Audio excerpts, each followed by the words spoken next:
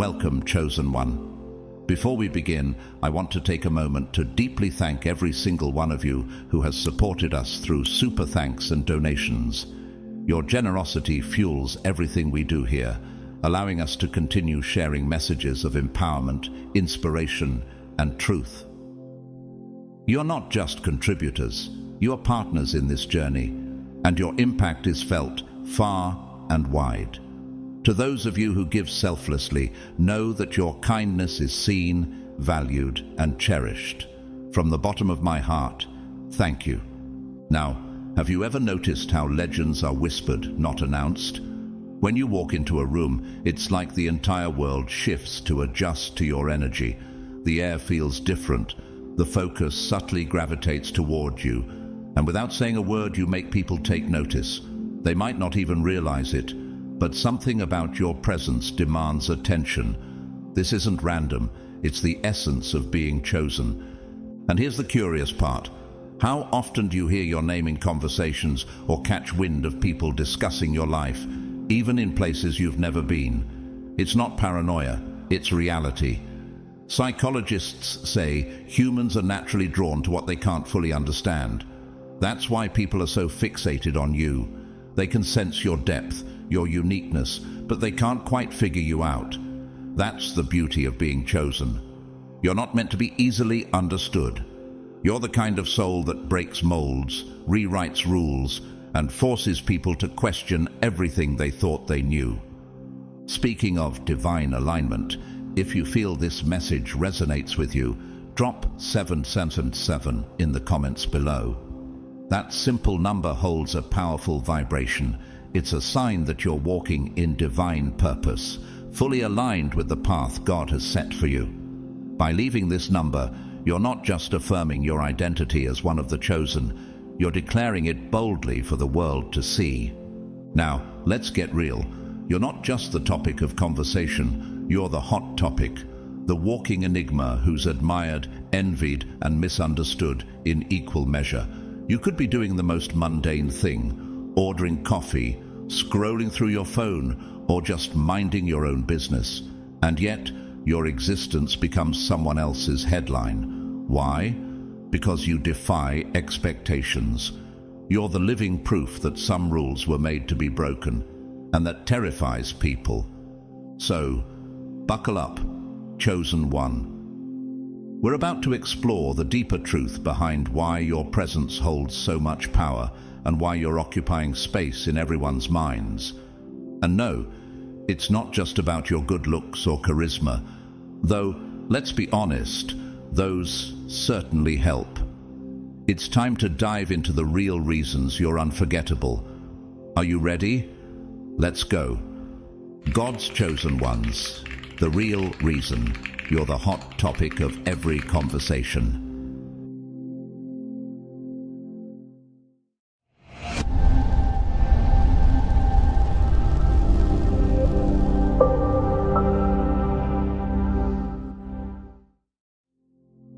Number 1. Your existence disrupts norms.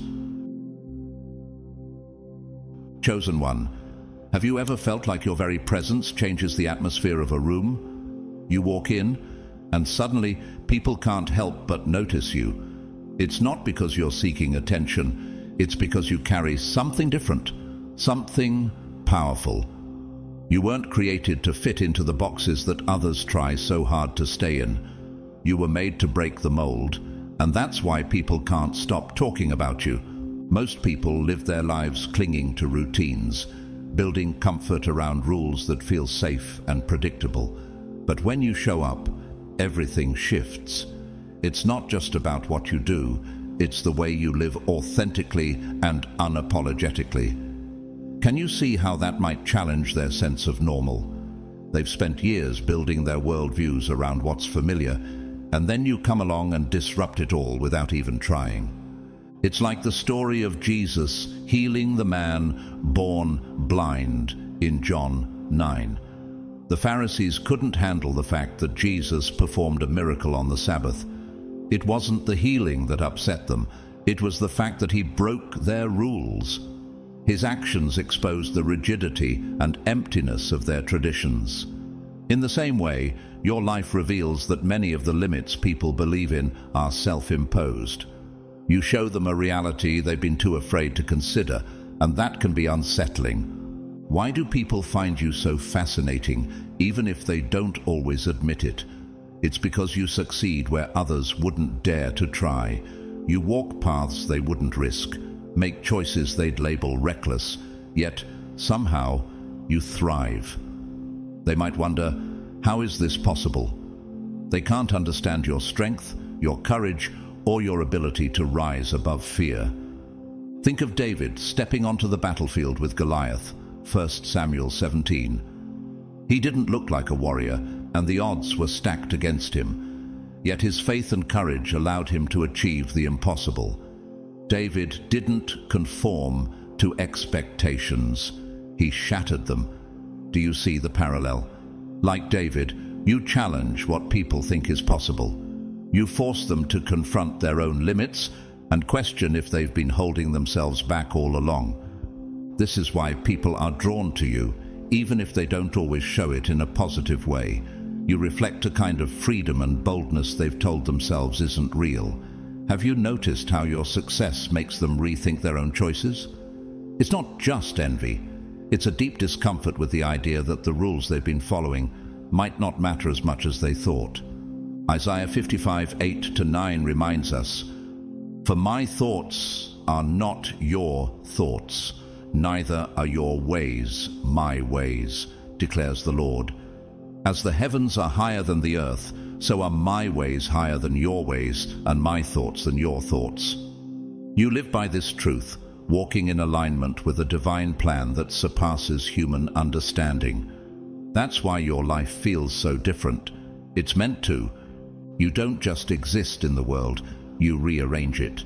Whether people love you or misunderstand you, they can't ignore you. Your presence demands attention because it represents something bigger than yourself. A disruption of what is, and a glimpse of what could be. So, chosen one, take a moment to reflect. Can you see how your courage and authenticity ripple through the lives of those around you? How you, like David or Jesus, are part of a greater plan to challenge norms and create something extraordinary. Number 2, you reflect what others fear to confront. Chosen one, have you ever noticed how people's reactions to you often feel bigger than the actions you've taken? They aren't just reacting to you, they're reacting to what you represent. When others look at you, they don't merely see the person standing before them. They see the reflection of their own hidden fears, unfulfilled dreams, and dormant potential. Your life becomes a mirror they can't avoid, even if they desperately wish to. Your boldness, your determination, and your refusal to settle for less than you're called to stir something deep within them. For some, that reflection is motivating, inspiring them to consider possibilities they had long dismissed. For others, however, it's deeply unsettling. Your courage shines a light on the areas they've buried under self-doubt, excuses, and fear. Without even trying, you make them question everything they thought they knew about themselves. Have you noticed this in how people treat you? How their words or actions often reveal more about their inner struggles than about you? This isn't a new phenomenon. Consider the story of Moses and the Israelites in Exodus 16. When Moses led the people out of Egypt, they began to complain about the hardships of the wilderness, longing to return to slavery rather than face the uncertainties of freedom. Moses' leadership reflected their fears: fear of the unknown, fear of responsibility, and fear of stepping into a future they couldn't control.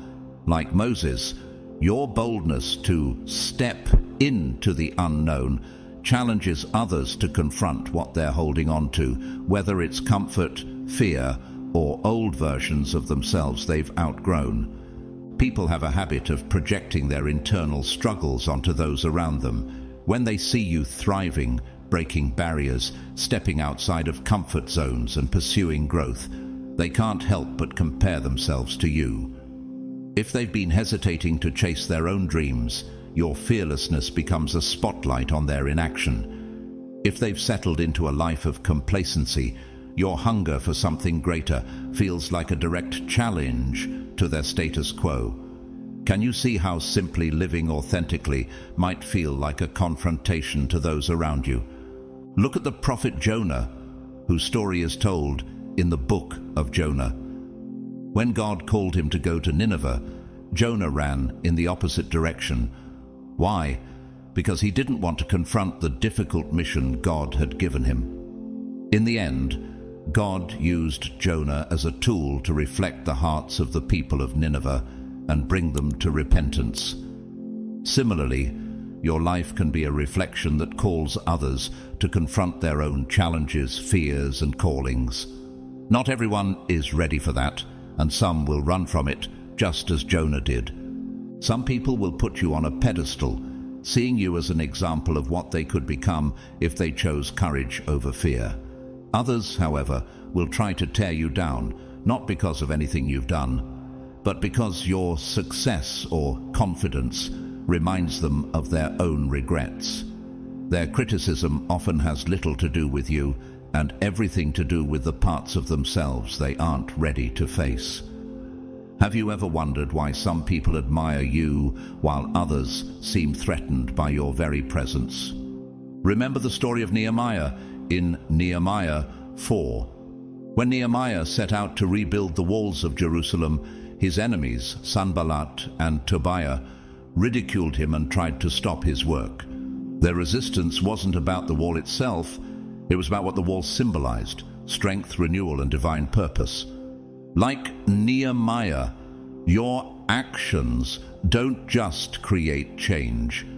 They carry meaning that challenges the perspectives and comfort zones of those around you. Whether people cheer for you or criticize you, one truth remains: you leave an impression they cannot ignore. You are a walking wake-up call, reminding others of the lives they could live if they chose faith over fear. That's why you're such a hot topic. Your presence makes people question whether they've been playing small, living someone else's version of success, or avoiding the hard truths they need to face. In a world full of distractions, few things are as impactful as someone who forces others to think deeply. That's who you are. Like Moses, Jonah, or Nehemiah, you weren't placed here to make people comfortable. You were placed here to challenge, inspire, and help others grow, even if it's uncomfortable at first. So, chosen one, reflect on this. Do you see how your authenticity ripples through the lives of those around you? How your actions call others higher, even when they don't realize it? Whether they admire you or resist you, your life has a purpose far greater than their reactions. You are here to reflect not only their fears, but also their potential, reminding them of what's possible. Number 3, you create a love-hate obsession.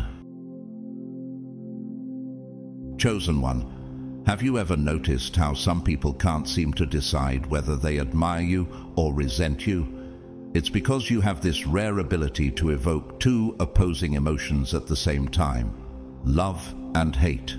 Without even trying, you inspire a fascination that keeps people locked in a cycle of admiration and envy. They're drawn to your confidence, your individuality, and your unapologetic ability to stand out. Yet, that same admiration is intertwined with a deep sense of discomfort because you represent something they secretly wish they could embody. This contradiction keeps you at the forefront of their minds.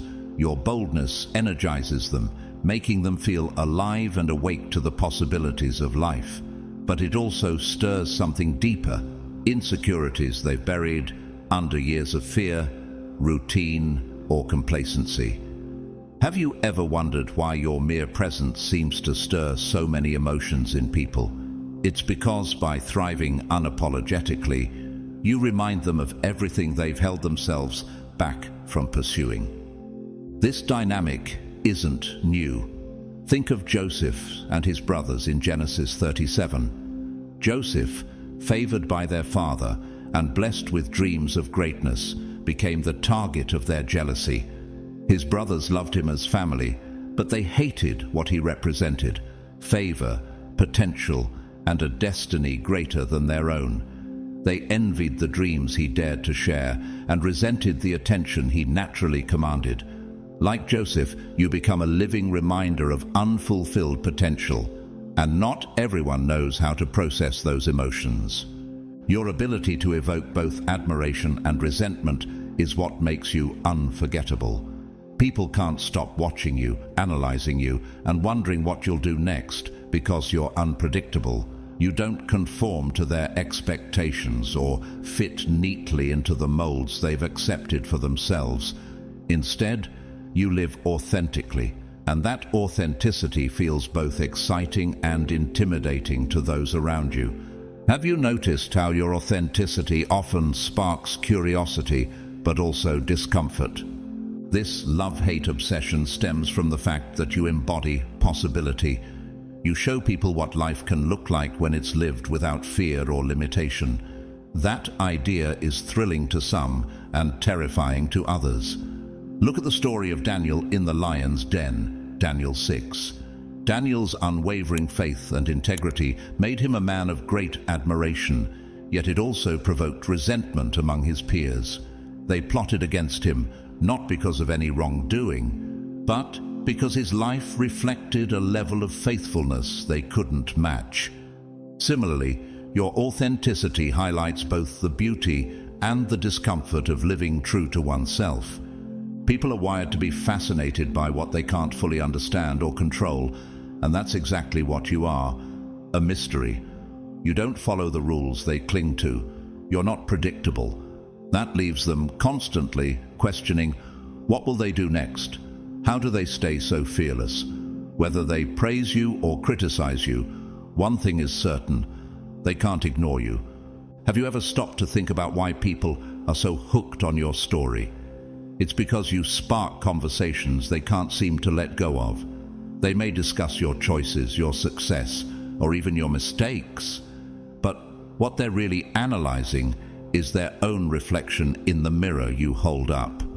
You make them feel things they'd rather avoid, things like regret for the risks they didn't take, or longing for a life they convinced themselves wasn't possible.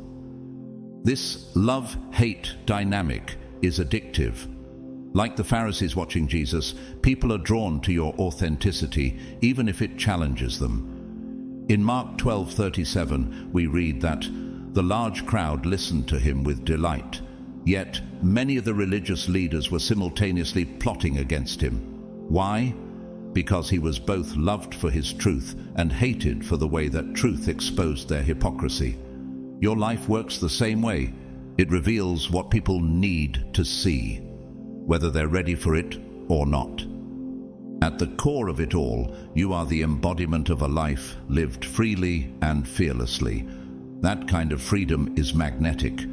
It excites people because it shows them what's possible, but it also intimidates them because it reminds them of everything they've yet to confront within themselves.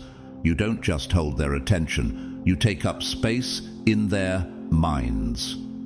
You represent the intersection of what they admire and what they fear, and that creates an obsession they can't escape. So, chosen one, take this as a sign of your power. You weren't made to blend in or live quietly. You were made to ignite change, stir emotions, and provoke thought. Whether people love you or hate you or both, you leave an undeniable mark on their lives. And in a world full of distractions, that kind of impact is a rare and precious gift.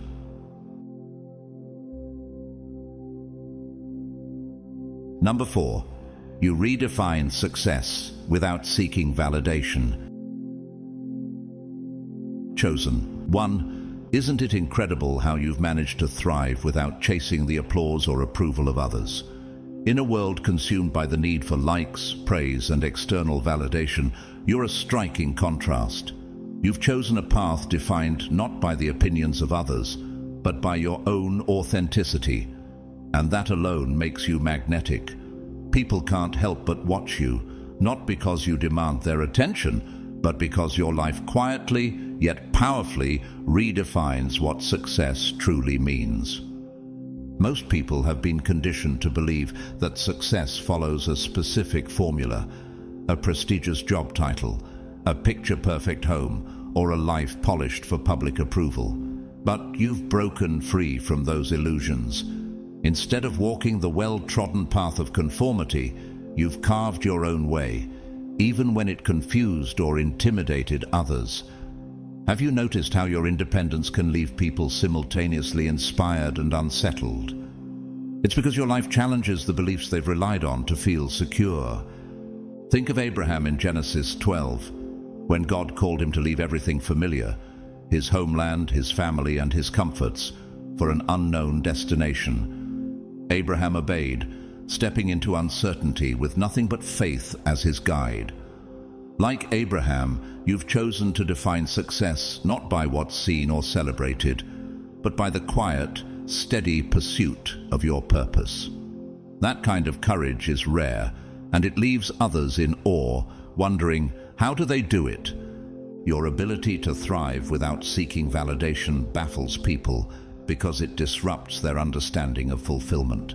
They've been taught to equate happiness with fitting into society's expectations, playing by the rules, climbing ladders, and seeking approval.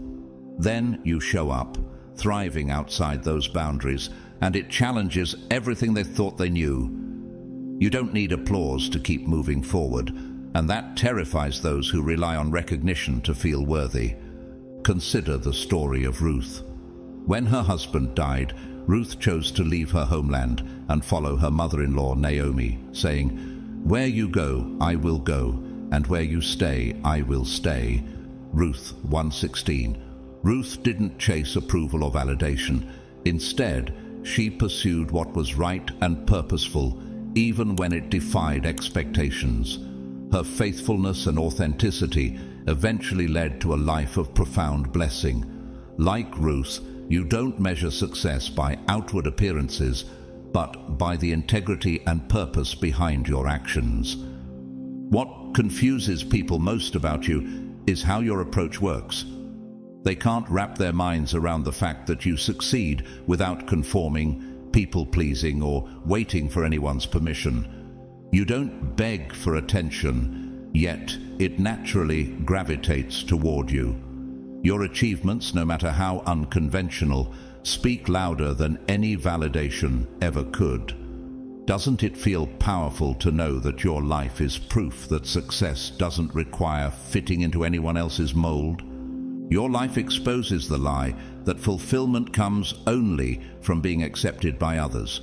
Instead, you've shown that true success is about accepting yourself and living with authenticity and purpose. Look at Jesus' ministry in John 6. After feeding the 5,000, he was followed by crowds who sought him not for his teachings, but because they wanted more miracles. Jesus didn't adjust his message to please them or win their approval. Instead, he spoke the truth, even when it caused many to turn away. Like Jesus, you stay true to your path, even when it doesn't make sense to others. This is why people are drawn to you. Your authenticity forces them to reevaluate what they've been chasing. You've shown them another way, one where freedom, purpose, and inner alignment matter more than outward appearances. Some will find this inspiring, realizing that they too can live authentically.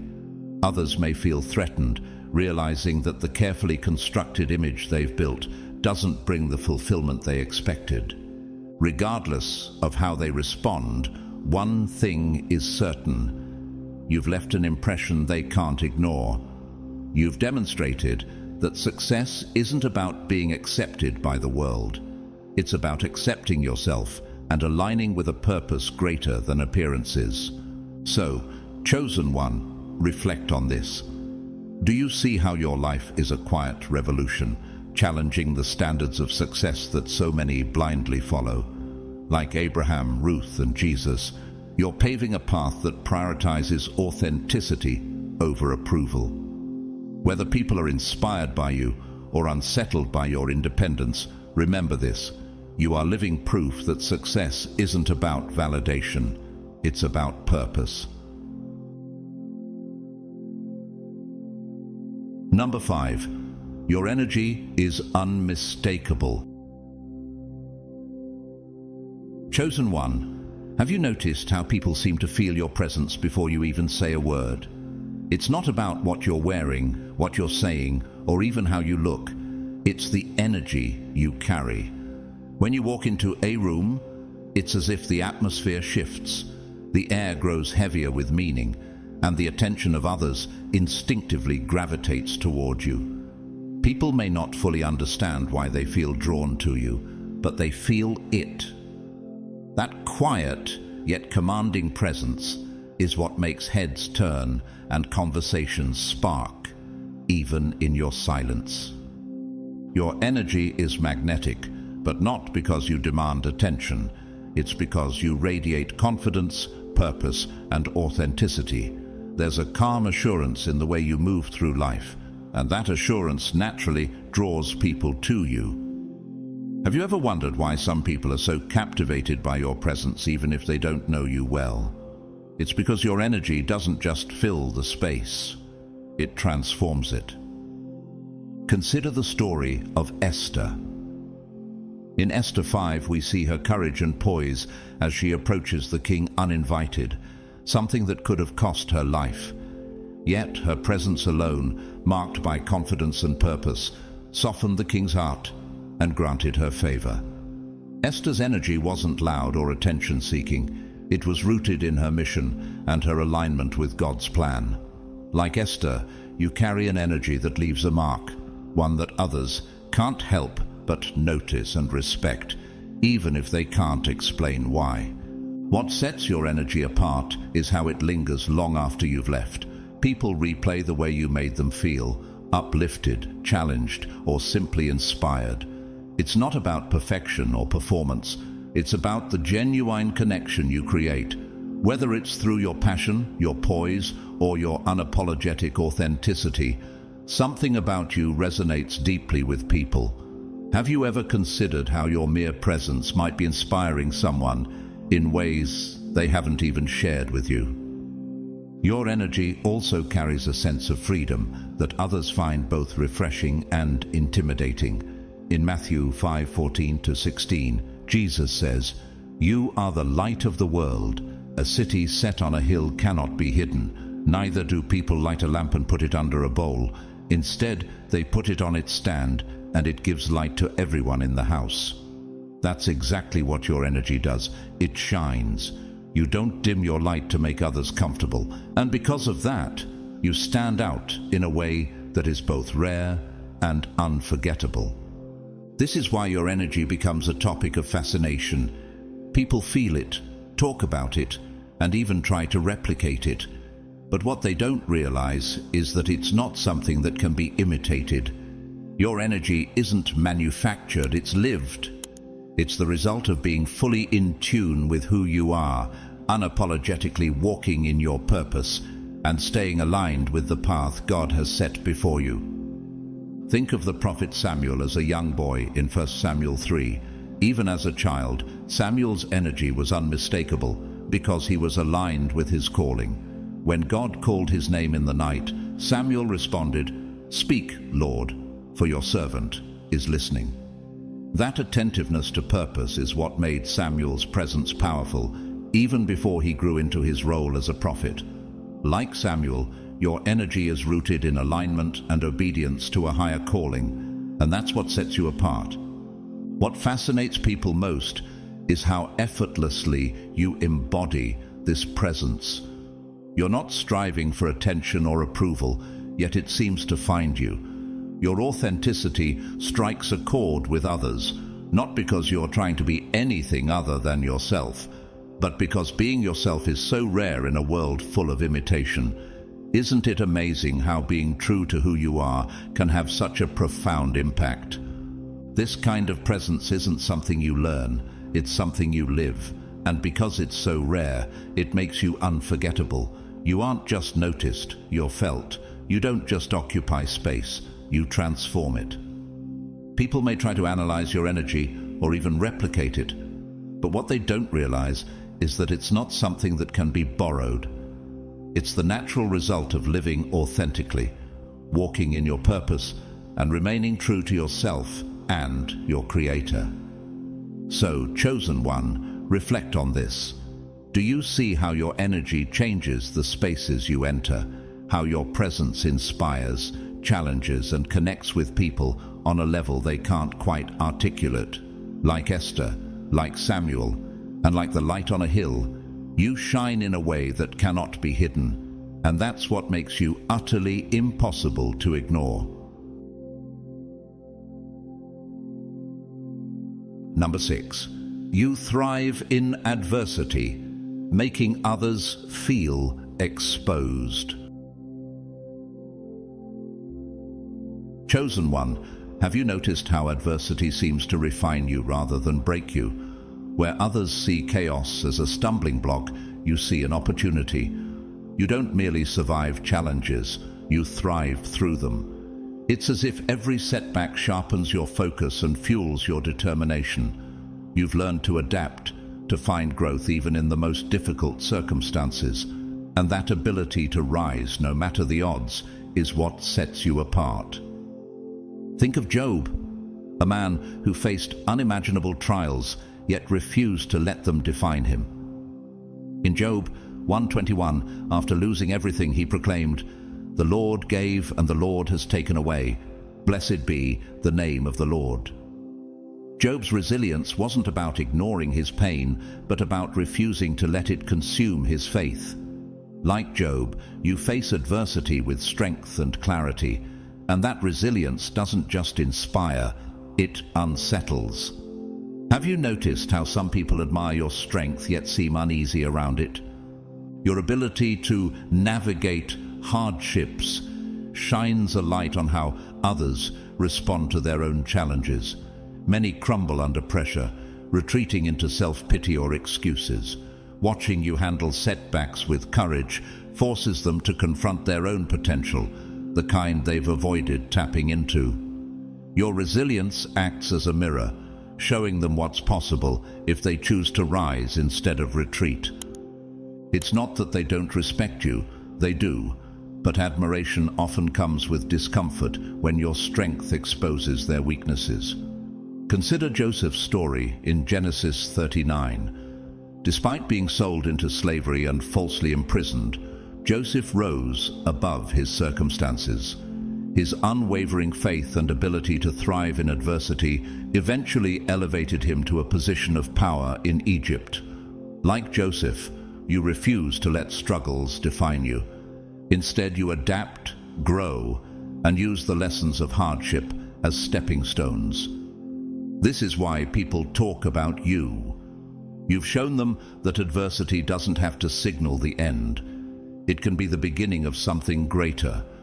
Some will find hope in your story, using it as motivation to overcome their own challenges. Others, however, may critique your methods or downplay your wins because it's easier than facing their own limitations. Have you noticed how some people seem more focused on dissecting your success than working on their own growth? Your resilience isn't just about you, it's a reflection of what's possible when faith and determination intersect. Whether people love you for it or feel threatened by it, they can't stop paying attention. Like the Apostle Paul, who declared in 2 Corinthians 12:9, "My grace is sufficient for you, for my power is made perfect in weakness." Your strength doesn't come from avoiding struggles, but from embracing them and finding purpose within them. So, chosen one, reflect on this. Do you see how your resilience inspires others, even when they don't acknowledge it? Your ability to thrive in adversity is proof that challenges can refine, not define. You are a living reminder that setbacks are not the end, they're the foundation for new beginnings. Number 7. You don't compete, you set standards. Have you ever noticed how others seem to measure themselves against you, even though you're not competing with them? That's because you don't play by the unspoken rules of competition.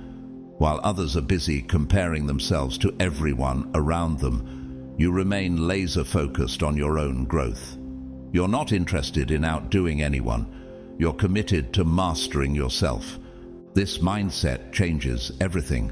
People expect you to join the race they've constructed, yet you don't even acknowledge its existence. Instead of chasing trends or approval, you carve your own path. Like David in 1 Samuel 17, who faced Goliath armed with nothing but a sling and a few stones, you set standards that others never even imagined. David wasn't trying to prove himself to the crowd, he was acting in alignment with his purpose. Similarly, your focus on self-mastery confuses and fascinates those who are trapped in the cycle of comparison. What really intrigues people is how your approach works. You achieve success without needing to outperform others, and that creates an unspoken rivalry. Even if you're not participating, people begin to measure themselves against you, wondering how you move with such confidence and clarity. But here's the twist: they're competing with you while you're not competing at all. This dynamic mirrors the story of Nehemiah rebuilding the walls of Jerusalem in Nehemiah 6. His enemies tried to distract him, saying, "Come, let us meet together." But Nehemiah replied, "I am doing a great work and can't come down." Like Nehemiah, you don't allow distractions or rivalries to pull you away from your purpose. Your focus isn't on winning the race they're running, it's on completing the work you're called to do. That quiet confidence shakes people to their core. It forces them to question their own motivations. Are they chasing success for themselves, or are they trying to keep up with others? Your refusal to compete challenges them to rethink what true achievement looks like. Have you noticed how your independence makes people reconsider their own goals and priorities? Jesus himself set the ultimate example of this in John 18:36, when he said, "My kingdom is not of this world." While others were consumed with worldly power and rivalries, Jesus operated on a higher plane, focused solely on his divine purpose. Like Jesus, you don't conform to the world's idea of success. You redefine it by staying true to your mission. Your ability to set standards without trying to dominate others is what makes you so compelling. You're not here to prove you're better than anyone. You're here to be the best version of yourself. And that quiet, unshakable focus draws people in, whether they admit it or not. So, chosen one, ask yourself, do you see how your refusal to compete frees you to excel in ways others can't understand? Your presence changes the game, not by joining it, but by setting a higher standard entirely. Whether people love you, envy you, or try to imitate you, one thing is certain: you've redefined the rules, and they can't stop paying attention. Number 8. Your flaws are what make you iconic. Chosen one, isn't it remarkable how you've embraced something the world tries so hard to avoid? Your flaws. In a society obsessed with perfection, you do something radical. You show up exactly as you are, without apology. While others go to great lengths to smooth out their edges, hide their scars, and present a polished version of themselves, you lean into your quirks, your imperfections, and even your vulnerabilities. This authenticity is what sets you apart. Your so-called flaws aren't weaknesses. They're the very things that make you human, relatable, and unforgettable. Have you ever noticed how people can't seem to stop talking about you? It's because your imperfections tell a story of resilience, growth, and individuality. They remind the world that perfection is an illusion, and that true strength lies in being real. Think about Peter in the Bible. He wasn't perfect. He doubted, he denied Jesus 3 times, and he often acted impulsively. Yet, Jesus saw Peter's potential, saying in Matthew 16:18, "You are Peter, and on this rock I will build my church." Peter's flaws didn't disqualify him. They became part of his strength, showing how God works through imperfection to create something extraordinary. Like Peter, your flaws don't diminish you, they elevate you. They make your story worth telling. While others hide behind masks, you live your truth unapologetically, and that makes people curious. How can you be so comfortable being real when so many are terrified of being seen for who they truly are? Have you ever noticed how your authenticity makes others pause and question why they're so afraid of showing their own humanity? What's even more fascinating is how your openness transforms the way people see themselves. Your imperfections, whether it's a scar with a story, a laugh that's too loud, or a bold opinion you refuse to suppress, inspire others to rethink their own insecurities. Consider Paul's words in 2 Corinthians 12:9. "My grace is sufficient for you, for my power is made perfect in weakness." You embody this truth, showing others that what they see as flaws can become their greatest strengths. By owning every part of who you are, you remind people of something they've forgotten. Imperfection is what makes us unique, and authenticity is what makes us iconic. You're not trying to be perfect, and that's exactly why people find you unforgettable. Whether they love you for it or critique you, one thing is certain: they can't ignore you. So, chosen one, ask yourself, do you see how your flaws are not burdens but gifts? Gifts that connect you to others and remind them of their own humanity. Like Peter and Paul, your imperfections are part of what makes your impact so powerful. They don't weaken your light, they make it shine even brighter. Number 9, you're a silent catalyst for change. Have you ever noticed how people seem to rethink their lives after being around you? You don't need to preach or persuade. Your very existence does the work. You simply are, and that's enough to spark transformation in ways you may never fully see. Your life challenges the idea that success or fulfillment must follow a conventional script. You don't follow the rules that others cling to, and by doing so, you create space for people to question their own paths. It's not about what you say, it's about the choices you make. Choices that are bold, unconventional, and unapologetically aligned with your purpose.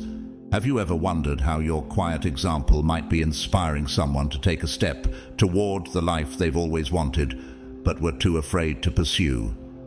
Think of Noah in Genesis 6. God called him to build an ark, a task that seemed absurd to everyone around him. Yet Noah didn't spend his time justifying his actions to skeptics.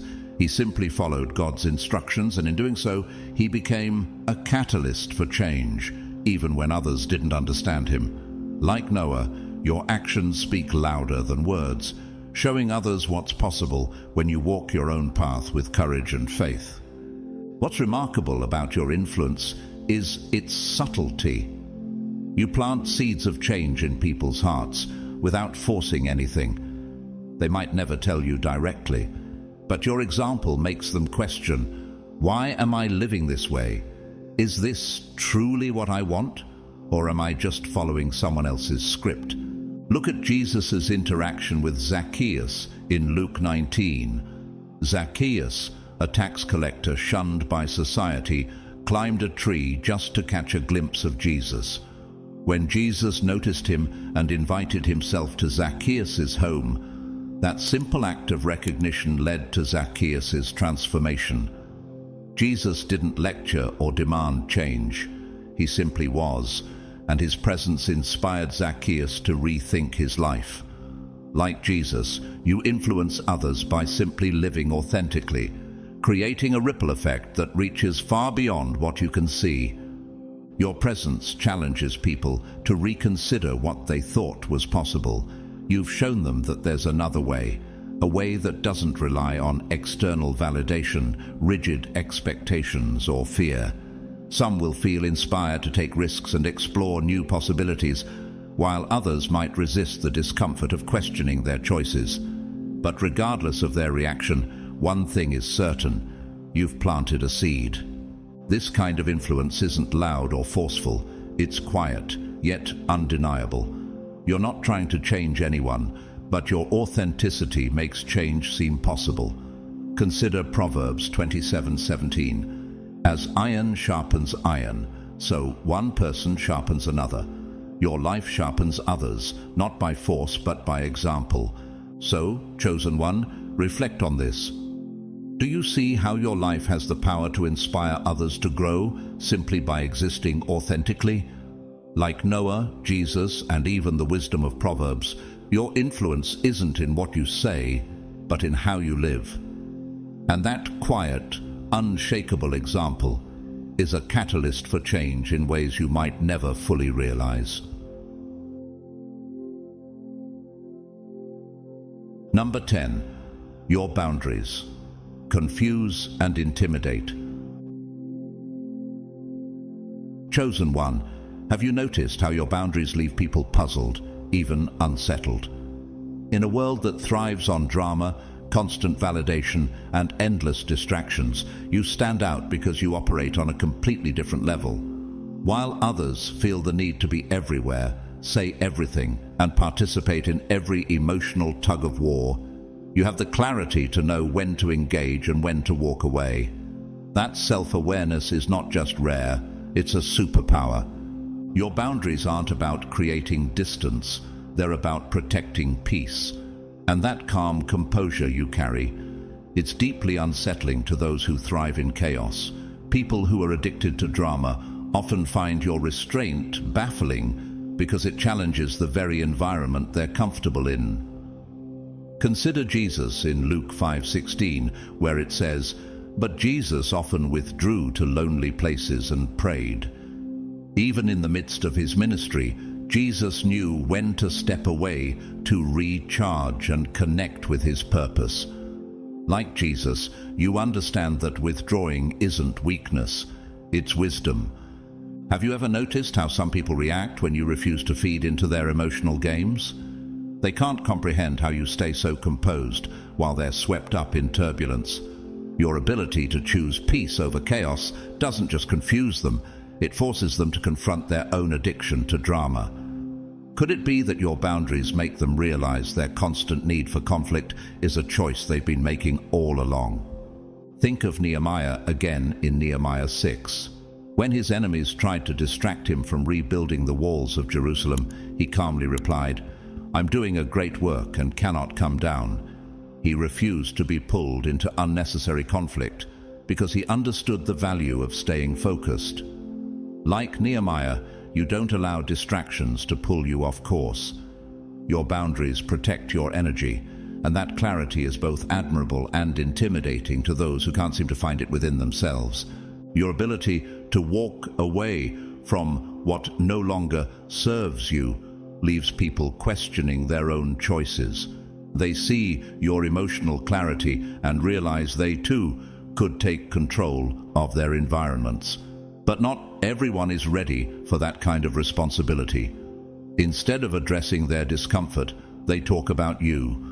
Your boundaries aren't just admirable, they're a mirror reflecting the chaos they've chosen to accept. So, chosen one, ask yourself, do you see how your calm and restraint challenge others to rethink the way they handle their own emotions? Like Jesus and Nehemiah, your boundaries aren't a limitation, they're a strength. They allow you to focus on what truly matters, leaving a lasting impression on everyone around you.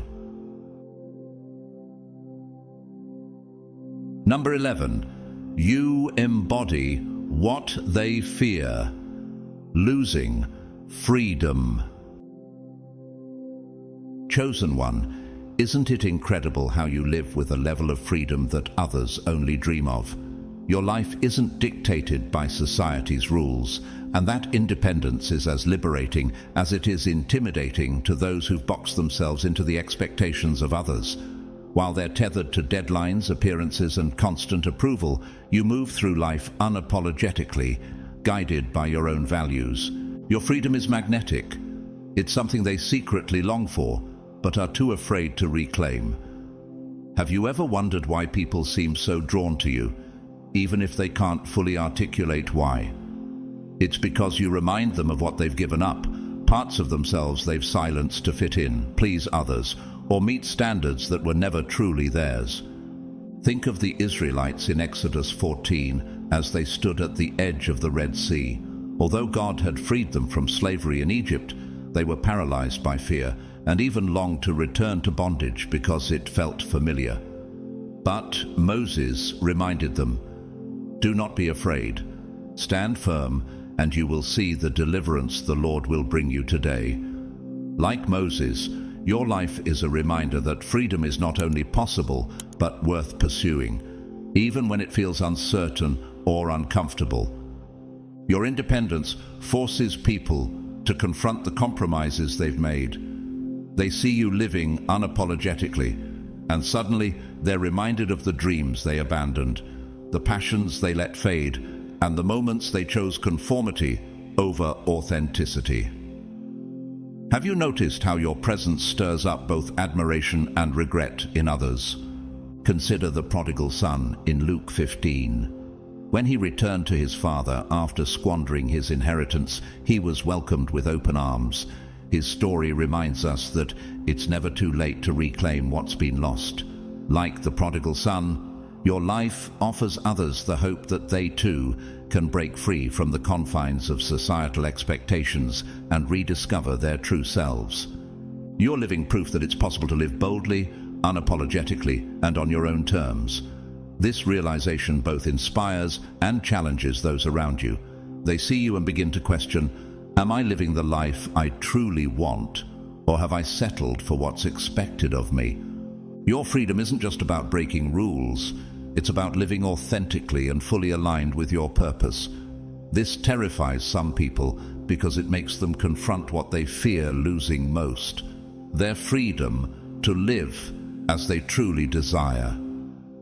But at the same time, you offer them something profound, the reminder that it's never too late to reclaim it. So, chosen one, reflect on this. Do you see how your independence becomes a beacon of hope for others? Like Moses, the prodigal son, and the Israelites, you remind them that freedom is not only possible, but essential. Whether they feel inspired or intimidated, they can't look away. You've shown them that a life lived unapologetically isn't just a dream, it's a choice. Number 12. You turn criticism into currency.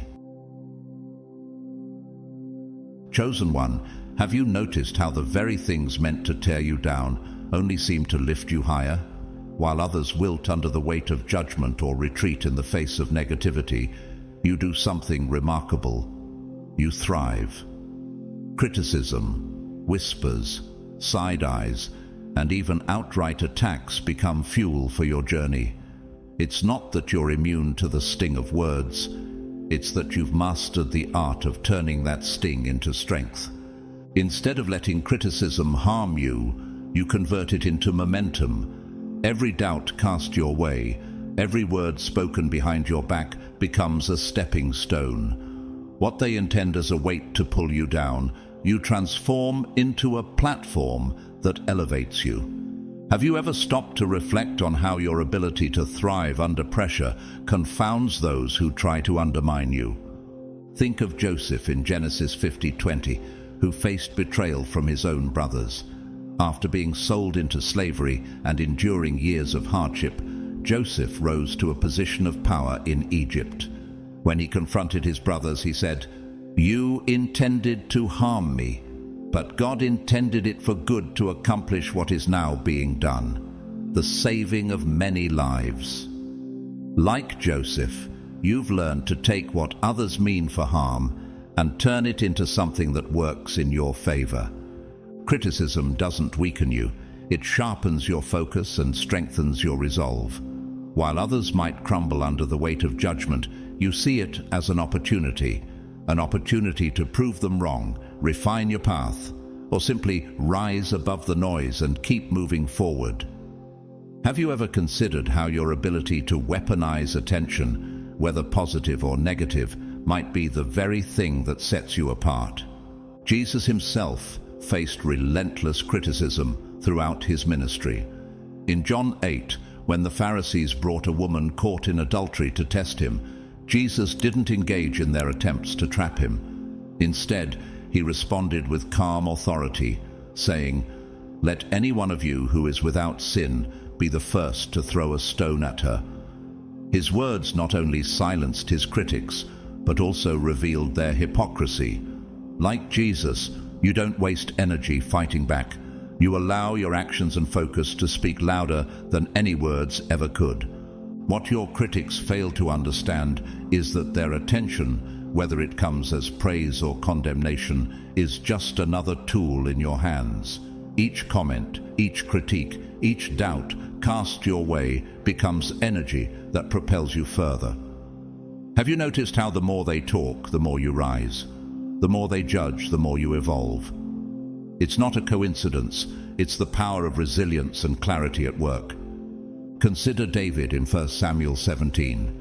When he stepped forward to face Goliath, his brothers criticized him, accusing him of pride and insolence.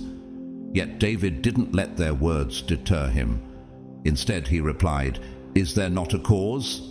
and continued forward, defeating the giant with nothing but a sling and a stone. Like David, you don't waste energy defending yourself to those who doubt you. Instead, you channel that energy into your mission, proving through action that their words hold no power over you. This ability to rise above criticism doesn't just elevate you, it confounds those who try to pull you down. They don't understand how their negativity becomes your fuel, how their doubts strengthen your resolve, or how their attempts to stop you only propel you forward. Have you ever wondered how your resilience forces others to reconsider their own approach to setbacks? In the end, you're living proof that attention, whether it's admiration or condemnation, is a tool, not a weapon. And in the hands of someone like you, it becomes a source of elevation, not harm. As Romans 8:28 reminds us, "And we know that in all things God works for the good of those who love him, who have been called according to his purpose." Even the criticism aimed at you can be turned into something that furthers your purpose. So, chosen one, reflect on this. Do you see how every attempt to pull you down has only propelled you higher? Like Joseph, Jesus, and David, you've learned to rise above the noise, turning criticism into currency and setbacks into success. And that, more than anything, is the true power of your resilience. Number 13, your proof that ordinary rules don't apply. Chosen one, have you ever stopped to reflect on how much your life stands out? The world loves rules. It loves order, blueprints, and well-worn paths that everyone is expected to follow. Society says success requires certain steps. Earn a degree, climb the corporate ladder, buy the perfect home, settle down, and live by the script. But you've broken away from all that. You've taken the rule book, tossed it aside, and written your own. Why? Because deep down, you know that success isn't about ticking boxes. It's about living authentically, courageously, and unapologetically. How does that make people feel when they see you thriving outside the boundaries they've spent their whole lives adhering to? For some, it's inspiring. You remind them that there's another way, a way where freedom and purpose matter more than appearances or societal approval. For others, it's unsettling.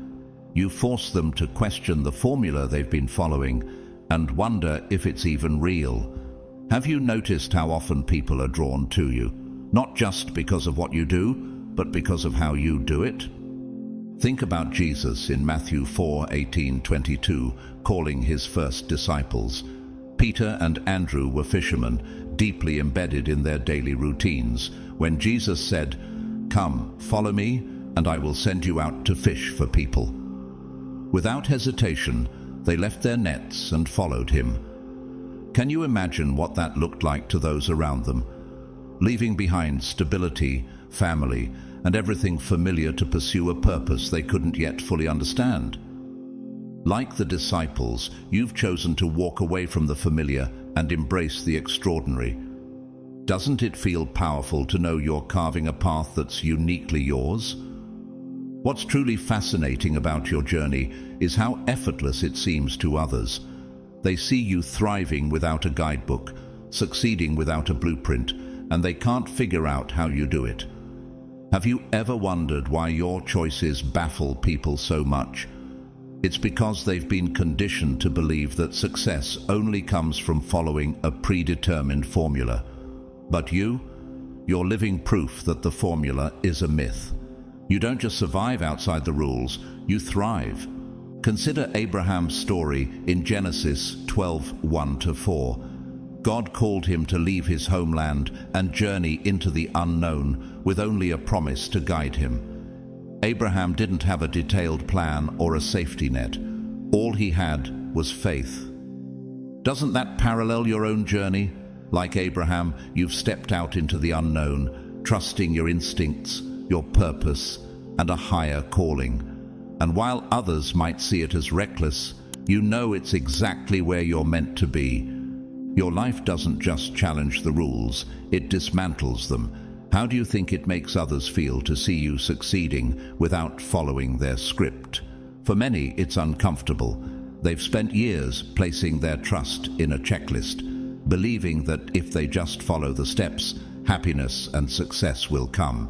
Then you show up thriving in ways they never imagined possible, and it forces them to confront the limitations of the formula they've clung to. Think about Daniel in Babylon. In Daniel 1, he refused to conform to the king's expectations, choosing instead to remain faithful to his principles. His decision not only set him apart, but ultimately elevated him above his peers. Like Daniel, your refusal to blend in doesn't just make you unique, it makes you unforgettable. Have you noticed how your authenticity often inspires admiration, even from those who initially doubted you? Your life isn't just a success story, it's a disruption. Every choice you make, every risk you take, challenges the very foundation of what others believe about success. How does it feel to know that your existence alone is reshaping the way people think? You're not just proving that success isn't about fitting in, you're showing that it's about standing out. Paul's words in Galatians 1:10 come to mind. Am I now trying to win the approval of human beings or of God? Or am I trying to please people? If I were still trying to please people, I would not be a servant of Christ. Like Paul, you're not here to follow the crowd or seek validation. You're here to live with purpose, boldly and unapologetically. Have you noticed how that kind of authenticity doesn't just make you memorable, it makes you magnetic? You challenge what people think is possible, and that makes them talk about you. Every time you succeed, every time you take an unexpected step, it reminds them that there's a different way to live. Do you think that's why they're so fascinated by you? It's not just what you've achieved, it's how you've done it. You've shown them that the most extraordinary things happen when you stop following the rules and start creating your own. Being a chosen one isn't about fitting in, and it's not about seeking approval. It's about creating a legacy, leaving an impression, and inspiring others to rethink their own lives. You don't just walk into a room, you shift the energy of it. You don't just inspire people, you make them feel things they can't ignore. Have you noticed how often your presence lingers in their thoughts long after you've left? At the end of the day, it's not about being liked or validated, it's about being unforgettable. Your impact is undeniable, and your presence creates ripples that can't be undone.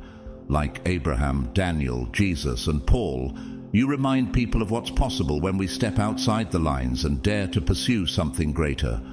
So, chosen one, ask yourself, do you see how your life serves as proof that ordinary rules don't apply to those who dare to dream differently?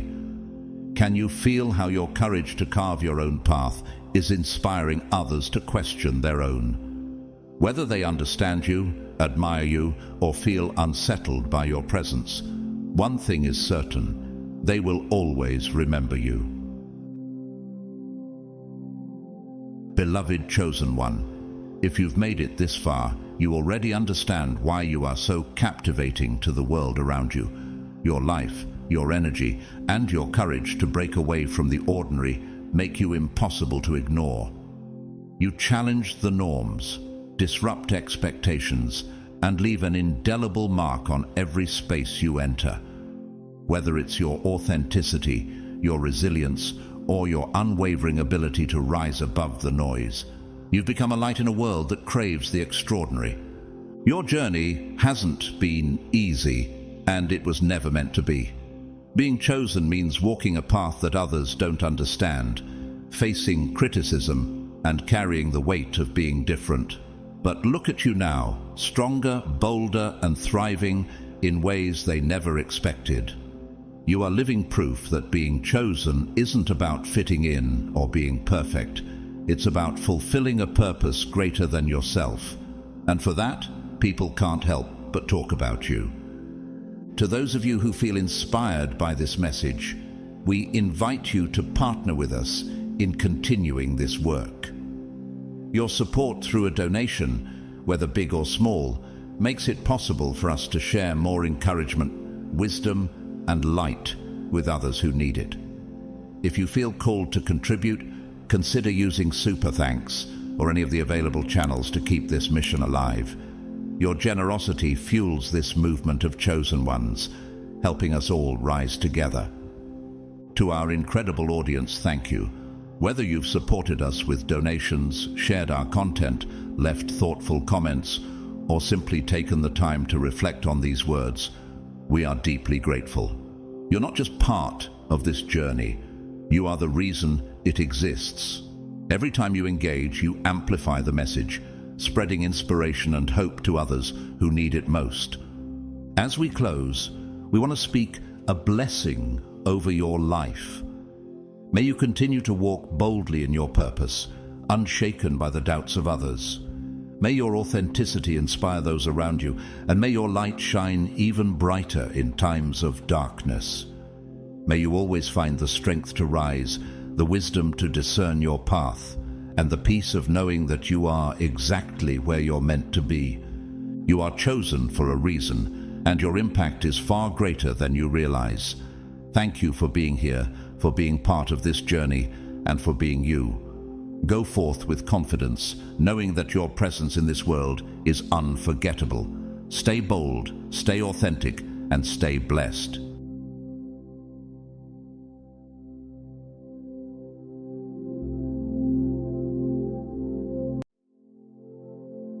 Beloved chosen one, when the heavens speak, even the deaf will one day hear, often through the echo of their own downfall. You, the ones handpicked by God, have witnessed this truth unfold. There comes a moment when even the boundless patience of the divine reaches its limit. This isn't just an idea. It's a reality woven into the fabric of history. Entire civilizations have crumbled under the weight of their defiance, not because God was unjust, but because they chose to ignore his voice and warnings. Before we dive deeper, let me take a moment to express heartfelt gratitude to all of you who have supported this mission through Super Thanks. Your generosity is a testament to your faith and alignment with God's purpose. Every seed you sow into this message is a reflection of your obedience and belief in the power of being chosen. May your blessings return to you in abundance, for the divine never overlooks a single act of kindness or faith. Now, take a moment to reflect.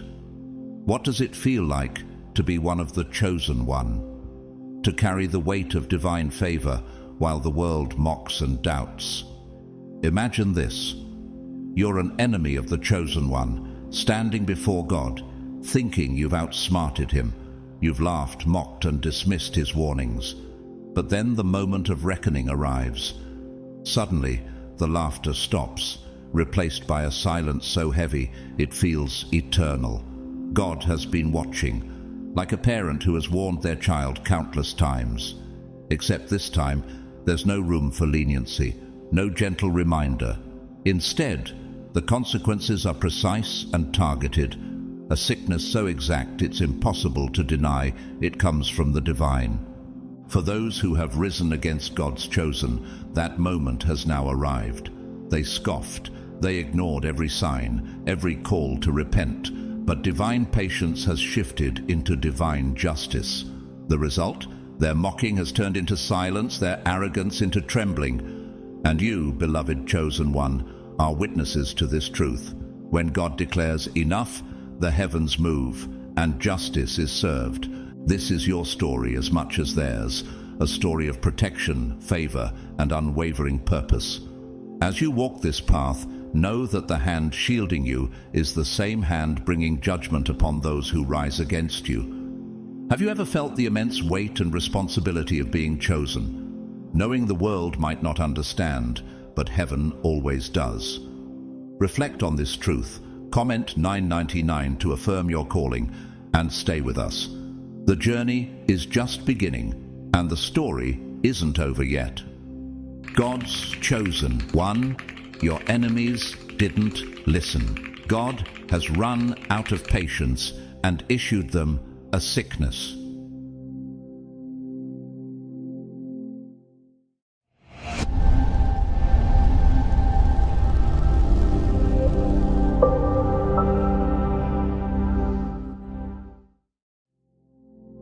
Number 1. The divine contract is finalized.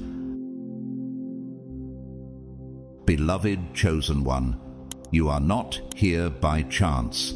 From the moment God said, "Let there be light," your destiny was written into the divine plan, a sacred blueprint crafted before time began. Every challenge you face, every victory you claim, has been foreseen, just as the downfall of those who oppose you has been inevitable. This is not random. It is the unfolding of a divine story in which you play a central role. Have you ever pondered why justice sometimes seems delayed? Why God appears silent while your enemies mock and scheme? Reflect on the story of Pharaoh in Exodus. God didn't immediately strike Egypt with judgment. Instead, he sent Moses with repeated warnings.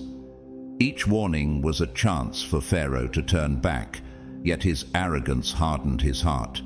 He mistook God's patience for weakness and pushed beyond the boundaries of mercy. In the end, Pharaoh's defiance led to Egypt's ruin, and God's power was revealed for all to see. The same pattern unfolds now. The enemies of the chosen one have been given countless opportunities to change. Every moment of grace extended to them was an act of mercy, a chance to escape the coming consequences. But instead of repentance, they chose rebellion. Their arrogance blinded them, much like Pharaoh, leading them to believe they were untouchable. Can you see how their choices mirrored the mistakes of the past? It's crucial to understand that God's silence is never absence, it's strategy. While your enemies mocked and plotted, he observed and waited, giving them space to recognize their folly. But like those before them, they squandered the opportunity. They misunderstood mercy as infinite, not realizing that it was both a gift and a test. Every act of mockery and defiance was another step toward their own judgment. As you think about this, reflect on the words of Ecclesiastes 3:1. To everything there is a season, and a time to every purpose under heaven. The season of waiting is over. Justice has arrived. The judgment unfolding now is deliberate, precise, and aligned with God's promises. Remember the unshakable truth from Galatians 6:7. Do not be deceived. God cannot be mocked. A man reaps what he sows. Those who mocked you, who plotted against you, are now experiencing the weight of their rebellion, a sickness so targeted that it reveals the hand of the divine at work.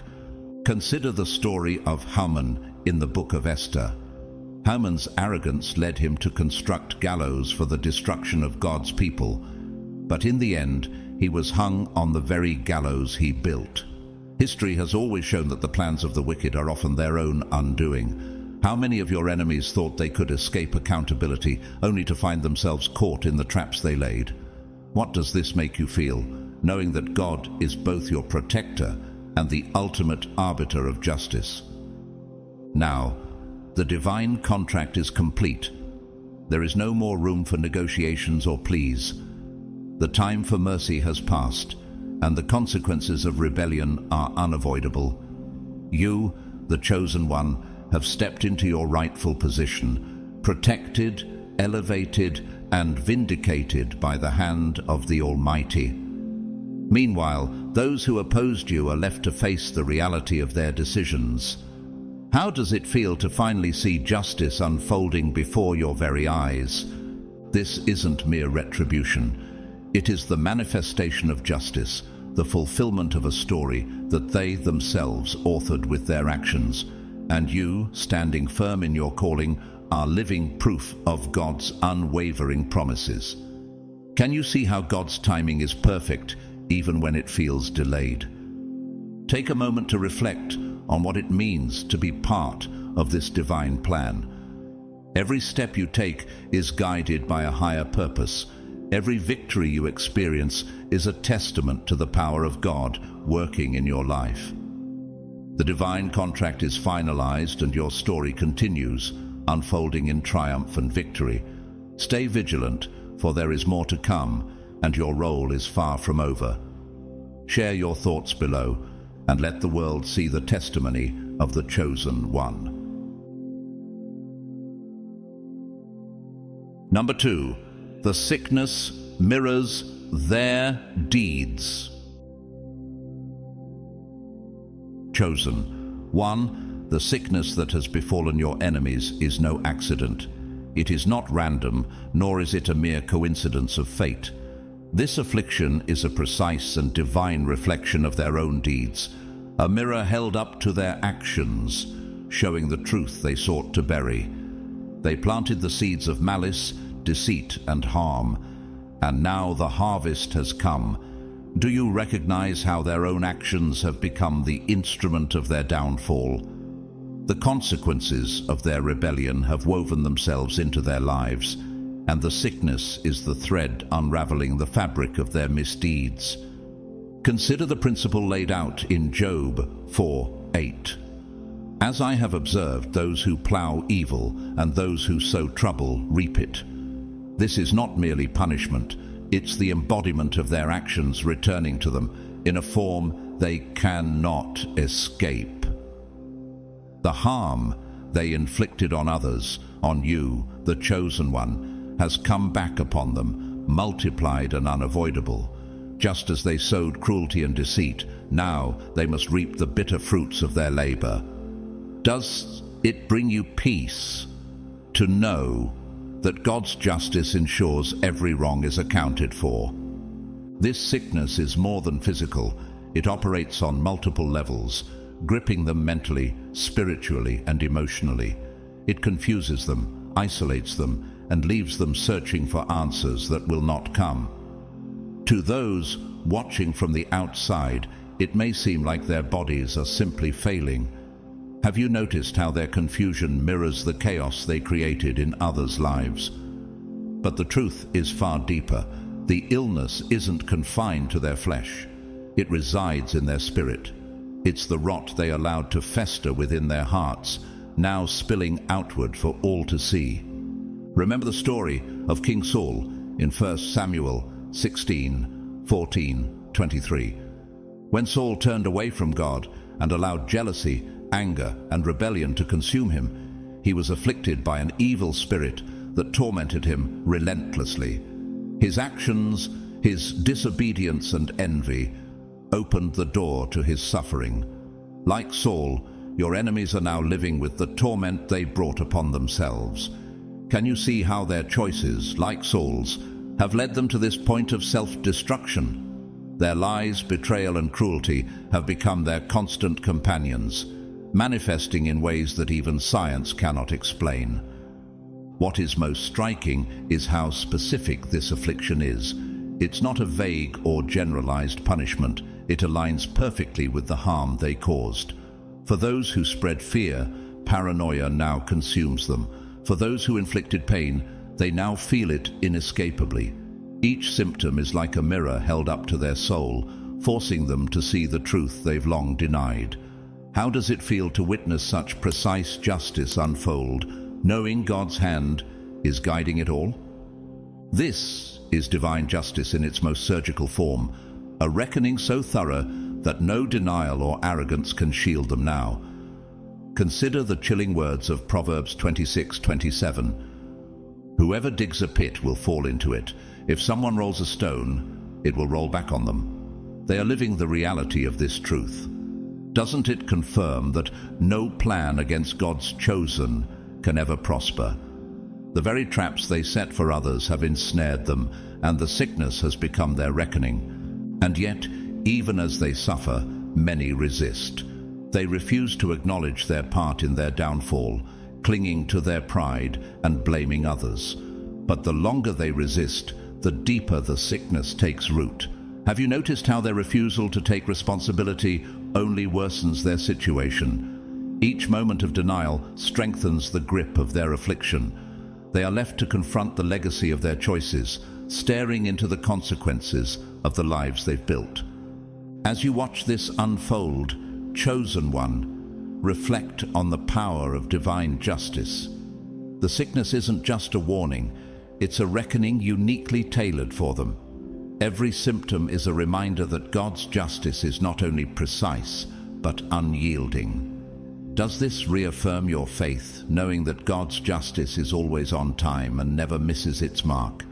Let this strengthen your faith, for you are witnessing the fulfillment of promises that were made long before you were born. The truth is undeniable. No one escapes the hand of the Almighty, and every deed is accounted for. Number 3, the shift is no longer hidden. Beloved chosen one, you've felt it, haven't you? That quiet stirring in your spirit, the undeniable sense that something monumental was coming. This wasn't just a fleeting feeling. It was a profound assurance placed within you, a divine whisper urging you to prepare. Like Noah in Genesis 6, who faithfully built the ark despite the mockery of others, you trusted in what was unseen. You carried the weight of this knowledge in your heart, knowing that the shift was inevitable, even when others dismissed it as impossible. For your enemies, however, the shift was invisible. They carried on arrogantly, blind to the storm quietly building against them. Can you imagine their pride, their misplaced confidence, as they mocked you, believing their plans were unshakable? They scoffed at your faith and your resilience, just as the people in Noah's time ridiculed his obedience. But now, just as the floodwaters rose and silenced Noah's doubters, the storm against your enemies has become undeniable. Their arrogance blinded them, and now they stand exposed before the power of the divine. This shift is no longer hidden. It has broken into the physical world, undeniable and unstoppable. Do you feel the power of this moment, as everything you sensed in your spirit is now becoming visible? What began as a spiritual awakening has transformed into a tangible reality. Like Joseph in Genesis 41, who rose from the depths of a prison to the heights of Pharaoh's court, you are now being elevated to places your enemies never imagined for you. Just as Joseph's brothers watched him ascend to a position of authority, those who once dismissed and betrayed you are now witnessing your rise, unable to deny the hand of God in your life. This isn't just about receiving blessings, it's about stepping into visibility. Have you noticed how the light around you has grown brighter? drawing attention in ways you never expected. You, once mocked and underestimated, are now walking in a radiance that cannot be ignored. The words of Isaiah 61 ring true for you. Arise, shine, for your light has come, and the glory of the Lord rises upon you. Your elevation isn't just for you. It's a testimony to the power of God working through you, a beacon for others to see and believe. The shift is deliberate, a divine unveiling that reveals everything hidden. Do you see how the facades of your enemies are crumbling before your very eyes? Those who once hid behind lies, manipulation, and pride are being revealed for who they truly are. Their carefully constructed images are collapsing, and the sickness that grips them isn't just judgment, it's a spotlight exposing their deeds. Like Haman in Esther 7, who fell into the trap he had set for Mordecai, your enemies are now ensnared by their own actions, powerless to escape the consequences. Your enemies are scrambling, desperately trying to hold on to power that has already slipped through their fingers. Do you feel the justice in this moment as their illusions fade and the reality of divine truth takes hold? The shift is the great equalizer, stripping away pretense and leaving no room for deception. What was once hidden is now fully revealed, and there is no turning back. And for you, beloved chosen one, this is your moment to step into the purpose for which you were created. The light is shining on you now, illuminating your path, vindicating your faith, and fulfilling the promises you have held on to. Like David in 1 Samuel 17, who stood boldly before Goliath while others doubted, you are walking into your destiny with confidence, knowing the divine has already secured your victory. This is the time you've been prepared for, the moment when all that was unseen comes to light. The shift has come, and the truth has been unveiled. Are you ready to embrace this chapter fully, stepping boldly into the role God has called you to, knowing that the victory is already yours? The world is watching, and your rise is proof that the divine plan always prevails. Number 4, the grace period is over. Chosen one, you've waited patiently through the silence, through the trials, and through the mocking of those who thought they could act without consequence. How many times did you wonder why God seemed to delay justice, even as your enemies' wickedness grew unchecked? For too long they moved with arrogance, thriving in the false belief that their actions carried no weight, that they were untouchable. They misinterpreted God's silence as indifference, His patience as weakness, and His mercy as an endless guarantee of tolerance. But you knew better. Deep within your spirit, you understood that the silence was not absence, but preparation. Like the people described in 2 Peter 3:9, who mocked the delay of judgment, your enemies failed to comprehend that the Lord is not slow in keeping His promise. He is patient with you, not wanting anyone to perish, but everyone to come to repentance. Every delay in judgment was an act of divine mercy, an opportunity for them to turn back from their wickedness. Yet they exploited these moments, doubling down on their defiance and tightening their grip on you, convinced that the reckoning would never come. They failed to see the truth. Divine grace is not a free pass. It was always an invitation to repent, a chance to change their course. How many warnings did they ignore, believing there would always be more time? How many signs did they mock, thinking they could continue to manipulate and harm without consequence? Like Pharaoh in Exodus 7-12, who hardened his heart with each plague, they saw God's patience as permission, not realizing that every act of mercy was a test, a chance to choose repentance before it was too late. Now, beloved chosen one, that time has ended. The grace period is over. Do you feel the gravity of this moment, where mercy has stepped aside and divine justice has taken its rightful place? God's patience is not limitless. It is intentional, deliberate, and deeply connected to his justice. And now, that patience has run out. The expiration of grace is a terrifying thing, a moment when the full weight of divine justice comes crashing down. The enemies who relied on mercy to shield them now face the truth they tried so hard to avoid. God's kindness was not permission. It was a test, and it's a test they failed. This reckoning isn't about vengeance. It's about balance. It's about restoring what was taken and ensuring that no wrong goes unaccounted for. Do you see how God's justice is perfect, measured, and unrelenting in its pursuit of righteousness? As Ecclesiastes 3:17 reminds us, God will bring into judgment both the righteous and the wicked, for there will be a time for every activity, a time to judge every deed. The mercy they took for granted has been withdrawn, and every cruel word, every deceitful act, and every harmful intention is now being met with divine recompense. The illusion of impunity they lived under has shattered. The consequences they believed they could escape have now caught up with them. Can you feel the power in this moment, knowing that no act of harm against you has gone unnoticed? Like Haman in Esther 7:9-10, who was executed on the very gallows he built for Mordecai, your enemies now face the ultimate reversal. The judgment they dismissed as impossible is now unfolding with precision, and there is no escaping its reach. And you, chosen one, are finally vindicated. You endured their mockery, their deceit, and their relentless attempts to break your spirit. Yet, through it all, you remained steadfast. You held on to your faith and trusted in God's timing, even when the weight felt unbearable. And now, the tables have turned. This is the moment you've been waiting for, the moment when God's promises are fulfilled before your eyes. He is slow to anger, but abounding in justice.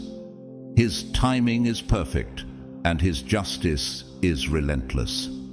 Do you feel the weight of this truth, knowing that the scales have been balanced in your favor? Judgment has arrived and the grace period is over. Now, it is your time to rise. Step confidently into your rightful place, knowing that your elevation is not a product of chance, but of divine design. The trials that once weighed you down have become the stepping stones for your triumph. You are no longer standing in the shadows of their oppression. You are walking boldly in the light of divine justice. Beloved chosen one, let this moment remind you that God's justice is always perfect. Though it may seem delayed to human eyes, it is always on time. The reckoning is here, the scales are balanced, and you are vindicated. Your perseverance, your obedience, and your unwavering faith have brought you to this place. This is your season of triumph. Rise and embrace the purpose you were always meant to fulfill. Number 5. A spiritual quarantine has begun. Beloved chosen one, look around and see how the influence of those who once sought to harm you is shrinking, as if an unseen hand is holding them back. This is no accident. The sickness afflicting your enemies is not just physical. It's deeply spiritual, severing them from the sources of power and control they once relied on. What you're witnessing is a spiritual quarantine, a deliberate act of divine authority designed to contain the harm they've caused and protect you. Just as God placed a hedge of protection around Job in Job 1:10, he has placed a barrier around you, ensuring that no harm from your enemies can reach you. For so long, they thrived on chaos, manipulation, and control, spreading their toxicity like a virus. But now, their reach is shrinking with every passing moment. Can you feel the shift as their methods of oppression unravel before their eyes? The connections they once used to dominate, deceive, and oppress are crumbling. Much like the Tower of Babel in Genesis 11:1-9, where God scattered the plans of the prideful by confusing their language, your enemies are experiencing a similar dismantling. Those who once followed them are pulling away, instinctively repelled by the sickness that now defines them. This spiritual quarantine is no random event. It is a calculated move by God to protect you and those around you from further harm. Does it bring you peace to know that God has drawn a line your enemies cannot cross? Their influence is being stripped away, their words have lost their weight, and their attempts to rebuild their power are met with inexplicable failure. Just as Pharaoh's magicians in Exodus 8:18-19 failed to replicate the miracles of God, your enemies are now realizing that their usual tactics no longer hold power. What's striking about this isolation is how comprehensive it is. They feel abandoned, misunderstood, and trapped, unable to regain the control they once wielded. But this isn't rejection by the world, it is a divine confinement. Can you see how God's hand is at work, confining their toxic influence to protect you? Their tools of control now lie broken in their hands, and their power has been stripped away. This mirrors the experience of King Nebuchadnezzar in Daniel 4, who was humbled and isolated by God until he acknowledged the sovereignty of the Almighty. This quarantine isn't just punishment, it's protection. Does it comfort you to know that God is providing you with space to heal and thrive, free from interference? By limiting your enemy's reach, God is giving you the opportunity to grow into the fullness of your calling without the shadow of their influence. Meanwhile, your enemies are left to face the consequences of their actions, confined to the chaos they created. This is a stark reminder of what happens when divine patience runs out. For you, beloved chosen one, this is a time of restoration and freedom. God's hand is shielding you, and his protection surrounds you on all sides. As Psalm 91:7 declares, 1,000 may fall at your side, 10,000 at your right hand, but it will not come near you. You are standing under his divine covering, safe from the harm that once threatened you. This is your season to step boldly into healing and growth, knowing that no weapon formed against you will prosper. Are you ready to embrace this season of freedom and restoration, confident that God has placed a divine barrier to protect and elevate you? Number 6. Unseen forces are at work.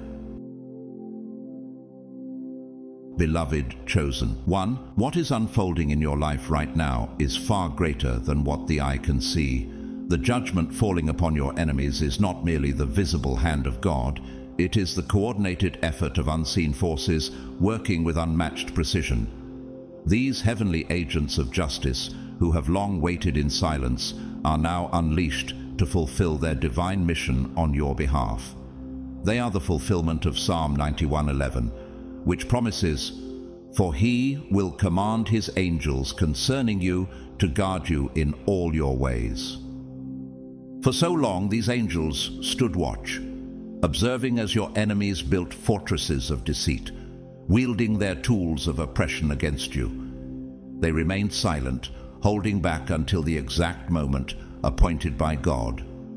Now, they are tearing apart those fortresses piece by piece, with a power that is both awe-inspiring and unstoppable. The foundations of lies and manipulation that your enemies relied upon are crumbling under the weight of divine intervention. Do you feel the reassurance that comes from knowing God's justice is moving for you, dismantling every barrier meant to harm you? This dismantling is not chaotic, it is strategic. The structures of control that once seemed impenetrable are falling apart, leaving your enemies scrambling for stability. Like the angel of the Lord in 2 Kings 19:35, who brought down 185,000 Assyrian soldiers in a single night, these unseen forces know exactly where to strike, ensuring that no enemy is beyond God's reach. Have you noticed how those who once appeared invincible now stumble, their positions unraveling beneath them? Even those who stood by your enemies as allies are now being pulled away. Those who once lent their support are seeing the truth, withdrawing their resources, influence, and loyalty. What they built in arrogance is being undone with breathtaking swiftness, much like the enemies of Nehemiah in Nehemiah 4. whose plots to stop God's work were thwarted as the divine hand protected his people? Does it strengthen your faith to see how their alliances crumble while you stand protected? What's most remarkable is the nature of this justice. It is silent, yet devastatingly effective. These angels of justice do not announce their presence with fanfare, yet their actions speak volumes. They dismantle systems, relationships, and power structures in ways that seem inexplicable to human understanding. Your enemies are left in frustration, realizing they cannot fight back against forces they cannot see or comprehend. Just as Pharaoh's magicians in Exodus 8:18-19 admitted their inability to replicate God's miracles, your enemies are discovering that their schemes hold no power against divine intervention. The most terrifying reality for your enemies is their total inability to stop what's happening. Their fortresses, built on manipulation and lies, are collapsing before their eyes. Does it bring you comfort to know that nothing can stand against the justice of God when it is unleashed? These unseen forces, moving at the command of the Almighty, are ensuring that every harm inflicted, every lie told, and every scheme devised is met with the full weight of divine justice. This is not chaos, it is justice on a divine scale. Galatians 6:7 reminds us, "Do not be deceived, God cannot be mocked. A man reaps what he sows." Your enemies sowed deceit and destruction, and now they are reaping the bitter harvest of their actions. No earthly force can shield them from the consequences of their choices. And for you, beloved chosen one, this is a time of vindication and empowerment. God's unseen forces are working tirelessly on your behalf, reversing every attack, exposing every lie, and dismantling every plan meant to harm you.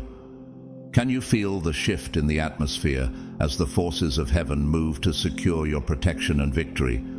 The unseen is becoming visible.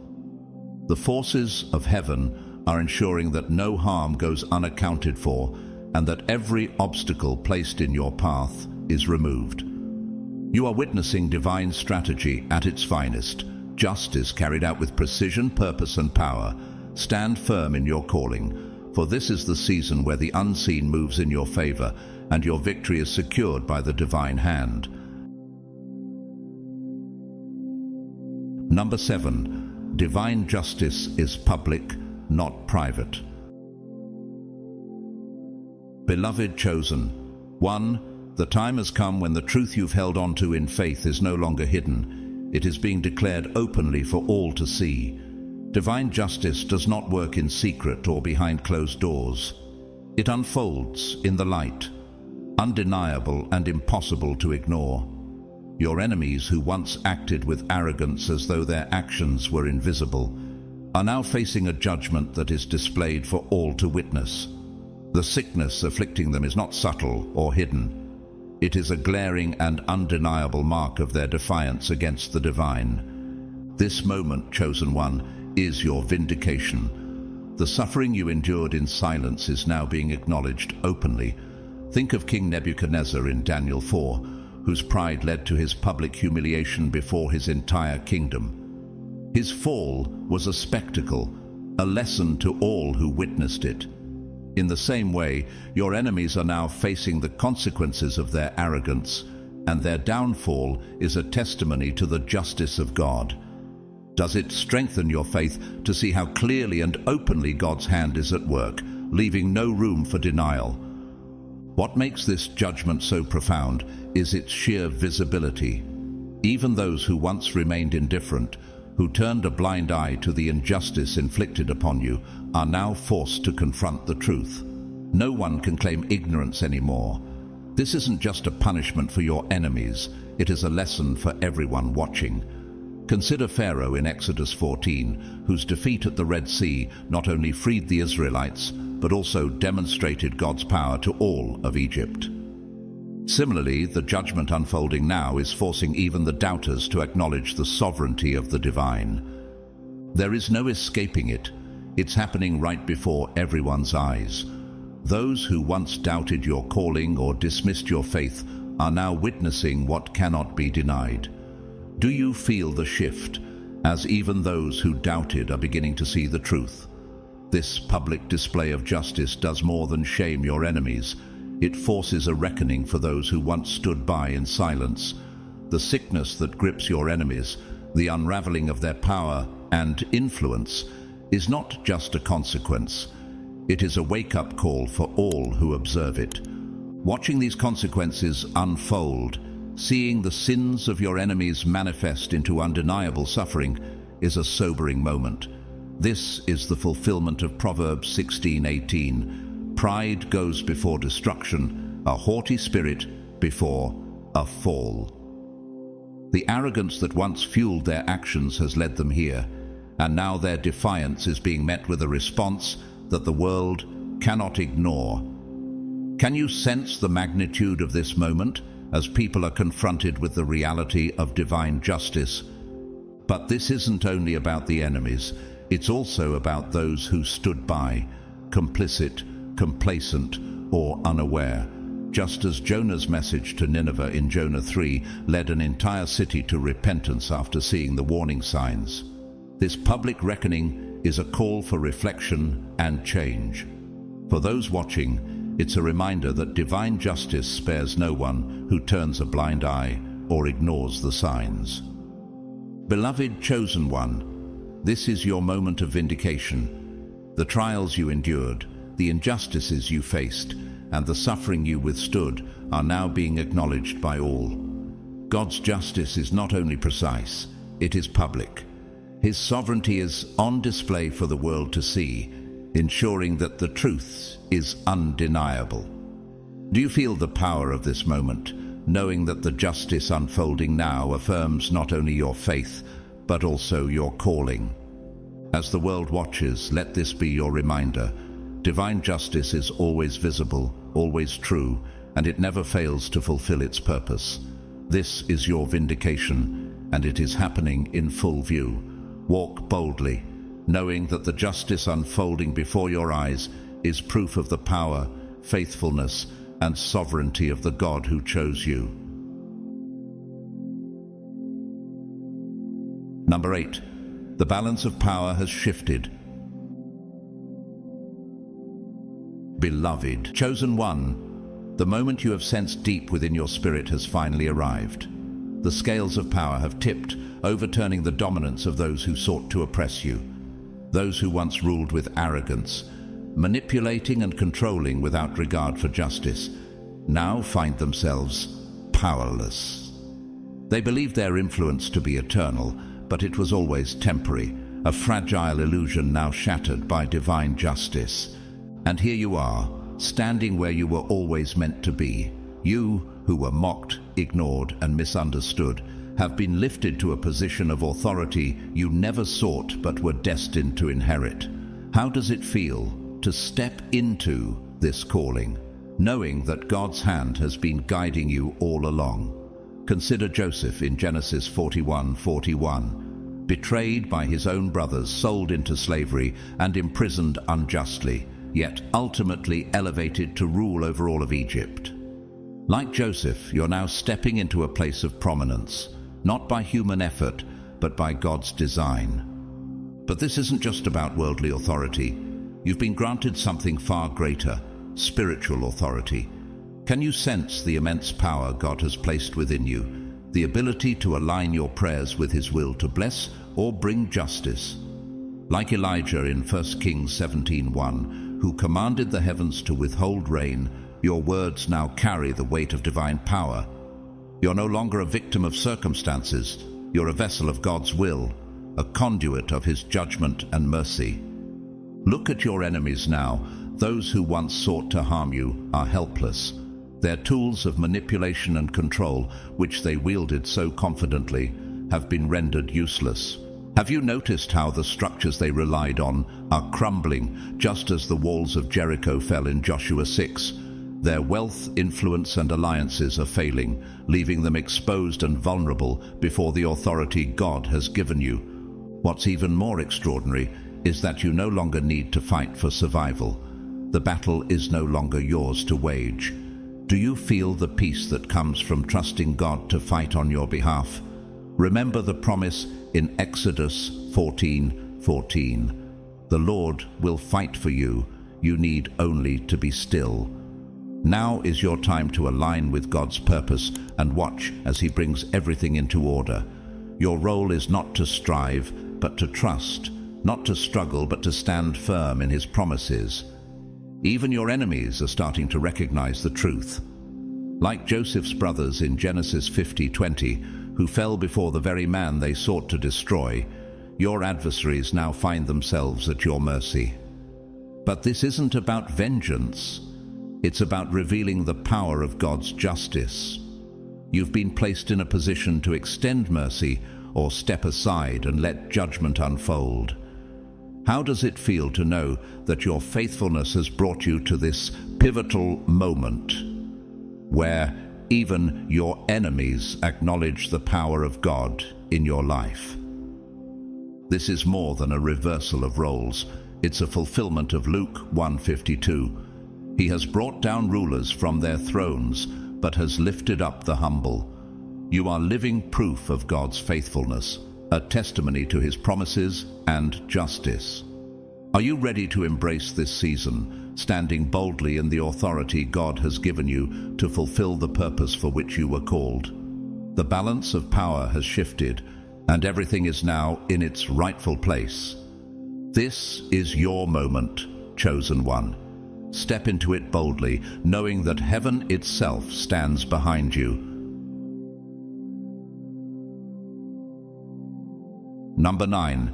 The enemy's inner voices betray them. Beloved chosen one, the most devastating aspect of your enemy's downfall is not what is visible to the eye, but what is happening deep within their minds. The physical sickness and public judgment are only part of the story. The true unraveling lies in the torment of their inner voices, which have now become their greatest betrayers. For so long, they relied on their minds as tools of control and manipulation. Their thoughts were sharp, their schemes deliberate, and their arrogance fueled their sense of superiority. But now, those same minds are turning against them. Have you considered how divine judgment reaches into the very core of a person, dismantling them from within? Their once confident thoughts now spiral into chaos, filled with fear, regret, and self-loathing. This is the true nature of divine judgment. It's not just physical, it's psychological and spiritual. Consider King Saul in 1 Samuel 16:14, who was tormented by an evil spirit after he disobeyed God. His once proud mind became a battlefield of torment, consumed by paranoia and despair. Similarly, your enemies are now trapped in a mental prison of their own making. The sickness has invaded not only their bodies, but their thoughts, magnifying their worst fears and forcing them to confront the darkness of their actions. Can you see how their arrogance, once their strength, has now become their undoing? Every moment is filled with torment. The same inner voices that once justified their cruelty now magnify their guilt. Their minds replay their sins relentlessly, forcing them to confront every act of deceit and harm. Like Judas in Matthew 27:3-5, who was consumed by remorse after betraying Jesus, they are now haunted by their choices. The weight of their actions is unbearable, and the sickness intensifies their suffering, leaving them with no escape. What makes this judgment so unrelenting is that it's not just external, it's deeply internal. Can you imagine the despair of being trapped in a mind that refuses to offer relief? They cannot escape themselves. The arrogance that once fueled them now turns into endless loops of fear and regret. Every thought is a reminder of the pain they inflicted, and every moment deepens their anguish. This is the justice of God, precise, undeniable, and inescapable. As Galatians 6:7 reminds us, do not be deceived. God cannot be mocked. A man reaps what he sows. Their own minds, which they once used to oppress and manipulate, now deliver the judgment they thought they could evade. Their inner voices have become their most unforgiving tormentors, amplifying their suffering in ways no worldly power can alleviate. Chosen one, as you witness this, reflect on the depth of divine justice. Does this not strengthen your faith, knowing that no act of harm goes unanswered and no arrogance remains unchecked? Your enemies thought they could control everything, but they never accounted for the power of their own conscience. The sickness doesn't just break their bodies, it breaks their spirits, and there is no escape from the judgment unfolding within them. Number 10. Not everyone will survive. Beloved chosen one, the reality of divine justice is sobering. Some of your enemies will not survive this reckoning. God's patience, long extended as an opportunity for repentance, has expired. What follows is not a temporary trial or a chance for reform. It is an irreversible sentence. For those who believe they could defy the Almighty without consequence, this is the moment they must face the unyielding truth. Some outcomes cannot be undone. Consider the words of Proverbs 29:1. Whoever remains stiff-necked after many rebukes will suddenly be destroyed without remedy. Your enemies have reached this point. Their rebellion has crossed a line where mercy no longer offers reprieve. This isn't a process designed to test or prolong judgment. It is the moment when the consequences of their choices come crashing down with finality. Do you sense the weight of this moment as judgment moves beyond warnings into fulfillment? Those who have spent years sowing discord, cruelty, and corruption are now staring into the abyss they created. Like Pharaoh in Exodus 14:28, who pursued the Israelites into the parted sea only to be overtaken by its waters, some of your enemies will not emerge from the consequences of their actions. This is not the result of chance, but the inevitable fulfillment of a divine plan that has no room for endless delays. This is no longer a matter of sympathy or mercy. Do you see how the choices of your enemies have written their own sentence? For those who believed their manipulation, deceit, or power could shield them, the truth is now undeniable. Some actions have consequences so far-reaching that no amount of regret or pleading can reverse them. Just as Judas in Matthew 27:5 faced the tragic end of his betrayal, some enemies now face the finality of their rebellion. The suffering, the sickness, and the exposure they endure are not tests. They are the culmination of their defiance. The door to mercy has closed, and they must now confront the full weight of what they have wrought. Does this moment remind you of the gravity of divine justice and the importance of aligning with God's will? For you, chosen one, this is a reminder of the power of God's justice. As hard as it may be to witness, this reckoning is not about cruelty. It is about the unshakable truth that every action has a consequence. The enemies who once mocked and oppressed you are now experiencing the full force of that truth. While they fall under the weight of their choices, you are being lifted into your rightful place. The sentence has been issued, and for some, there is no surviving it. Let this moment strengthen your faith, knowing that divine justice always prevails. Number 11. The chosen one are elevated in the process. Chosen one, your season of elevation has arrived, and it is nothing short of divine fulfillment. As your enemies fall under the weight of their judgment, you are rising, elevated not only in spirit, but also in position, power, and divine authority. Every trial, every betrayal, and every act of persecution you endured has been transformed into the foundation of your rise. Can you feel the weight of this moment, knowing that everything you endured was not for nothing, but was preparing you for this destiny? Your faithfulness has been rewarded. The trials that once seemed insurmountable were not just hardships. They were tools of refinement, strengthening you for the role you are now stepping into. Consider Joseph in Genesis 41:41, who was betrayed by his brothers, sold into slavery, and imprisoned for years, yet ultimately elevated to rule over Egypt.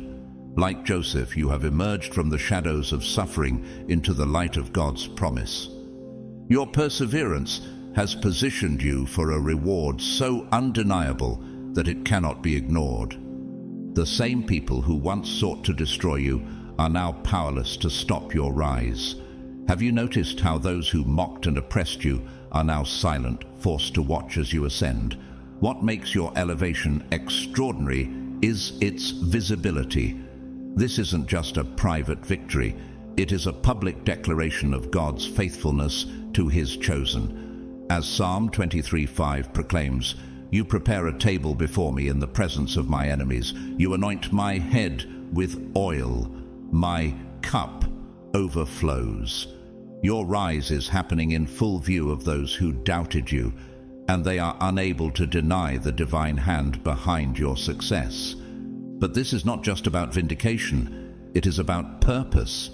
You are being elevated not merely for recognition, but for transformation. You are stepping into roles of leadership, influence, and authority, equipped to reshape the very systems that once sought to oppress you. Consider Esther in Esther 4:14, who rose from obscurity to save her people. She did not seek power, but God placed her in a position for such a time as this. Like Esther, your elevation is a divine assignment, and you now hold the authority to create change that aligns with God's will. This authority extends beyond the physical. It is spiritual. Do you sense the gravity of the role you have been given, knowing that your prayers and decisions now carry the weight of divine power? You are no longer a passive observer. You are a vessel of God's purpose, empowered to lead with wisdom, grace, and spiritual discernment. This elevation isn't about personal gain. It is about fulfilling the divine calling placed on your life. Your enemies thought they could break you, but their actions have only refined you. Every betrayal, every hardship, and every attack has sharpened your character and prepared you for this moment. Like Daniel in Daniel 6, who was thrown into the lion's den for his faith, yet emerged unscathed and honored by a king. You have survived what was meant to destroy you. And now the world is watching as you thrive, living proof of God's faithfulness. This is more than just a shift in position. It is the fulfillment of Luke 1:52. He has brought down rulers from their thrones, but has lifted up the humble. You are stepping into your rightful place, crowned with honor, authority, and purpose. How does it feel to finally walk in the role God prepared for you, knowing that heaven has paved the way? My beloved friend, this moment is yours. The trials are behind you, and the elevation is here.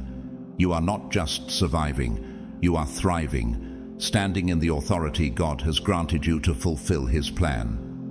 The world is witnessing your rise, and it is a testament to the power of faith, perseverance, and divine justice.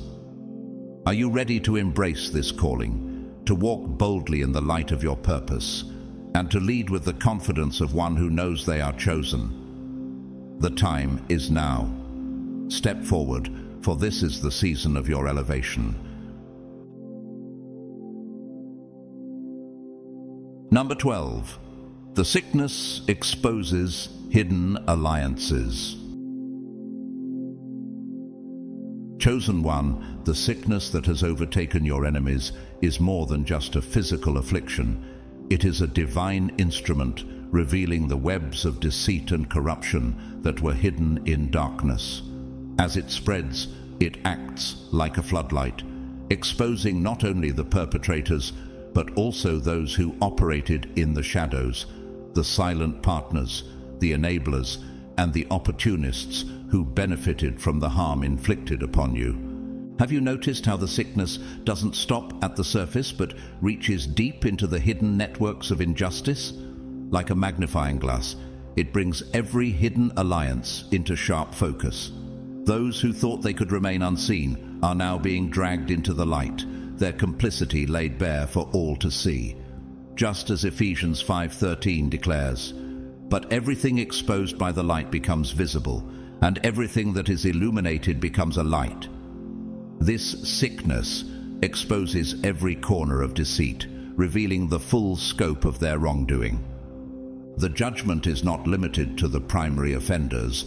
Those who stood by silently, turned a blind eye, or quietly profited from injustice are now being held accountable.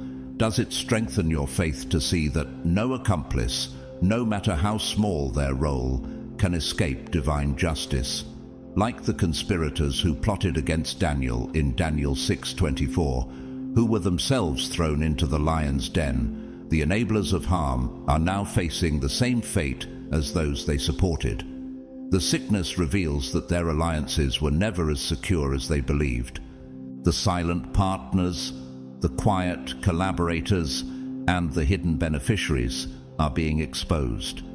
Their denials hold no weight, and their attempts to distance themselves from the primary offenders are futile. Do you sense the completeness of this reckoning, as even those in the shadows are brought to justice? Just as Haman in Esther 7:10 faced the gallows he built for Mordecai, the enablers of harm are now entangled in the same consequences as those they aided. This sickness doesn't discriminate.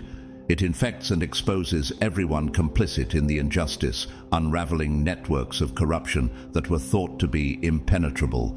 The alliances your enemies believed were their strength are now crumbling, leaving no accomplice untouched. Like Judas in Matthew 27:4, who admitted his betrayal too late to escape the consequences, those who benefited from their actions now face the reality of their choices. Have you considered how this exposure reveals the depth of God's justice, ensuring that every hidden deed is accounted for? No matter how small their role, every accomplice is being forced to confront the truth. The sickness has revealed what was hidden, and there is no going back. This is the reckoning they cannot escape, the moment when every secret is brought to light and every silent hand of complicity is held accountable. For you, chosen one, this is a moment of vindication. The very networks that sought to harm you are being dismantled, their secrets revealed for all to see. Does it bring you peace to know that God's justice is complete, reaching every corner of deceit and ensuring no injustice is overlooked?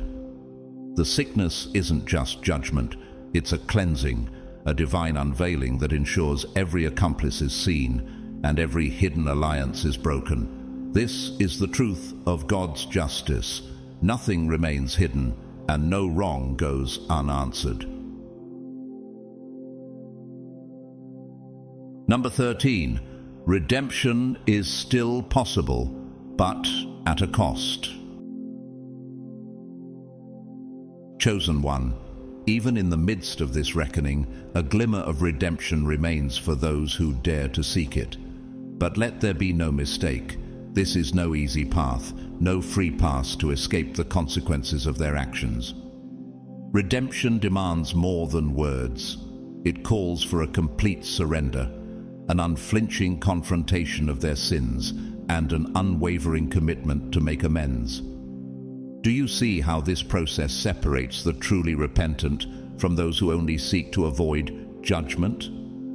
For those few who find the courage to walk this road, it is not a journey of comfort. Consider Zacchaeus in Luke 19:8-9, who, upon encountering Jesus, vowed to repay fourfold all he had taken unjustly and to give half his wealth to the poor.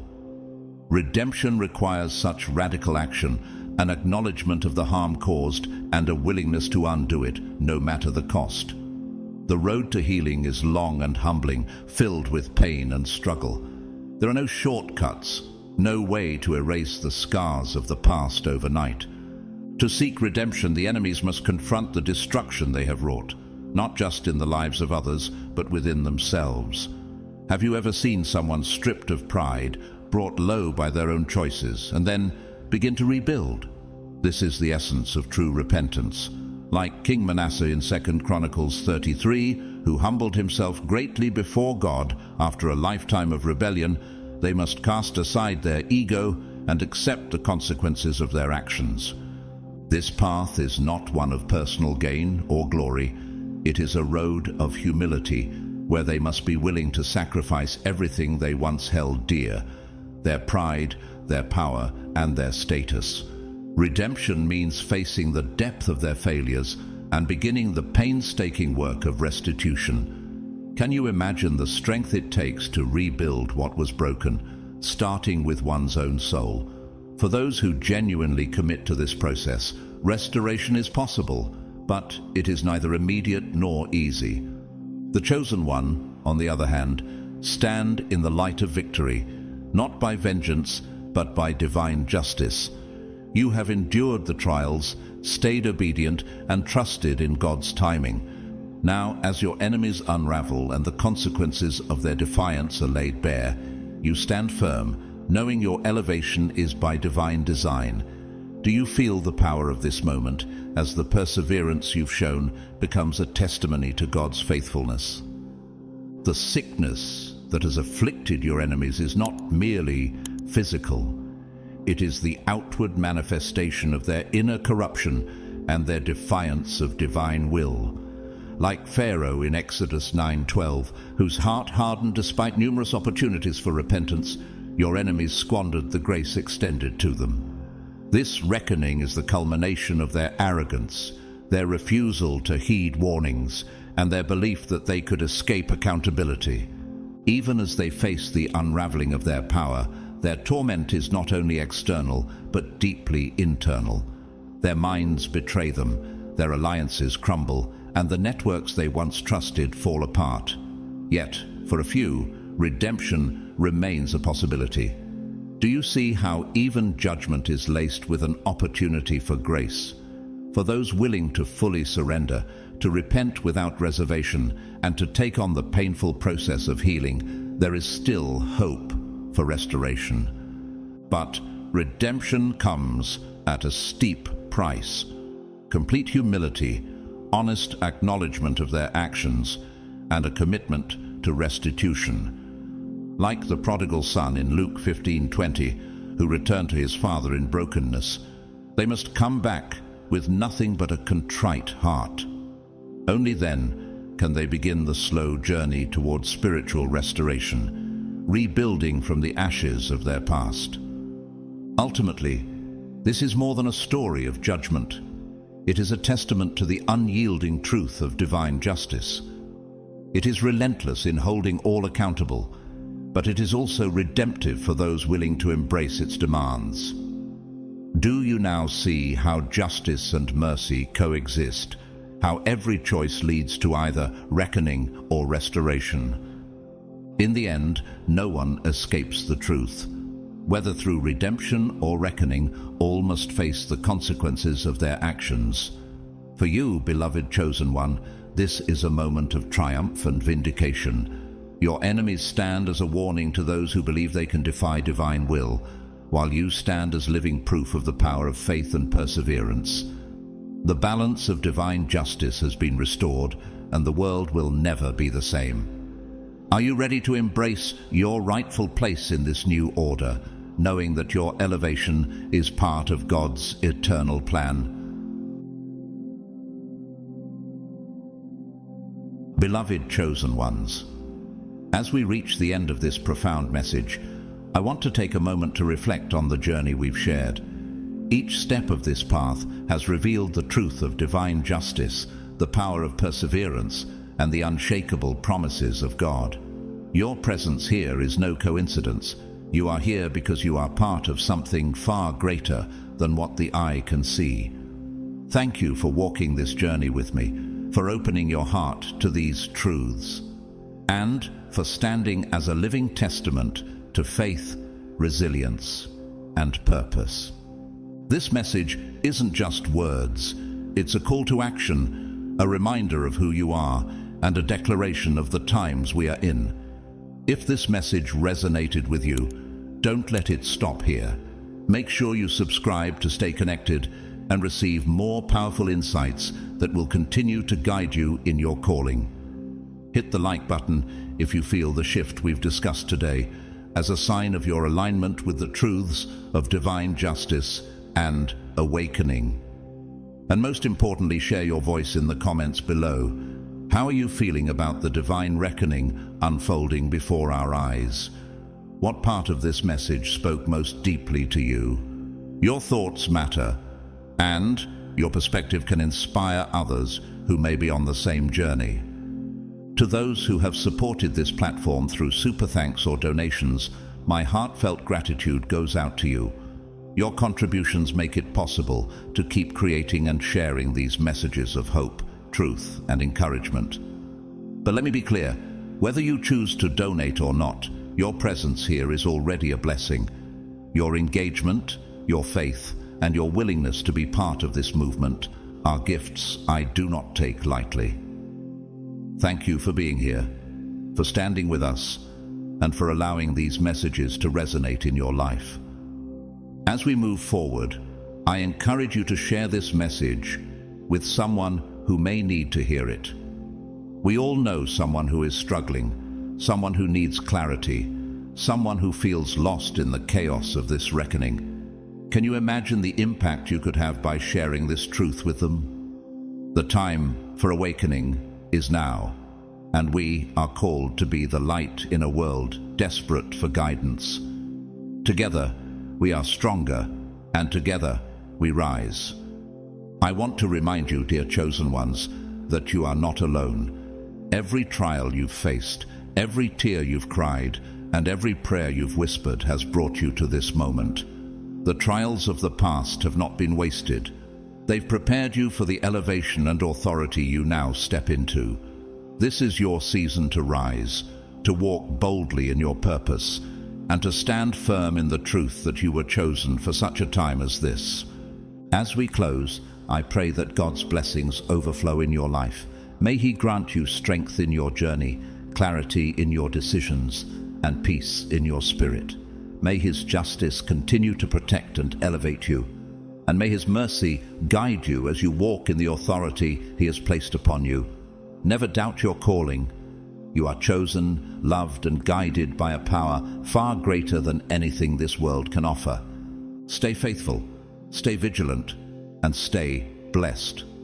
If this message has inspired you, I invite you to join the movement of awakening. Together, let's continue to grow, to rise, and to fulfill the divine purpose we've been called to. Thank you for being part of this journey. You are a light in this world, and your presence here matters deeply.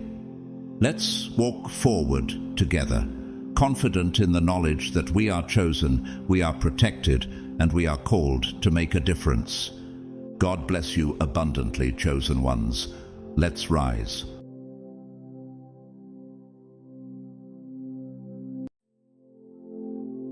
Welcome, beloved chosen ones. You didn't stumble upon this message by accident. You were led here by divine orchestration. This knowledge isn't meant for everyone. It's for those who are set apart, those whose spirits are stirred by an eternal truth. If you're here, it's because something deep within you is ready to awaken further. Before we go any deeper, I want to pause and express my heartfelt gratitude to all of you who have supported this journey with your love and generosity, especially through super thanks. Your contributions not only encourage this mission, but also enable the spreading of hope and light to many. Thank you sincerely for being part of this calling. If this message resonates with you, I invite you to comment 777 below. It's not just a number, it's an affirmation, a way of saying, yes, I am listening. Yes, I am chosen. Now, let's reflect for a moment. Have you ever had the persistent feeling of being watched, even when you're alone? That sense of unseen eyes observing your every step, as though something or someone hovers close by. Is it simply your imagination, or is there something far more profound happening? The word reminds us in Proverbs 15, 3. The eyes of the Lord are everywhere, keeping watch on the wicked and the good. For the chosen ones, this omnipresent gaze feels even more distinct, almost as if it reaches beyond the natural. But it's not just the Lord's eyes upon you. It's as though an intricate cosmic attention has been drawn to your life. Why do you think that is? Could it be that your unique purpose, your divine mission, has placed you under constant spiritual observation? Stay with me, chosen ones, because what we're about to explore will shed light on this mystery. By the end of this message, you'll begin to understand why you feel this way and how it's intricately connected to your calling. This truth isn't for the faint of heart, nor will everyone grasp it. But for those who are ready, those who are truly chosen, it will resonate deeply within your spirit. Let's step forward into this revelation together, uncovering the reasons behind this continuous gaze that follows you and what it means for your destiny. God's chosen ones, why do you feel you are continuously watched?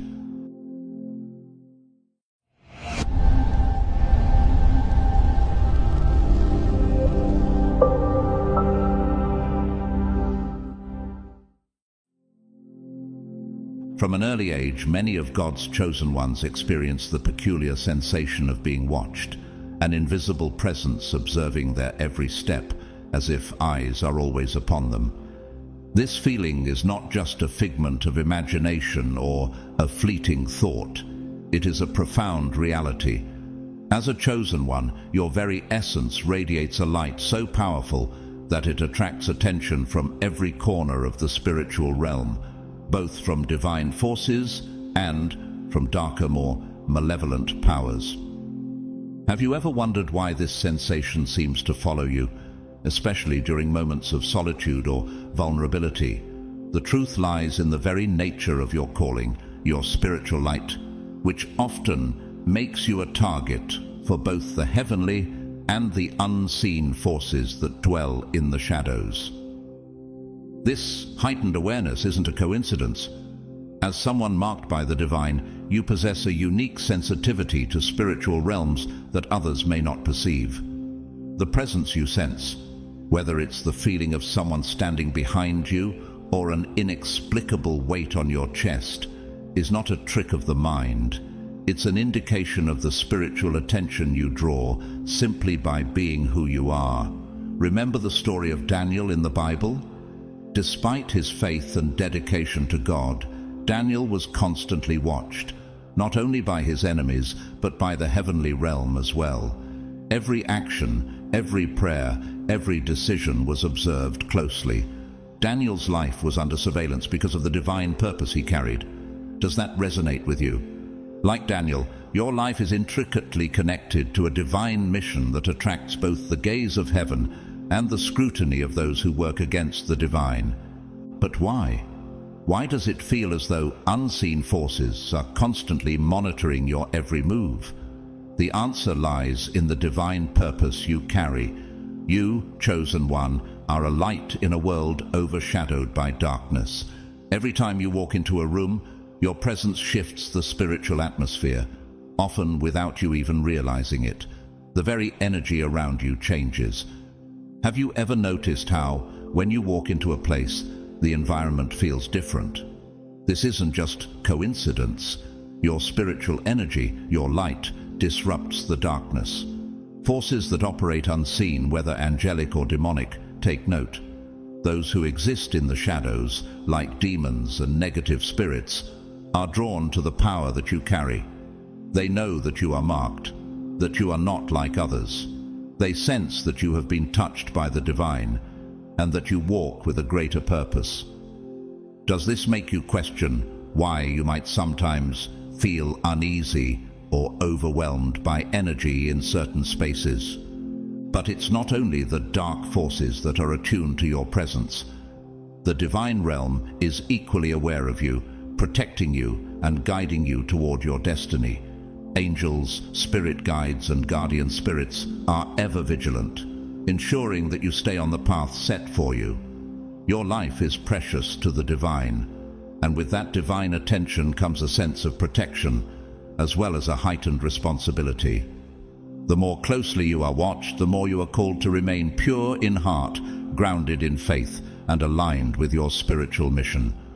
Your existence alone causes ripples in the spiritual realm.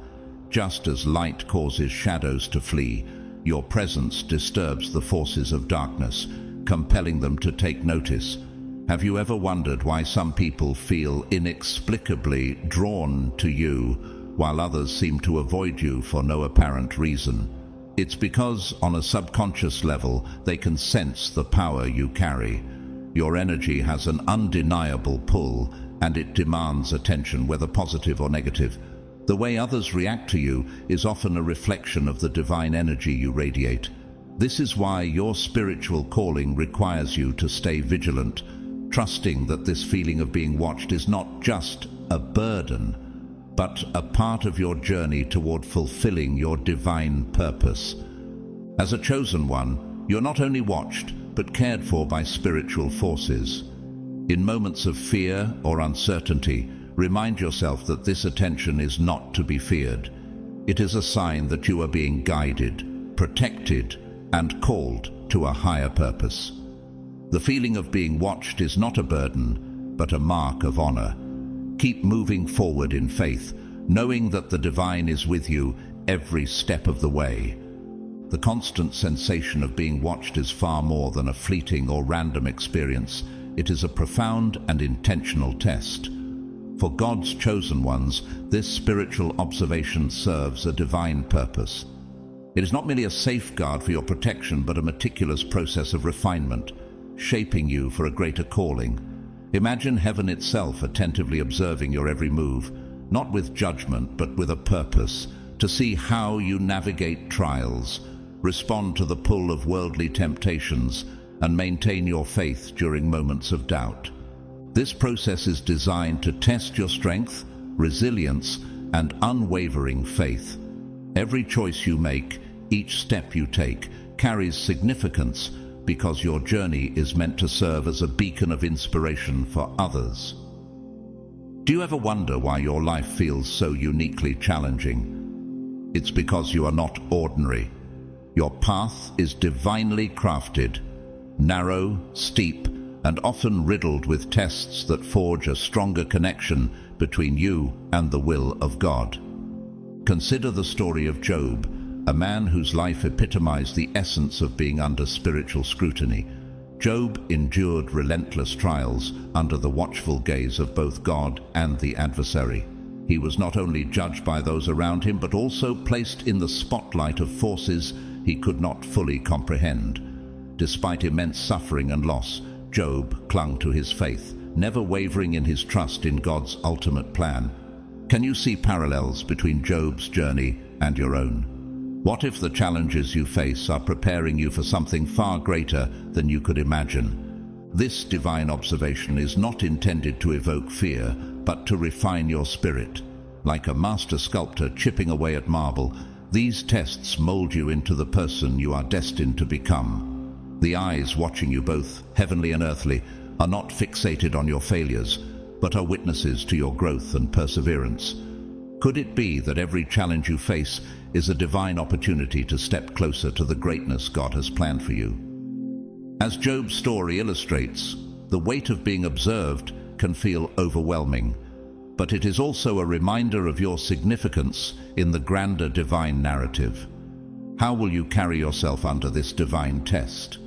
Will you embrace it as preparation for the remarkable purpose that lies ahead? These questions linger, not to burden you, but to awaken the awareness that your life is a testament to faith, strength, and the transformative power of God's will. The feeling of being watched, often overwhelming for many chosen ones, is not a cause for fear. Instead, it is a powerful indication that you are aligned with a divine purpose. Your life is under constant observation by both forces of light and darkness, and while this may feel unsettling at times, it is actually a sign of your significance in the spiritual realm. Have you ever wondered why the eyes of the world, or the spiritual forces, seem so intently fixed upon you. It's because you have been chosen for a higher calling, and both realms, heavenly and dark, are aware of your potential. While this attention can feel suffocating, it is crucial to understand how to navigate this constant watch. How can you remain steady when you feel like you're under a microscope? First, remain grounded in your faith. It's vital to nurture a strong, unwavering connection with God through prayer, meditation, and other spiritual practices. These are not just rituals, they are your armor. By staying rooted in your faith, you build resilience against the pressures of being watched, ensuring that your spirit remains strong despite the constant scrutiny. How often do you turn to prayer or reflection in moments of vulnerability, when the weight of being watched feels too heavy? Second, cultivate discernment. Not all spiritual forces that surround you are benevolent.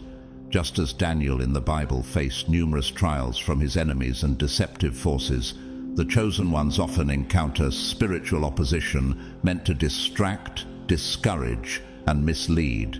You may feel the presence of energies around you, some nurturing and protective, while others are manipulative and harmful. This is where discernment becomes crucial.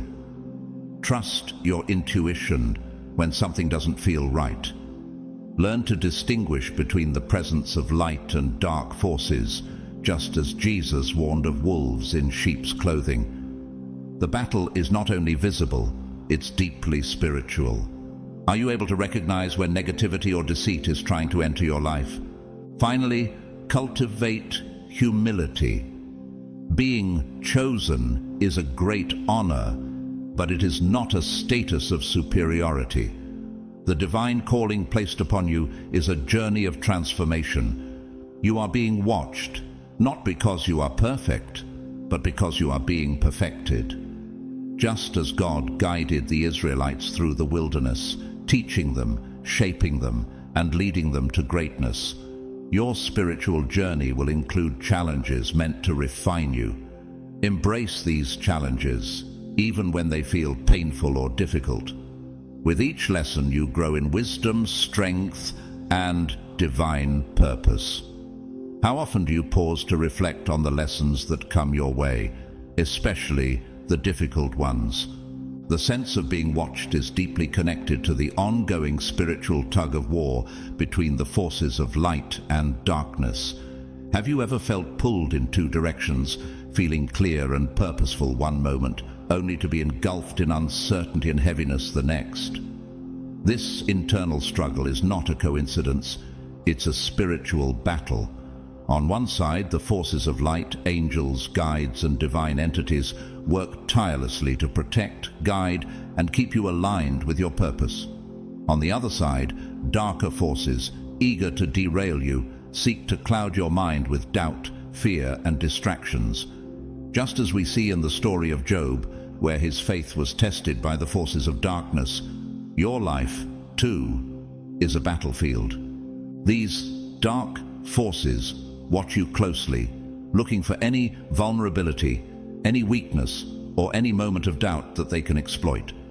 But remember, chosen one, the divine forces are also watching, ready to defend, uplift, and guide you through these challenges. You are never alone in this spiritual battle. The question is not whether you will face opposition, but how you will respond to it. Will you stay true to your spiritual mission, despite the distractions and pressures surrounding you? As you move forward in your divine calling, remember that the feeling of being watched is not just a passive observation. It is a powerful reminder that your journey is significant. Whether from the light or from darkness, the attention you receive reflects the impact you are destined to have. Keep your heart humble, your spirit discerning, and your faith unshaken. The forces that watch over you are there to guide and protect you, so that you may walk in your purpose and fulfill your divine mission. You may feel like you're constantly under observation, as though someone or something is always watching you. And in a sense, you are. But it's not just your every move being watched by those in your immediate surroundings. In fact, the feeling of being constantly monitored runs much deeper. The reality is that as a chosen one, you are under spiritual surveillance, being observed not only by divine forces but also by adversarial ones. The intensity of this feeling is not a coincidence, but a reflection of the great purpose your life carries. Let's consider the spiritual landscape. You are not merely existing, your life is part of a larger divine plan. This sense of surveillance isn't something to fear, it's a sign of the profound significance of your existence. Both the forces of light and darkness keep a watchful eye on you. The divine watches closely because your spiritual growth is of utmost importance. Every challenge you face, every triumph you achieve, and even every failure is a step in your divine evolution. Can you recognize how the pieces of your life puzzle fit together in a way that is leading you to your higher calling? Every moment, no matter how small or seemingly insignificant, is part of God's greater design for you. However, there is another layer to this spiritual oversight. While God's gaze is loving and guiding, the forces of darkness are also aware of your power and potential. Have you ever wondered why you might feel like you're being tested at every turn? The enemy watches because it knows that within you lies the ability to shift the course of events, to bring light into places of darkness. This is why you feel eyes upon you, not all of which are friendly. As a chosen one, you have a target on your back, not because they want you, but because they fear the light you carry. Darkness will always try to encroach upon the light. When you walk in divine purpose, expect opposition to rise. In 1 Peter 5:8, the Bible warns us, "Be alert and of sober mind. Your enemy, the devil, prowls around like a roaring lion, looking for someone to devour." This is no metaphor, it's a stark reality.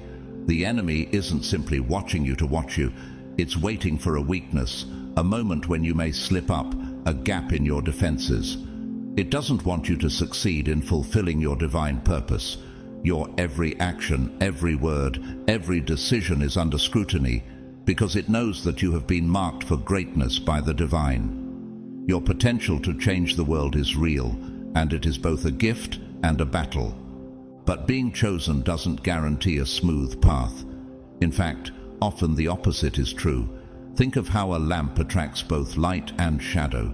The greater the light you emit, the more shadows will try to darken it. This struggle isn't easy, and it's relentless. As you grow stronger, as you advance in your spiritual journey, so too does the opposition against you. But why does this happen? It's not because you are destined to fail. It's because your victory is a threat to the enemy's agenda. The enemy fears what you represent, a beacon of hope, a light that can break through darkness. Does it feel overwhelming at times? That's because the closer you get to fulfilling your purpose, the greater the resistance. But take heart, chosen one, because the surveillance you're under is not only a sign of opposition, it is also a sign of protection. God's eyes are always on you, guiding, guarding, and keeping you in the palm of His hand. Your spiritual journey is part of a larger plan, and the divine is committed to seeing you through every trial, every test, and every challenge. Do you feel His presence guiding you, even when it seems like you are surrounded? Your path is watched with care, and though darkness may try to overtake the light, remember this: the light shines in the darkness, and the darkness has not overcome it. John 1:5. Keep pressing forward, because the light you carry within you will always outshine the shadows. You may find yourself questioning, why do I feel like I'm constantly under attack? Why am I such a target? The answer to this question lies in the simple but profound truth: you are a direct threat to the kingdom of darkness. Your life, your calling, and the light that radiates from within you pose a disruption to the spiritual world as it currently stands. The enemy knows that if you fully step into your divine purpose, if you truly grasp the immense power you hold, you have the potential to cause ripples that extend far beyond your own life. You will impact not just your own journey, but the lives of everyone you encounter. The very essence of your light has the power to awaken others, inspire lasting change, and break the chains of bondage. And that, chosen one, is something that the darkness simply cannot afford to allow. The truth is, you were never meant to merely survive. You were chosen to thrive, to transform, and to lead others into spiritual awakening. Your existence is a part of a divine mission, a purpose that stretches far beyond your personal experiences. Your life is meant to be a vessel through which God's light, truth, and awakening power flow into a world that desperately needs it. But the enemy knows this as well. That is why it watches you so closely, seeking any opportunity to thwart your progress. The attacks on your life, the persistent feelings of being watched, and even the spiritual heaviness you sometimes carry are not random. They are part of a larger strategy designed to weaken you. These are not just coincidental difficulties, but calculated attempts to plant seeds of doubt, confusion, and fear within you. The enemy seeks to make you question your worth, your path, and most dangerously, your purpose. Think about it. How many times have you felt unsure of your calling or discouraged by circumstances that seem beyond your control? The enemy thrives on fear and confusion. When it can make you doubt yourself, even for a moment, it can derail your progress and delay the unfolding of your divine destiny. But here's the truth you must cling to, chosen one. You are far stronger than you realize. The enemy may watch you. It may attempt to disturb your peace, but it cannot stop you unless you allow it to. You have been equipped with divine power, and that power is within you at this very moment. The Bible reminds us in 1 John 4:4, "Greater is he who is in you than he who is in the world." This verse is a powerful declaration of your inherent strength. The forces of darkness may seem intimidating, but they're no match for the power that lives within you. The enemy's agenda is to weaken you, to discourage you, and to sow division in your mind and heart. But you have the authority to resist. James 4:7 says, "Submit yourselves then to God. Resist the devil, and he will flee from you." You have the ability to stand firm in your purpose, to rise above the spiritual attacks that come your way. The enemy may try to distract you, but you can remain steadfast in your calling. This battle is not a battle of your own strength. It is the power of the divine within you that will see you through. The enemy may watch and wait for your missteps, but you have already been equipped to stand tall, to move forward with confidence, and to fulfill the mission that God has set before you. Nothing, absolutely nothing, can thwart the plan God has for your life unless you allow it. Keep your eyes on the higher calling, for it is through your obedience, your faith, and your unwavering stance that you will overcome the enemy's schemes. Have you recognized your true strength, chosen one? How much of that strength have you tapped into so far? The spiritual attacks you face are only a confirmation of the immense power you carry. The darkness fears your light, and that's why it's trying so hard to shake your confidence. But rest assured, your victory is guaranteed as you stay rooted in God's promises. Keep pressing forward, knowing that the light you carry will always outshine the darkness. You are never alone, chosen one. While the idea that both light and dark forces are constantly observing you can feel overwhelming, I want to remind you of one vital truth. You are divinely protected, always. It may seem as though the weight of the world is on your shoulders, but you are surrounded by a powerful spiritual support system. Angels, spirit guides, and even ancestors stand beside you, watching over you with care. They guide you through every step of your journey, ensuring that no harm comes to you that you are not equipped to handle.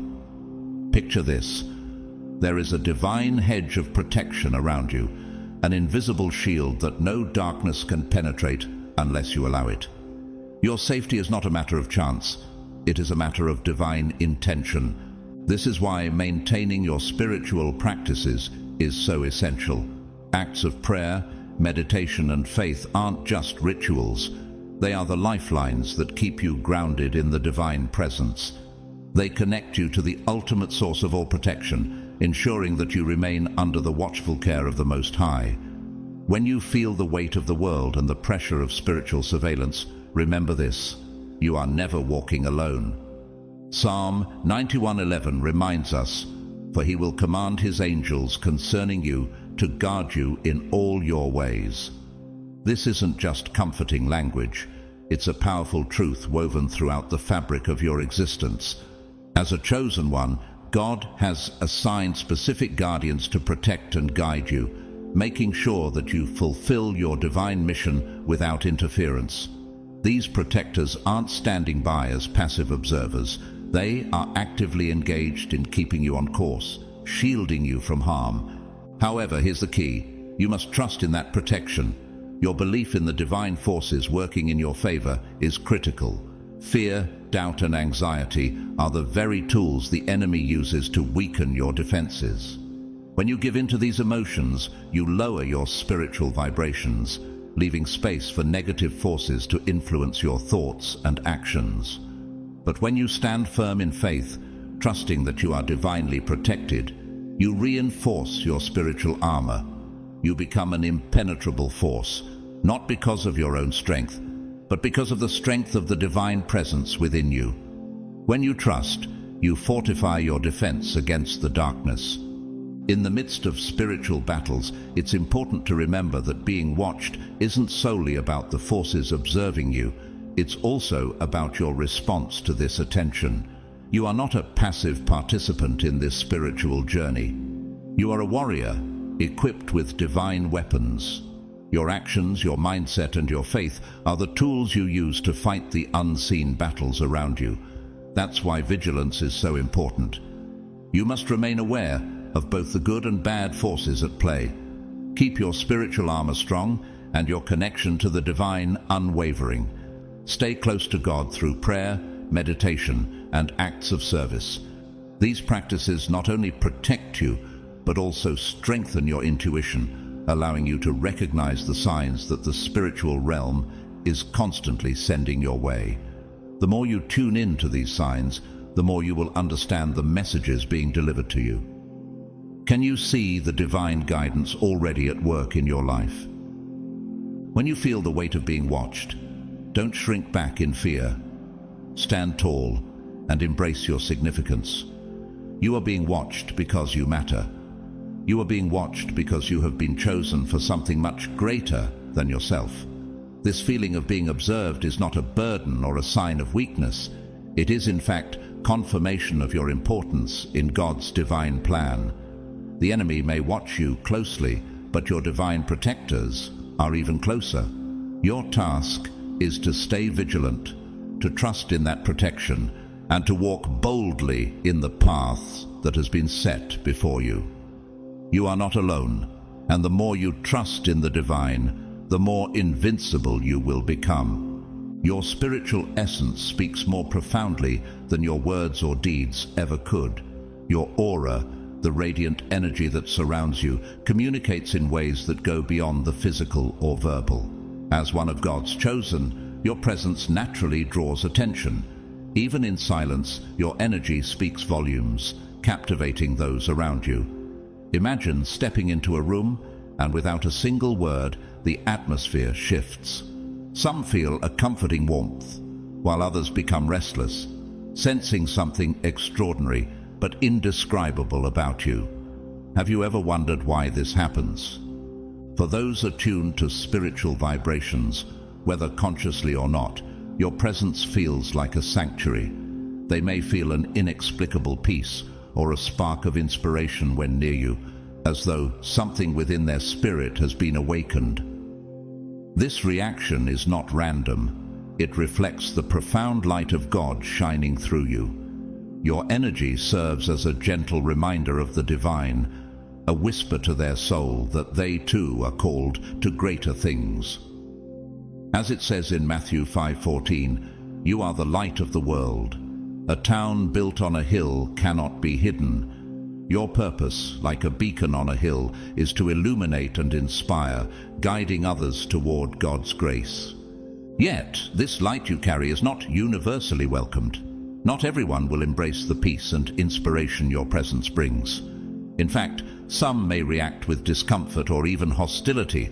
Why is that? As you navigate your calling, you've likely noticed the inexplicable reactions of others, some avoiding you, others responding with coldness or subtle antagonism. This rejection may feel personal, but it is not about you. Instead, it reflects the power of your light, which exposes what lies in the shadows of their soul. Like a mirror, your energy reveals insecurities, hidden wounds, and unresolved struggles in those around you.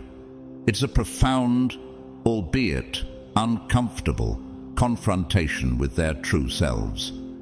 Have you ever sensed that your very presence brings hidden emotions to the surface, even without intention? The Bible explains this phenomenon in John 3:20. "Everyone who does evil hates the light and will not come into the light for fear that their deeds will be exposed." While this verse addresses the broader struggle between light and darkness, it also speaks to the reality you experience daily. The discomfort others feel in your presence is not necessarily rooted in evil, but in their reluctance to face the truths they've long ignored. Your light disrupts their equilibrium, making them aware of areas in their lives that are out of alignment with their higher purpose. This reaction is not your burden to carry. As God's chosen, you are a vessel of His light, and that light will always challenge the status quo. Think of the prophets in the Bible, Moses, Elijah, even Jesus himself, who often faced resistance, not because of what they did, but because of the truth they embodied. Have you ever felt the weight of this calling, knowing that not everyone will understand or accept you? In a spiritually dormant world, your role is to awaken others. But awakening is not always a gentle process. Many prefer the comfort of spiritual slumber to the challenge of transformation. Your energy, however, acts as a divine alarm clock, reminding people of the higher calling they've neglected. As you move through life, consider how God is using you to plant seeds, even in those who resist your presence. Have you ever thought about how your light may be the catalyst for someone's eventual spiritual awakening, even if their initial reaction is rejection? Just as Jesus faced rejection and misunderstanding, so too will you encounter resistance. Yet remember His words in Matthew 5:11-12. "Blessed are you when people insult you, persecute you, and falsely say all kinds of evil against you because of me. Rejoice and be glad, because great is your reward in heaven." In the moments when you feel the weight of being misunderstood or disliked, take heart. Your journey as a chosen one is not about being universally liked. It is about being faithful to your calling. Many chosen ones find themselves grappling with a perplexing and often painful reality: spiritual jealousy. This subtle yet powerful force arises when others, knowingly or unknowingly, recognize the light, gifts, and spiritual strength within you. They may not consciously understand why they feel envious or uneasy, but their spirit senses a profound difference. Have you ever noticed how some people seem inexplicably threatened by your presence, even though you've done nothing to provoke them? The truth is, as one of God's chosen, you carry a deep sense of purpose, a divine calling that radiates from you, whether or not you've fully discerned its scope. Those who have neglected or ignored their own spiritual path often perceive this calling in you. Instead of being inspired to seek their own purpose, they may feel overshadowed or inadequate, projecting their inner struggles outward as resentment or hostility. Consider the story of Joseph in Genesis 37, whose brothers' jealousy led them to sell him into slavery. Why? Because his God-given dreams and favor exposed their insecurities. Do you see parallels in your life where your light unintentionally highlights others' hidden wounds? This is why some people might react negatively to you without cause, attempting to undermine or criticize you. However, their actions are not truly about you. Their negativity stems from their unresolved spiritual struggles, a reflection of the inner battle they face when confronted by the light you carry. It's essential to remember that their jealousy is not a measure of your worth, but a sign of their own unhealed spirit. And here is the comforting truth. Your light, chosen one, cannot be extinguished by the envy or negativity of others. You were chosen by God for a purpose, and no amount of hostility can derail that calling. As Romans 8:31 reminds us, if God is for us, who can be against us? Your journey will naturally attract both admiration and resistance, light and darkness. This duality is part of the spiritual warfare that surrounds those who walk a divine path.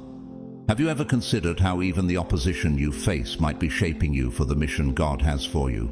Your energy carries an even greater significance. It is a spiritual activator.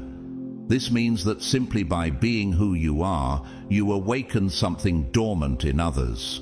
Your presence acts as a catalyst, planting seeds of awareness in those around you. This activation can take many forms. For some, it is a subtle nudge, like a whisper to their soul that stirs curiosity about something greater. For others, it is a profound awakening that inspires immediate change. Have you encountered people who seem inexplicably drawn to you, seeking your advice, or simply craving the peace they feel in your presence? This activation is both a gift and a challenge. While some are awakened and uplifted by your energy, others may resist it. Those who are not ready to confront their inner truths often react defensively, pushing back against the changes your presence stirs within them. This resistance is a spiritual defense mechanism, a way of avoiding the discomfort of transformation. Think of Jesus' encounters with the Pharisees, whose rigid hearts resisted the truth he carried. In the same way, your light may trigger resistance in those who are not yet ready to face the call to change. Yet both reactions, admiration and discomfort, are part of your role as a chosen one. Your energy shifts the spiritual atmosphere wherever you go, fulfilling its purpose whether others are drawn to you or push you away. As 2 Corinthians chapter 2:15 explains, "For we are to God the pleasing aroma of Christ among those who are being saved and those who are perishing." Your presence serves as both a comfort and a challenge, waking people from their spiritual slumber and urging them toward growth. So the next time you encounter someone reacting strongly to your presence, whether with gratitude or defensiveness, pause and reflect on the spiritual impact you are making. Your role as a chosen one is not to be universally understood or accepted, but to be faithful to the purpose God has placed within you. Are you ready to embrace this calling fully, even when it makes others uncomfortable? Take heart, for your light is doing exactly what it was meant to do, pointing others toward the divine, whether they recognize it or not. Understanding the profound impact of carrying divine energy comes with a weighty responsibility. As one of God's chosen, you must remain mindful of the influence your energy has on those around you. Your presence is never neutral. It is a conduit of God's power and purpose. Whether you realize it or not, this energy can uplift, inspire, or even unsettle others, depending on how aligned you are with your spiritual mission. Have you ever paused to consider how your state of being affects the atmosphere wherever you go?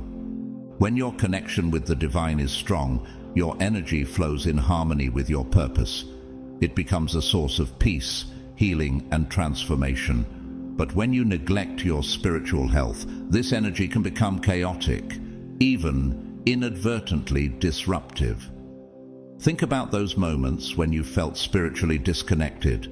Did you notice that people around you seemed more reactive or agitated? Their responses reflect how your misaligned energy affects the environment. Proverbs 4:23 reminds us to guard your heart, for everything you do flows from it. Similarly, the state of your spirit directly influences the energy you project into the world. Carrying divine energy is an honor, but it demands conscious stewardship. You are not just responsible for yourself, you are entrusted with the spiritual atmosphere you shape.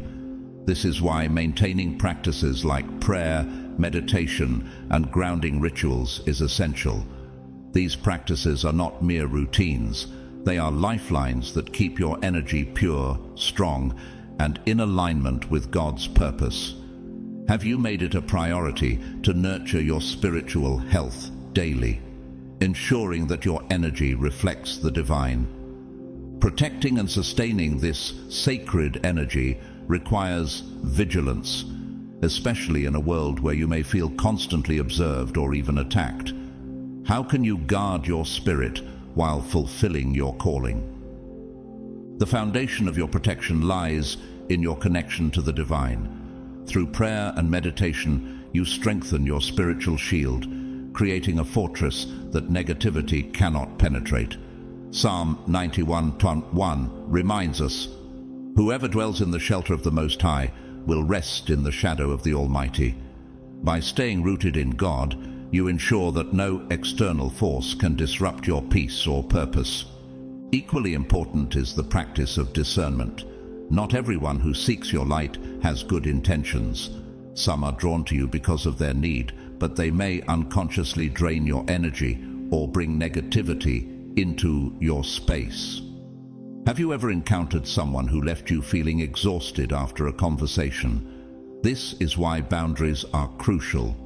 Protect your light by surrounding yourself with those who uplift and support you. Jesus himself demonstrated this principle, often withdrawing to solitary places to pray and renew his spirit. He also chose his closest companions wisely, ensuring they shared in his mission rather than draining his energy. Finally, trust the intuition God has placed within you. Your intuition is a spiritual compass, guiding you toward what aligns with your calling and away from what could harm your spirit. When you sense that a person or situation is not right for you, trust that inner voice. Have you ever ignored your intuition only to later realize it was God's way of protecting you?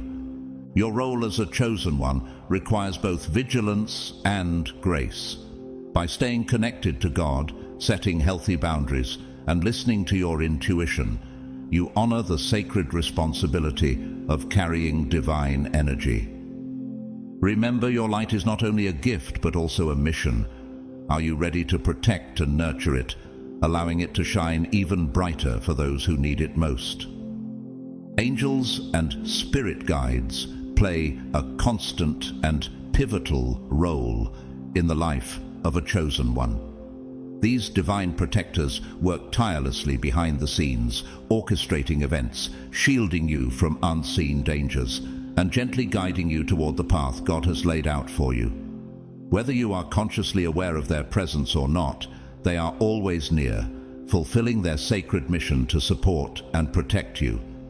Have you ever felt an inexplicable sense of safety in moments of uncertainty, as though someone unseen was watching over you? The Bible offers a powerful affirmation of their presence in Psalm 91:11. "For he will command his angels concerning you to guard you in all your ways." This is not merely poetic language. It is a divine promise to those walking in alignment with their calling. As a chosen one, you have been entrusted to the care of angels, higher beings of light who act as messengers and protectors.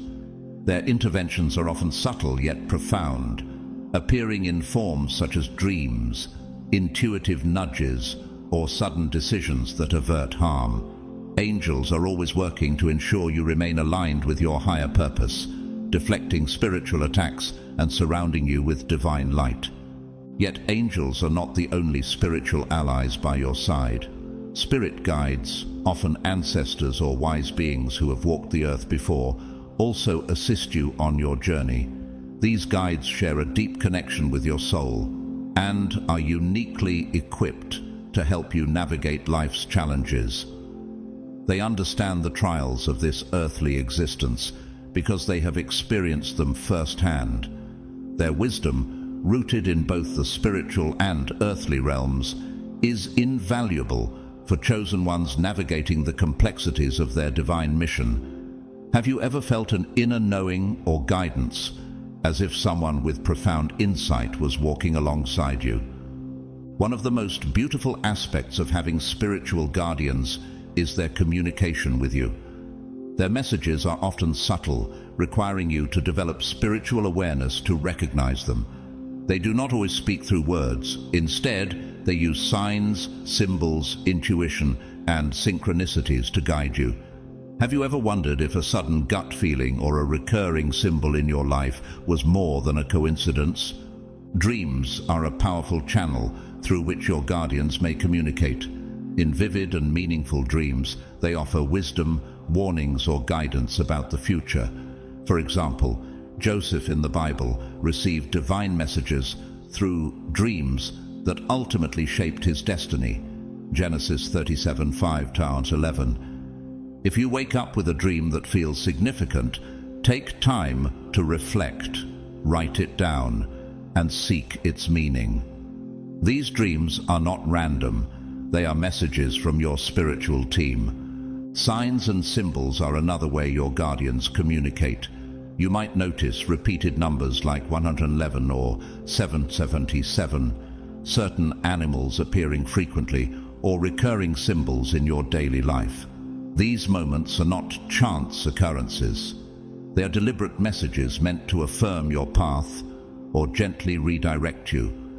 Have you ever paused to wonder why certain patterns seem to follow you, as though the universe itself is speaking directly to you? Like your intuition is perhaps the most direct channel through which your guardians guide you.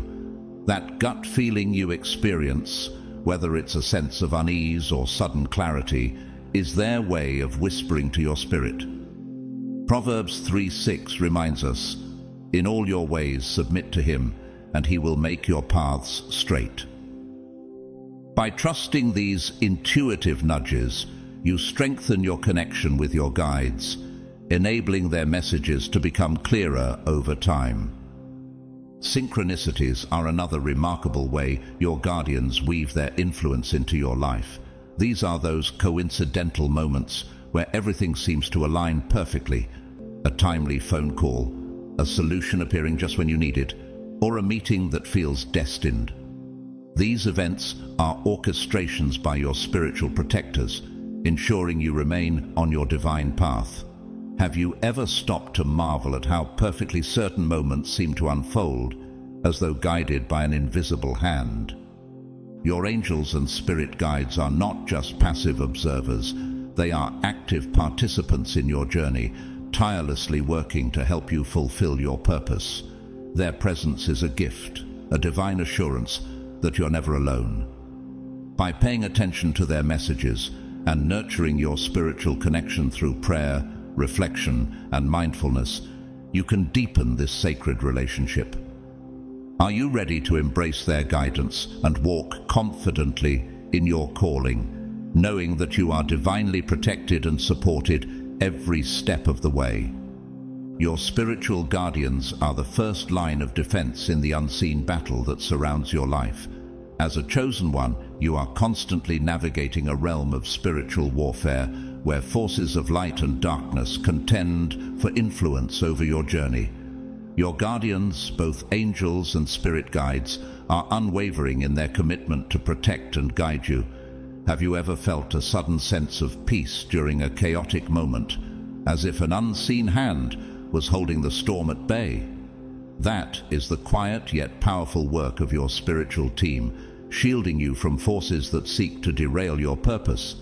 The Bible makes it clear in Ephesians 6:12 that our struggle is not against flesh and blood, but against the rulers, against the authorities, against the powers of this dark world, and against the spiritual forces of evil in the heavenly realms. This verse underscores the reality of the battle you face. While your guardians are vigilant in shielding you, their work is most effective when you actively support their efforts. Just as a soldier must be trained and equipped to fight alongside their commander, so too must you remain spiritually prepared to cooperate with your guardians. Prayer, meditation, and grounding rituals are not just practices, they are spiritual armor. When you neglect your spiritual health, you leave openings for negative forces to infiltrate your mind, emotions, and even your physical space. Think of your guardians as generals in a divine army. They strategize, protect, and guide you, but you, as the warrior, must stay disciplined and aligned with your mission. Have you considered how your daily habits either strengthen or weaken your spiritual defenses? While your guardian angels work tirelessly for your good, there are dark watchers, malevolent entities or forces, who also take notice of you. These beings are not sent by the divine, but by opposing forces that seek to disrupt your light. Their presence is drawn to the radiance of your divine calling, and they often observe, waiting for an opportunity to interfere. Have you ever felt an unexplainable heaviness, unease, or sudden fatigue? These could be manifestations of their influence, attempting to weaken your resolve or sow doubt. Dark watchers thrive on fear, anxiety, and disconnection from the divine. They seek to amplify negative emotions, hoping to lower your spiritual defenses. However, their power is inherently limited. As 1 John 4 reminds us, "Greater is he that is in you than he that is in the world." Your spiritual guardians are far more powerful than these dark forces, and their protection is unyielding as long as you remain connected to your divine source. The key to overcoming the influence of dark watchers lies in your alignment with your higher purpose. When you stay grounded in faith, trust your spiritual guardians, and maintain practices that nurture your connection to the divine, these malevolent forces cannot harm you. They may observe, but they are powerless to act unless you give them permission through fear or neglect of your spiritual health. Your guardians are always ready to intervene on your behalf, but you must meet them halfway. By staying vigilant, grounded, and aligned, you ensure that their work is unhindered and effective.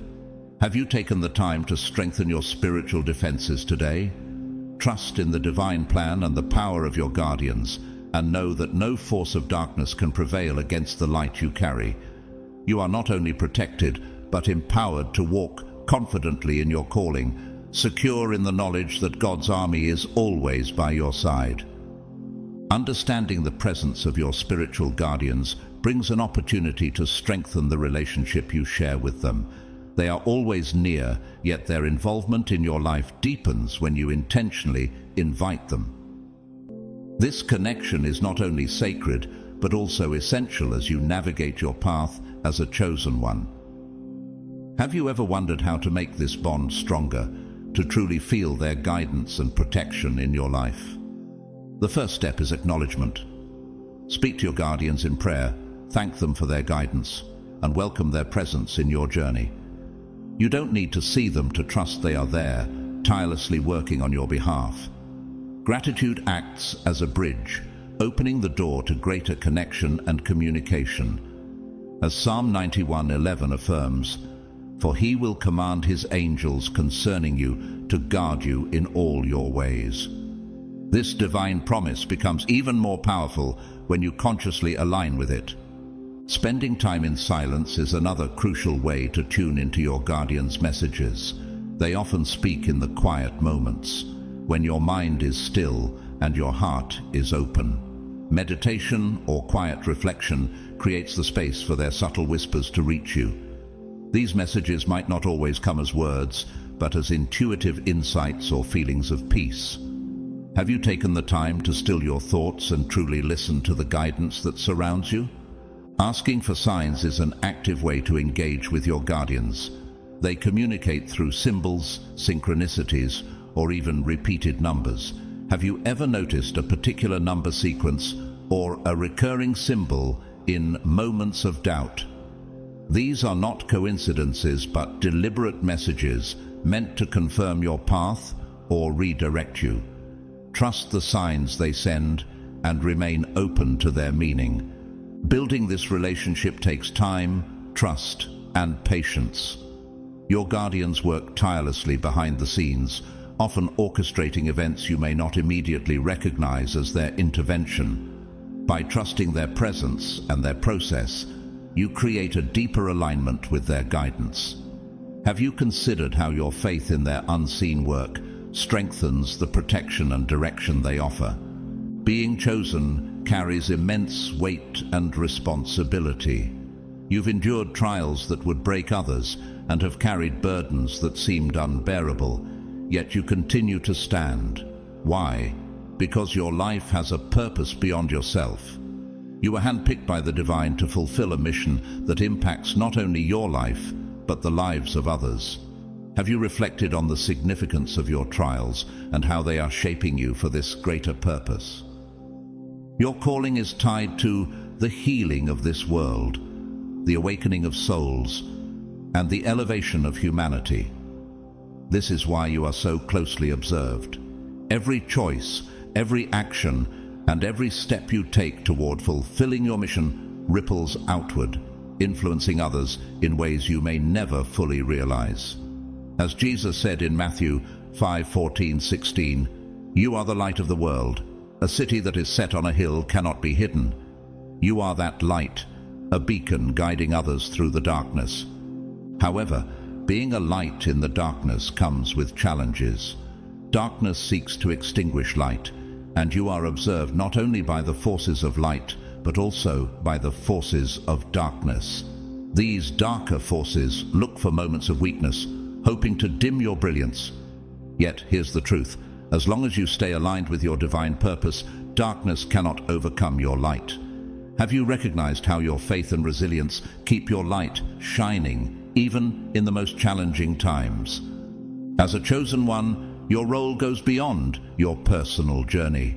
You are meant to awaken others, serving as a spiritual leader through your example. People are naturally drawn to your wisdom, your strength, and your calm presence.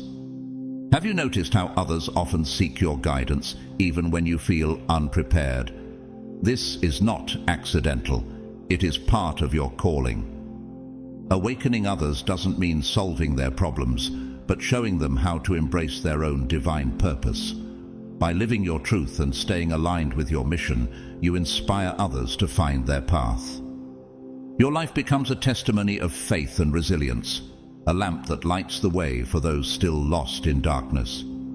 Are you ready to embrace this role fully, knowing the impact your light has on the lives of others? The reason you are continuously watched is tied to the refinement process you are undergoing. Just as gold is purified through fire, your trials are molding you into the spiritual leader you are destined to become. Every challenge you face is not a punishment, but preparation for the greatness ahead. Have you considered how even your hardest moments are shaping you for something extraordinary? Your guardians, the divine, and even darker forces are paying close attention to your journey because your growth matters deeply. Every step you take toward fulfilling your mission is part of the divine plan. Like a master craftsman carefully perfecting their creation, you are being shaped with precision and care. Trust this process, for it is leading you to the person you were always meant to be. Are you ready to fully embrace the path laid out for you, knowing you are divinely supported every step of the way? Understanding why you are continuously watched brings clarity to the divine calling on your life. The next step is asking yourself, how will you move forward? The time has come to embrace your purpose with full confidence and unwavering faith. There's no room for doubt about your worth or your ability. You have been chosen for this path, not by chance, but through divine intention. Every trial, every tear, and every triumph has been preparing you for this very moment. Are you ready to step into your role with boldness? The first step is to accept your role. Fully acknowledge that you are one of God's chosen. This is not the time to hide or diminish your spiritual significance. You were selected for a purpose that extends far beyond yourself, one that intertwines with the lives of many. Remember the words of Jeremiah 1:5.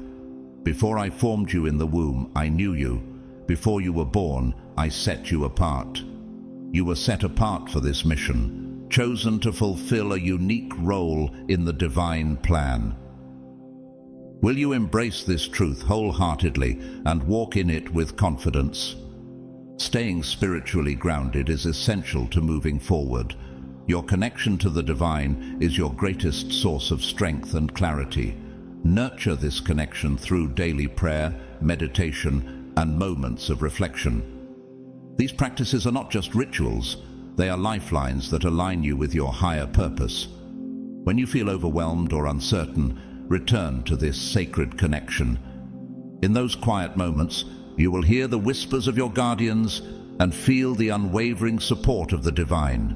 Have you carved out time each day to strengthen this connection and fortify your spirit? Walking with purpose means approaching each day as an opportunity to live out your calling. Whether through small acts of kindness or larger missions, every step you take is meaningful. Trust that the divine is orchestrating your path, even when it feels unclear. Proverbs 16:9 reminds us, "In their hearts humans plan their course, but the Lord establishes their steps." You don't need to have all the answers. You only need to trust that God is guiding you. Have you begun each day with the intention to align your actions with your purpose? Your light is not meant for you alone. It is a beacon for others. Through your words, actions, and presence, you inspire those around you to awaken to their own spiritual journey. Have you noticed how your resilience and faith encourage others to rise above their circumstances? This influence is not accidental, it is part of your calling. Jesus teaches in Matthew 5:16, "Let your light shine before others, that they may see your good deeds and glorify your Father in heaven." Let your life be an example that points others toward the divine. Finally, trust the process. The feeling of being watched, the challenges you face, and even the moments of uncertainty are all part of your refinement. Every experience is shaping you into the vessel of light and purpose you are destined to be. As a precious metal is purified through fire, so too are you being prepared for something greater. Have you embraced the trials in your life as necessary steps in your transformation? As we reflect on this journey, it is clear that none of this is random. The feeling of being watched, the guidance of your spiritual guardians, and the trials you've endured all point to a higher purpose. You were chosen for this time, for this specific moment in history, to bring light to a world in desperate need of hope and spiritual awakening. Every choice you make and every step you take holds significance in the divine plan. Now, chosen one, go forward with courage. Accept your role, nurture your connection to the divine, and let your light shine boldly. You are exactly where you need to be, supported by unseen hands and surrounded by love. As Isaiah 41:10 reassures us, "Do not fear, for I am with you. Do not be dismayed, for I am your God. I will strengthen you and help you. I will uphold you with my righteous right hand." This may be the end of this discussion, but for you, it is only the beginning of an extraordinary journey. The road ahead is filled with purpose, growth, and divine guidance. Walk it confidently, knowing that you are always watched, always protected, and deeply loved. In conclusion, the feeling of being continuously watched is not a burden, but a testament to your divine calling as one of God's chosen ones. It's a reminder that your life has purpose and your journey inspires others, even if they don't express it openly. Remember, The eyes on you reflect the light you carry, the wisdom you share, and the path you walk under God's guidance. Stay strong, remain faithful, and continue to shine, for your presence is a testament to His glory. If this message has resonated with you, please consider supporting the channel through Super Thanks. Your contributions help us continue creating content that uplifts and inspires. Whether you donate or not, we are incredibly grateful for your time and support. You are a blessing to this community. Don't forget to like this video, subscribe to the channel, and share it with someone who might need this encouragement today. We'd also love to hear your thoughts in the comments below. Your insights and experiences enrich this space. May God bless you abundantly and guide your steps each day. Thank you for being part of this journey. And remember, you are never alone. God is with you, always.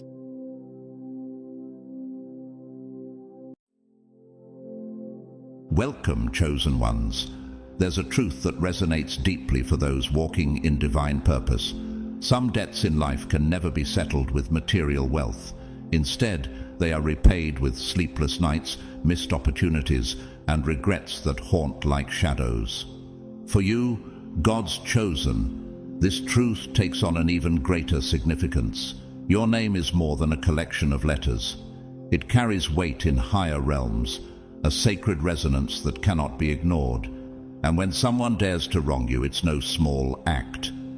The consequences ripple far beyond the earthly plane, touching dimensions they could never begin to comprehend. Take a moment to reflect. Have you noticed how life has a way of creating poetic justice? Those who tried to sabotage your journey often find themselves tripping over the very traps they set for you. Comment 777 below if you've witnessed this kind of divine justice at work in your life. And to those of you who continue to support this channel through Super Thanks, thank you from the depths of my heart.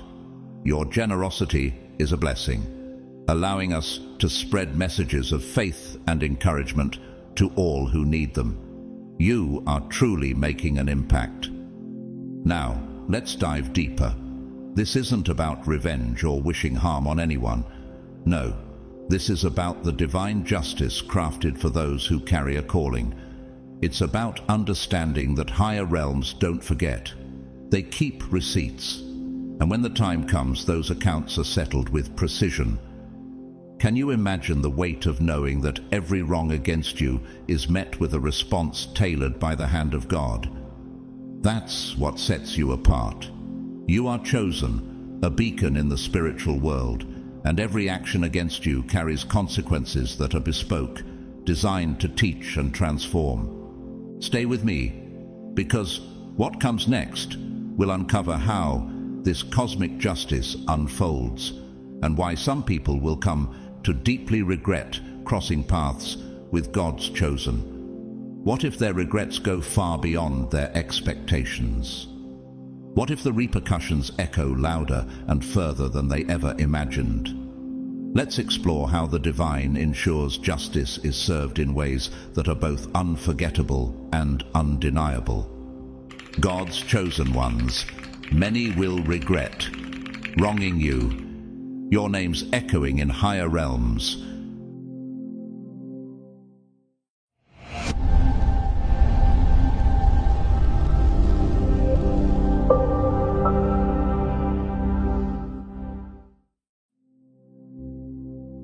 Karma for God's chosen ones operates on a profound and intricate level, far beyond the simple adage of what goes around comes around. It is as if the divine has orchestrated a deeply personal and transformative experience for anyone who dares to harm those chosen by God. These lessons are not random, they are precisely tailored to the offender, targeting the deepest parts of their soul. Have you ever wondered why those who wrong you seem to face struggles that directly mirror the harm they caused? This is no coincidence. It is the manifestation of a spiritual law designed to expose and dismantle the very flaws that led them to act maliciously.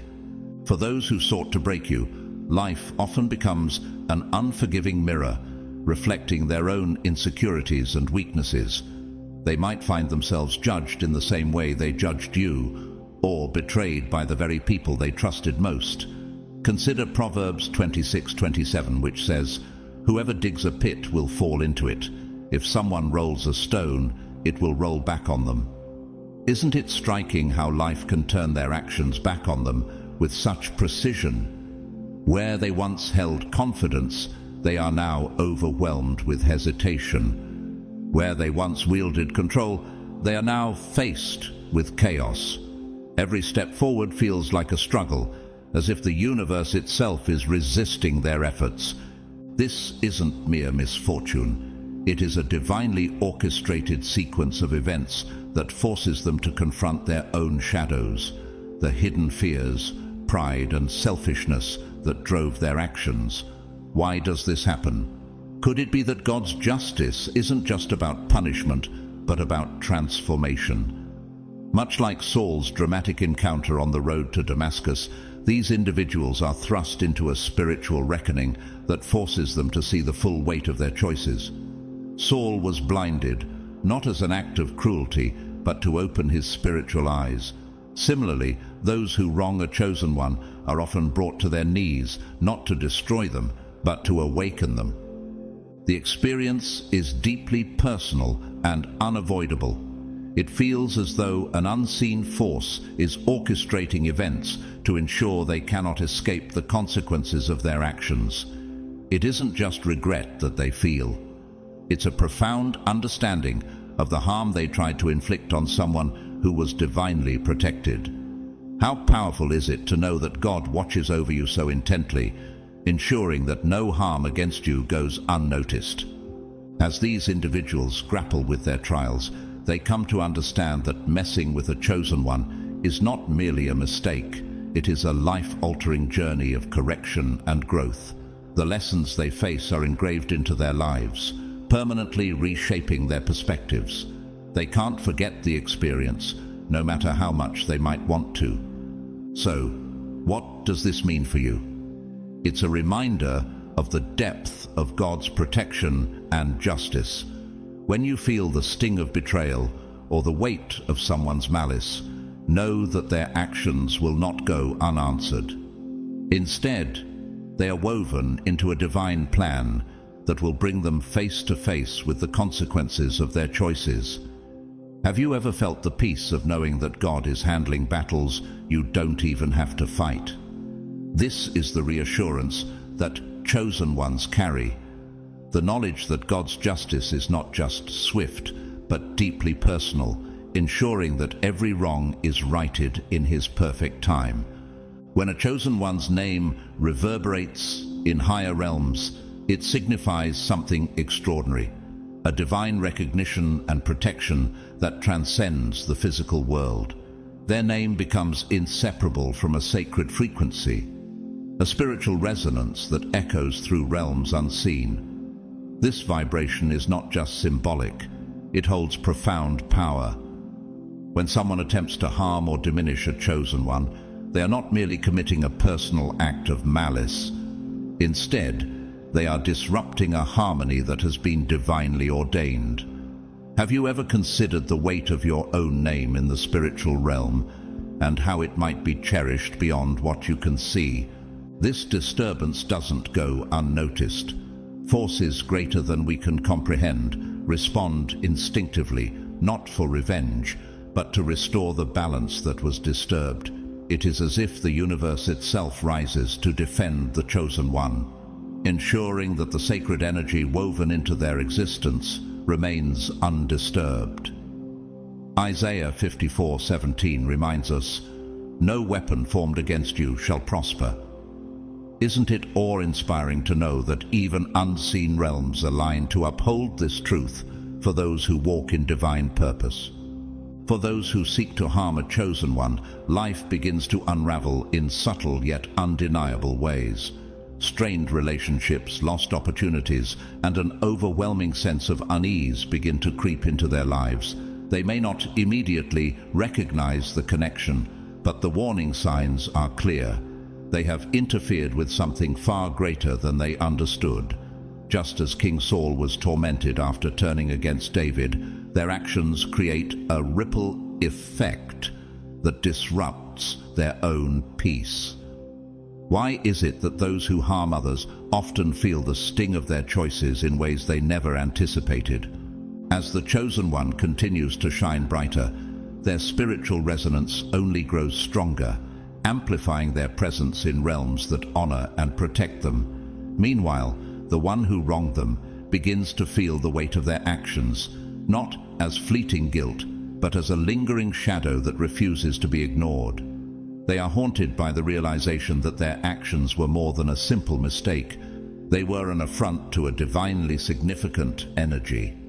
This haunting isn't about punishment alone. It's about transformation. Much like the prodigal son in Luke 15, they are given a chance to see their errors and seek redemption. But the road back is not easy. They are forced to carry the memory of their actions and the consequences that follow, a constant reminder of the spiritual weight of their choices. For the chosen one, this is a testament to their divine calling. Their name does not fade. It grows louder, more revered in the higher realms. Isn't it comforting to know that your light, your very essence, is protected and cherished beyond what the world can understand? This is the reassurance of being chosen, that even when others try to tear you down, the forces of heaven ensure that you rise stronger, and your name continues to echo in realms that celebrate your purpose. The question remains, how will this awareness shape the way you perceive not only yourself, but also those who challenge you? Will you find strength in the knowledge that your energy carries divine significance? Or will you allow the doubts of others to shake your faith? The answers lie in the realization that you are guarded by something far greater than any earthly force. When someone wrongs a chosen one, the consequences go beyond mere bad luck or unfortunate circumstances. They experience a profound and unsettling halt in their personal growth. Life takes on a repetitive, frustrating rhythm, as if they're stuck in an unbreakable loop, facing the same challenges over and over. This is no coincidence. It's the result of disrupting something far greater than themselves. By acting against someone divinely protected, they unwittingly sever their connection to the natural flow of growth and success. Have you ever noticed how some people seem unable to move past certain struggles, no matter how hard they try? Could it be that their actions against others are holding them captive? For those who harm a chosen one, life begins to resemble quicksand. Each effort to move forward only drags them deeper into the same difficulties. Relationships crumble, career advancements vanish, and opportunities slip away, leaving them confused and frustrated. It's as if an invisible hand is redirecting their every step, forcing them to confront the choices they made. Proverbs 11:5 teaches that the righteousness of the blameless makes their paths straight, but the wicked are brought down by their own wickedness. Doesn't this highlight the profound spiritual law at work, ensuring that those who act with integrity thrive, while those who harm others face a reckoning? This is not traditional punishment, rather it is accountability enforced by divine order. Growth and success are inherently tied to alignment with integrity and righteousness. By choosing to harm a chosen one, they step out of that alignment, effectively cutting themselves off from the blessings that come with it. No matter how much effort they put into moving forward, they find themselves thrown back into the same lessons, unable to escape until they understand and acknowledge the harm they've caused. Why is it that life seems to intensify these lessons when people resist facing the truth? The deeper they dig into denial, the harsher these consequences become. Their personal and professional lives are marked by unexplained setbacks, creating a sense of being trapped in an invisible maze. Each failure, each missed opportunity, is a push from the universe, urging them to reflect on their actions. Much like Pharaoh's stubbornness in the book of Exodus, which brought about escalating plagues, their resistance to acknowledging their wrongdoing only magnifies the challenges they face. Have you ever considered how humility and accountability might open the door to freedom and growth? Eventually, the realization begins to dawn on them. Their struggles are not random, but directly tied to the chosen one they wronged. Regret starts to creep in, accompanied by the haunting understanding that they cannot move forward until they confront and correct their actions. They might feel as though a shadow lingers over their lives, reminding them of the weight of their choices. Growth will only resume when they take responsibility, seek forgiveness, and realign with the principles of integrity and respect. For them, this cycle serves as both a lesson and an opportunity, a chance to transform and redeem themselves. But until they seize that opportunity, they remain stuck, reliving the same harsh realities. This is a reminder for all of us. How often do we pause to reflect on the impact of our actions on others? And are we willing to make amends when we recognize we've stepped out of alignment? For those chosen by God, this serves as a testament to His protection and justice, ensuring that no harm against them goes unnoticed or unaddressed. When someone wrongs a chosen one, the consequences are anything but ordinary. Karma doesn't merely arrive, it settles in, rearranging their life in precise, deliberate ways that leave no doubt about the connection to their actions. This isn't random misfortune. It's a deeply personal reckoning, tailored to strike at the heart of what they value most. Have you ever noticed how life seems to target someone's greatest source of pride when they act against another? This is not coincidence, but divine order, ensuring that their choices come full circle. For someone who places their identity in their career, the unraveling might begin there. Projects fail, promotions vanish, and their professional reputation starts to erode. If their self-worth is tied to their relationships or social standing, cracks appear in their closest connections, leading to betrayals and isolation. It's as though the very foundation they've built their life upon becomes shaky, forcing them to confront the emptiness they tried to create for someone else. In Job 4:8, we're reminded, "As I have observed, those who plow evil and those who sow trouble reap it." Doesn't this verse beautifully capture the spiritual law of sowing and reaping, ensuring justice is served? What sets this karma apart is its precision. It doesn't scatter misfortune randomly. It strikes with an artistry that mirrors the harm they caused. If they cause someone to feel helpless or stripped of value, they experience that same loss in the areas they hold most dear. Their confidence crumbles, trusted allies turn their backs, and the security they once took for granted dissolves. Why is it that the universe seems to know exactly where to hit, ensuring the lesson is deeply felt and impossible to ignore? As their life begins to unravel, the realization dawns. This is not mere bad luck. The losses, setbacks, and betrayals are reflections of the harm they inflicted. Each painful event serves as a mirror, forcing them to see the consequences of their actions.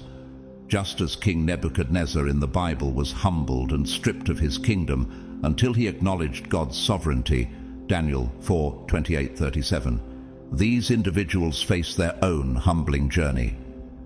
How often do we see pride lead to a fall, only for the person to later recognize the error of their ways? The regret becomes all-encompassing as they watch their life dismantle piece by piece. The things they once took pride in, their achievements, their relationships, their reputation, slip through their fingers. But this isn't merely about punishment, it's about understanding. Each loss carries a message, a call to reflect and confront the harm they caused. It's as though the universe is saying, feel this pain, not out of cruelty, but so you understand the weight of your actions. This process isn't quick or fleeting. It's a prolonged experience designed to ensure they grasp the depth of the hurt they imposed. Every betrayal, every setback, every loss serves as a vivid reminder of the emptiness they tried to inflict on someone else. Over time, they come to see these losses not as random tragedies, but as deliberate, divine lessons. They realize that actions, even those taken in secret, leave an indelible mark on others and on themselves. For the chosen one, this is a testament to their divine protection. Their pain does not go unnoticed. It is answered with justice that is as precise as it is profound. Isn't it comforting to know that every wrong against you is seen and accounted for, not by your own hand, but by forces far greater? This is the assurance of walking in alignment with God's purpose, that no harm against you will ever go unanswered. When someone wrongs a chosen one, they unknowingly invite a unique form of karma that clings to them like a persistent shadow. This isn't the kind of guilt that fades with time. It's a deeply embedded regret that haunts them relentlessly, resurfacing in their thoughts, memories, and experiences. Life itself becomes a reflection of their past actions, replaying the moments they tried so hard to forget. Have you ever wondered why some people seem unable to escape the consequences of their choices, no matter how much they try to move on? This haunting regret is not accidental. It's as though the universe conspires to ensure they are constantly reminded of the harm they caused. Everyday interactions begin to carry echoes of the chosen one.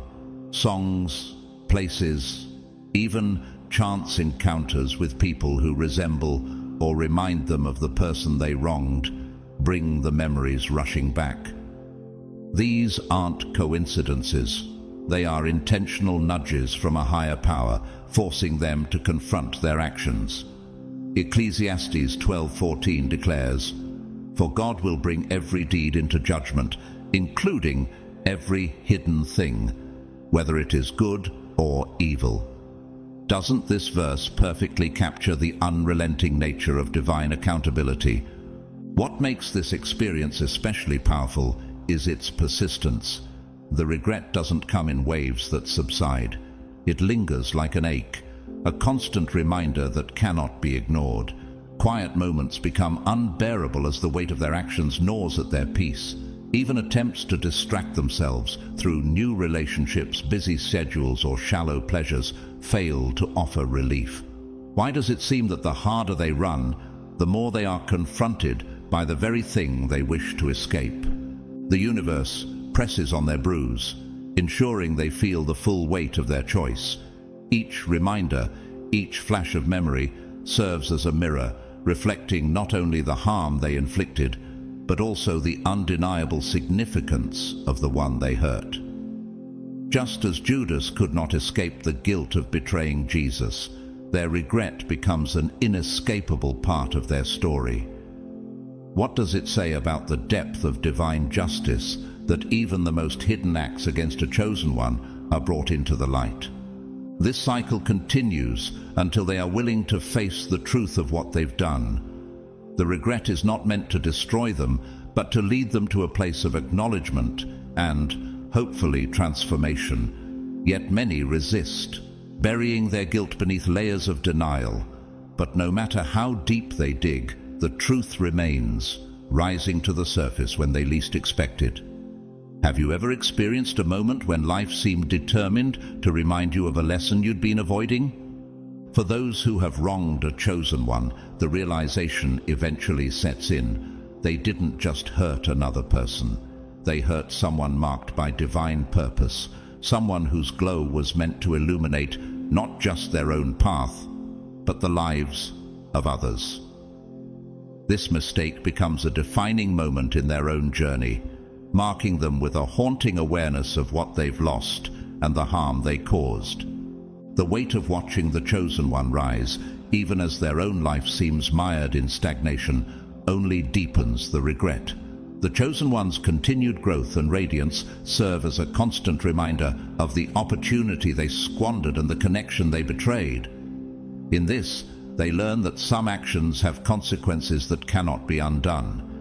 They're left to grapple with the question, How do you make peace with a mistake that has forever altered your path? It's a question that lingers, compelling them to either seek redemption or remain in the shadow of their own choices. When someone wrongs a chosen one, they unknowingly step into a battle that extends far beyond the physical realm. The consequences they face are not limited to earthly setbacks.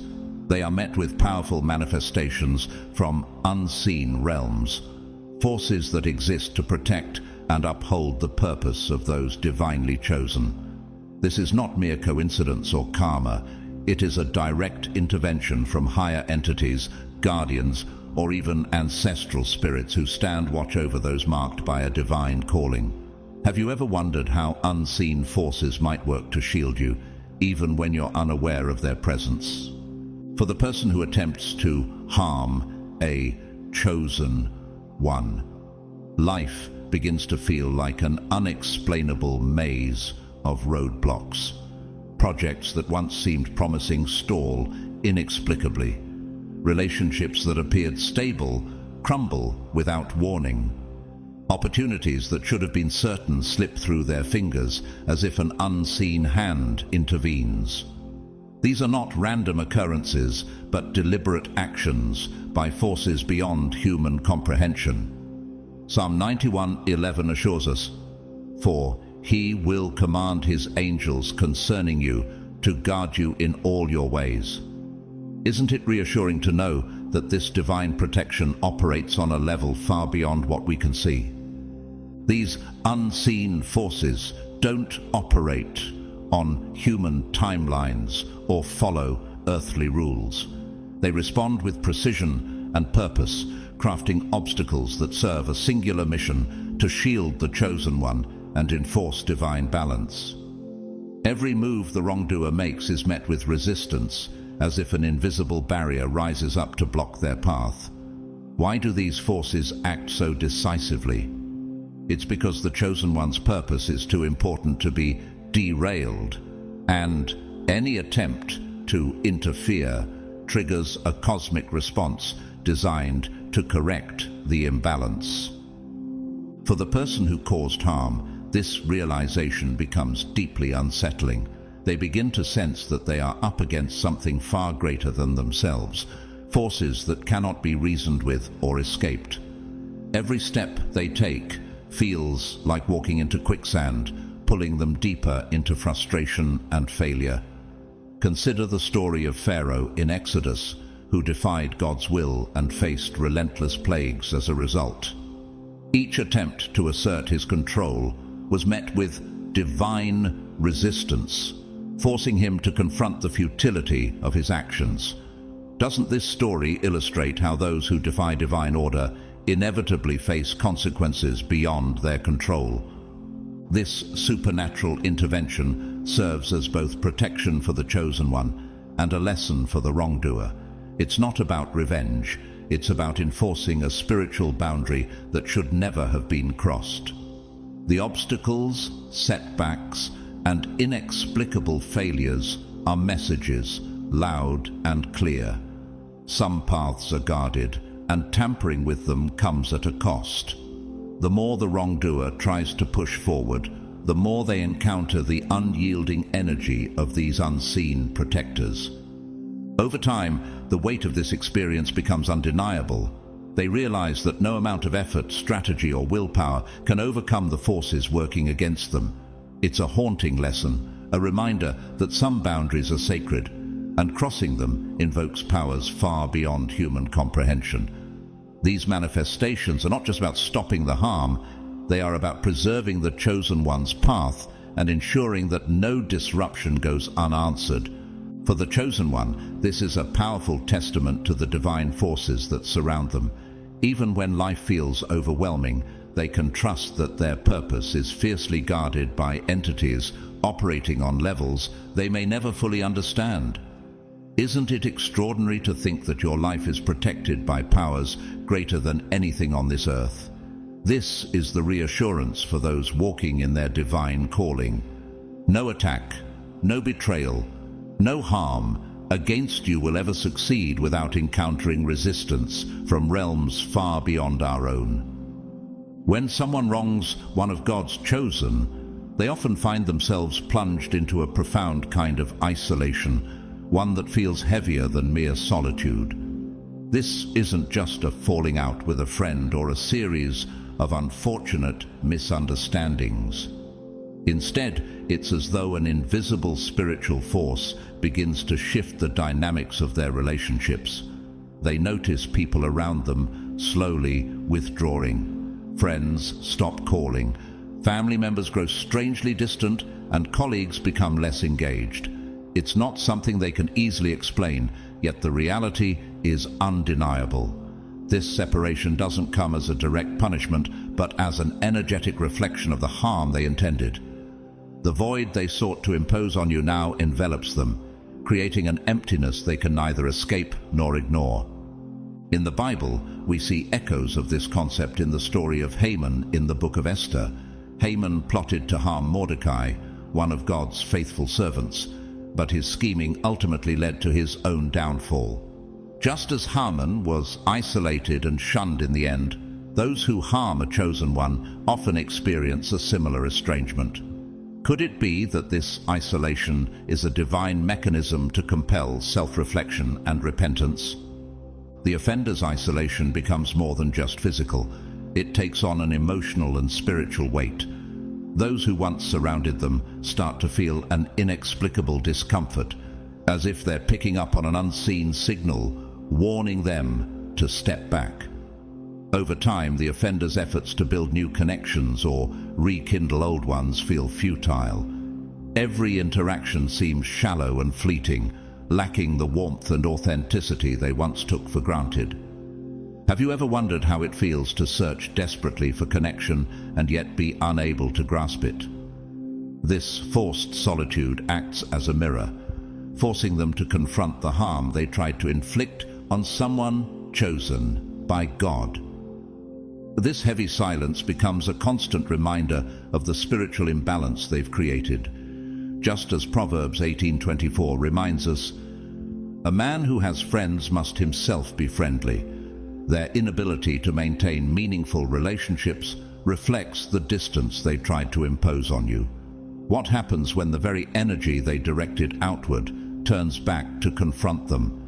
They are left in an overwhelming void, realizing too late the value of authentic connection and the weight of their actions. This isolation is not just a loss of companionship, it is a stark, undeniable spiritual reckoning. It forces them to understand that harming someone with divine purpose has consequences far beyond what they could anticipate. And as they sit in the silence of their self-created loneliness, they are left to wonder, how do you repair what you've broken when the echoes of your actions reverberate in realms you cannot see? When someone wrongs one of God's chosen, they unknowingly enter a relentless cycle where life's hard lessons repeat themselves, demanding their attention and growth. It's as though a divine mirror is placed before them, forcing them to face the very struggles they sought to impose on a soul with a higher calling. No matter how much they try to move forward, they find themselves caught in an unbreakable loop, encountering the same difficulties time and time again. Consider the words of Galatians 6:7, which remind us, "Do not be deceived. God is not mocked, for whatever one sows, that will he also reap." These offenders begin to experience this principle firsthand. Relationships crumble for eerily similar reasons, regardless of the partner or circumstance. Businesses and personal projects fail, not due to a lack of effort, but because of obstacles that seem uncannily familiar, as if life itself is leading them in circles. Have you ever wondered how it feels to pour your heart into something, only to see it unravel in the same way over and over again? This repetitive cycle is not a coincidence or mere bad luck. It's a spiritual mechanism, pressing them to confront their actions and the harm they tried to bring upon a chosen one. They may experience fleeting moments of joy, A milestone reached, a short-lived success, but that satisfaction is quickly replaced by emptiness. True peace and fulfillment remain just out of reach, as though life is deliberately withholding them until the lesson is learned. Why does joy vanish so quickly for those who refuse to reflect on the energy they've unleashed? In the Bible, the story of Pharaoh in the book of Exodus illustrates this principle well. Despite numerous signs and warnings, Pharaoh hardened his heart against Moses and the Israelites, repeatedly choosing to defy God's will. Each time he was met with harsher consequences, yet he refused to change until it was too late. Similarly, those who harm God's chosen find that life will continuously confront them with the same challenges, increasing in intensity until they are willing to acknowledge the spiritual imbalance they have caused.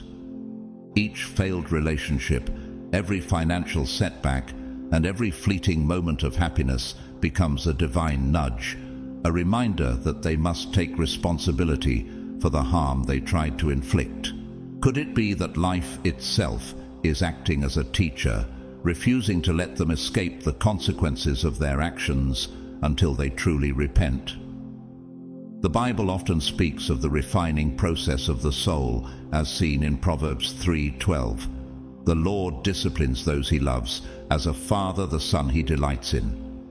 In this way, the cycle is not merely punishment, it is an opportunity for growth and redemption. Until they acknowledge the weight of their actions and the divine protection that surrounds the chosen ones, this cycle remains unyielding.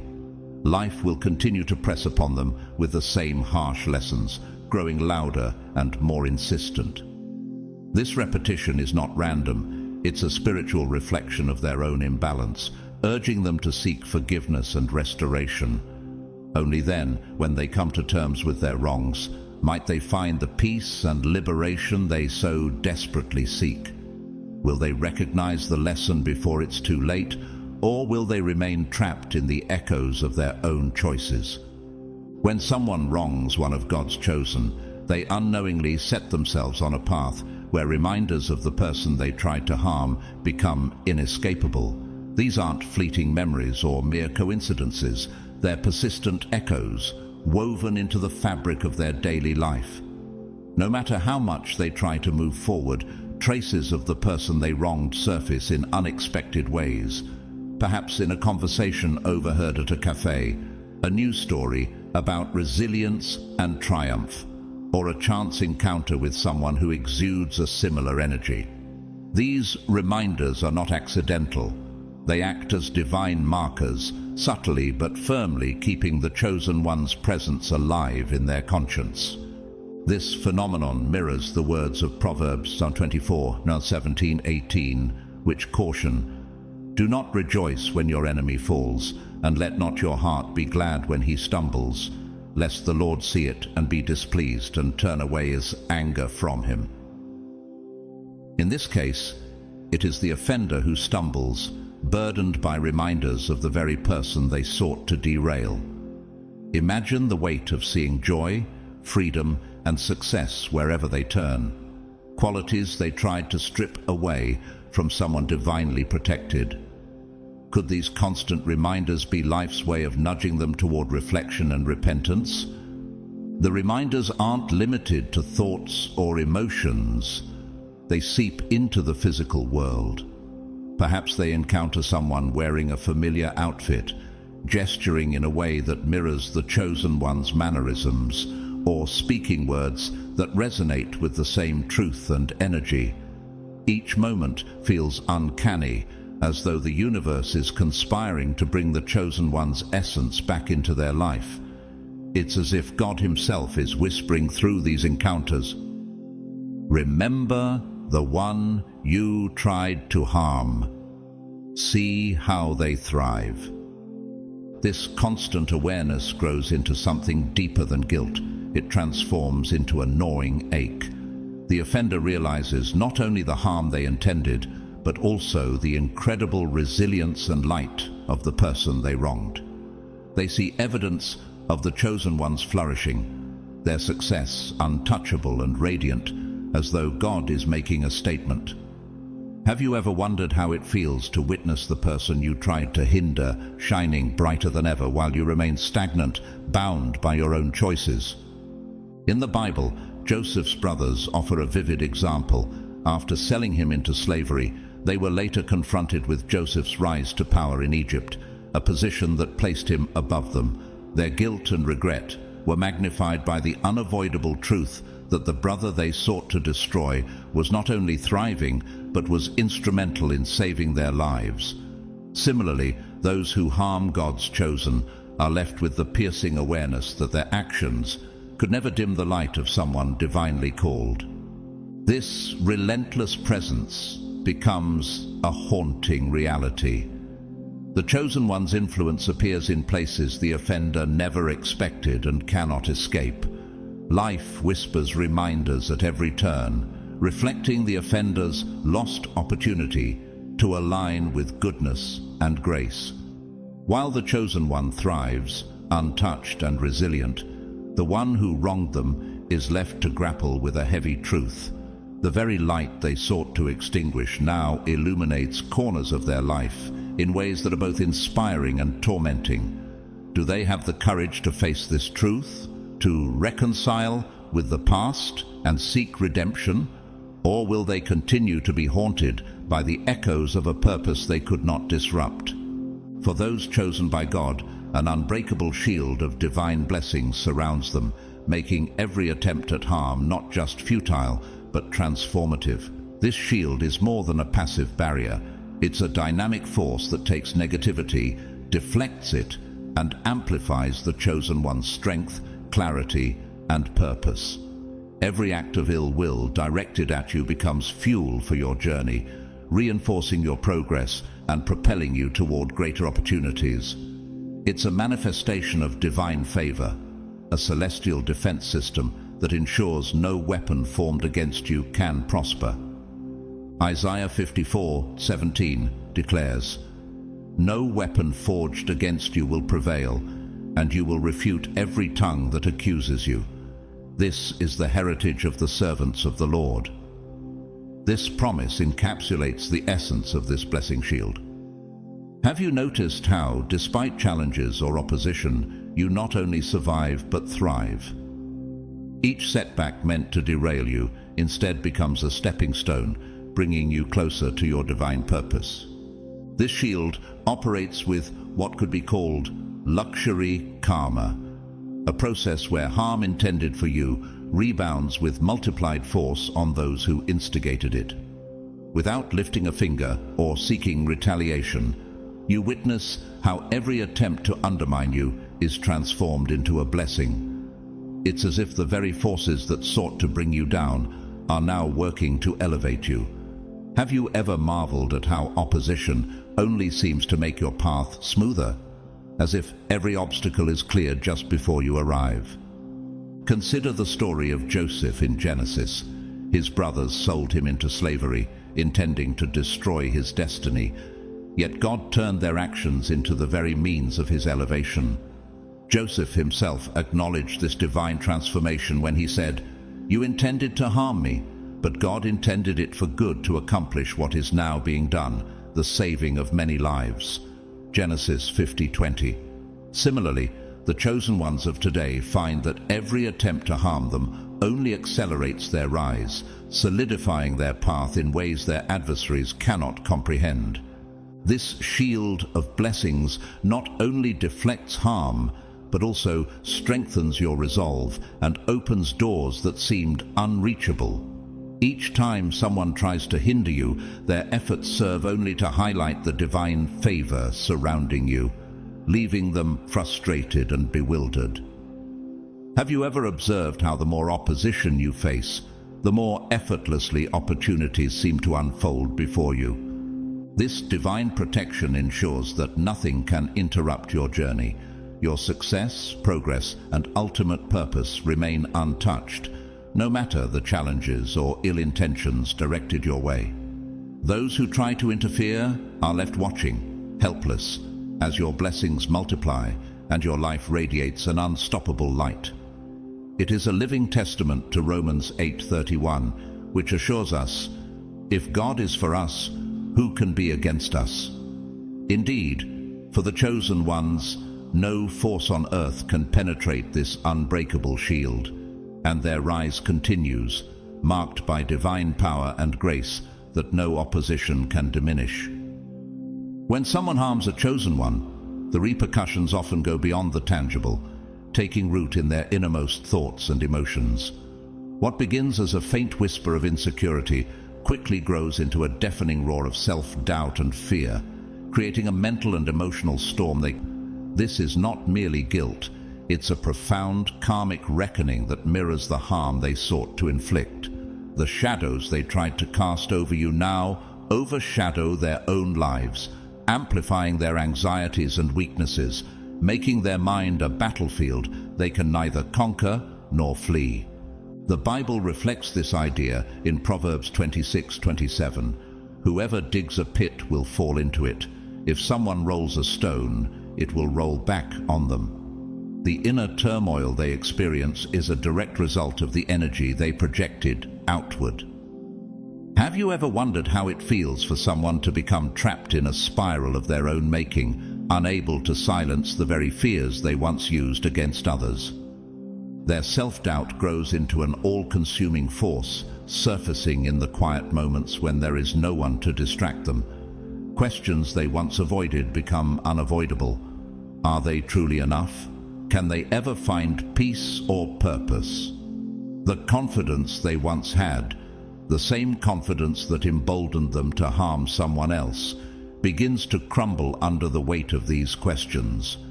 Their mind, once a tool for scheming, now becomes their harshest critic. Even the simplest tasks feel monumental, every decision clouded by fear and second-guessing. What could have been a moment of clarity turns into a relentless spiral of anxiety. How does one find peace when their thoughts refuse to let them rest? In the Bible, we see a similar fate unfold for King Saul in his pursuit of David. Saul's jealousy and malicious intent consumed him, leading to his eventual downfall. His insecurities and paranoia grew, leaving him tormented and restless as described in 1 Samuel 16:14. Now the Spirit of the Lord had departed from Saul, and an evil spirit from the Lord tormented him. Like Saul, those who harm a chosen one often find that their own mind becomes a source of torment, a constant reminder of the imbalance they created. This inner struggle is not random. It's a karmic mirror reflecting the energy they unleashed. The harm they intended for you now manifests as a relentless critic within their own thoughts. Every failure feels magnified, every success fleeting. Life becomes harder to navigate as their internal fears cloud their perception and judgment. Could it be that this turmoil is a divine way of urging them to reflect, repent, and realign with a better path? This internal chaos serves as both a consequence and a lesson, a powerful reminder that harming a chosen one is not without cost. As the days go by, they realize that their struggles are not external. They are rooted in their own actions and the imbalance they created. Their doubts and fears are amplified not by chance, but by a spiritual law that ensures every action has a corresponding consequence. And as they face the unrelenting storm within, they are left to wonder.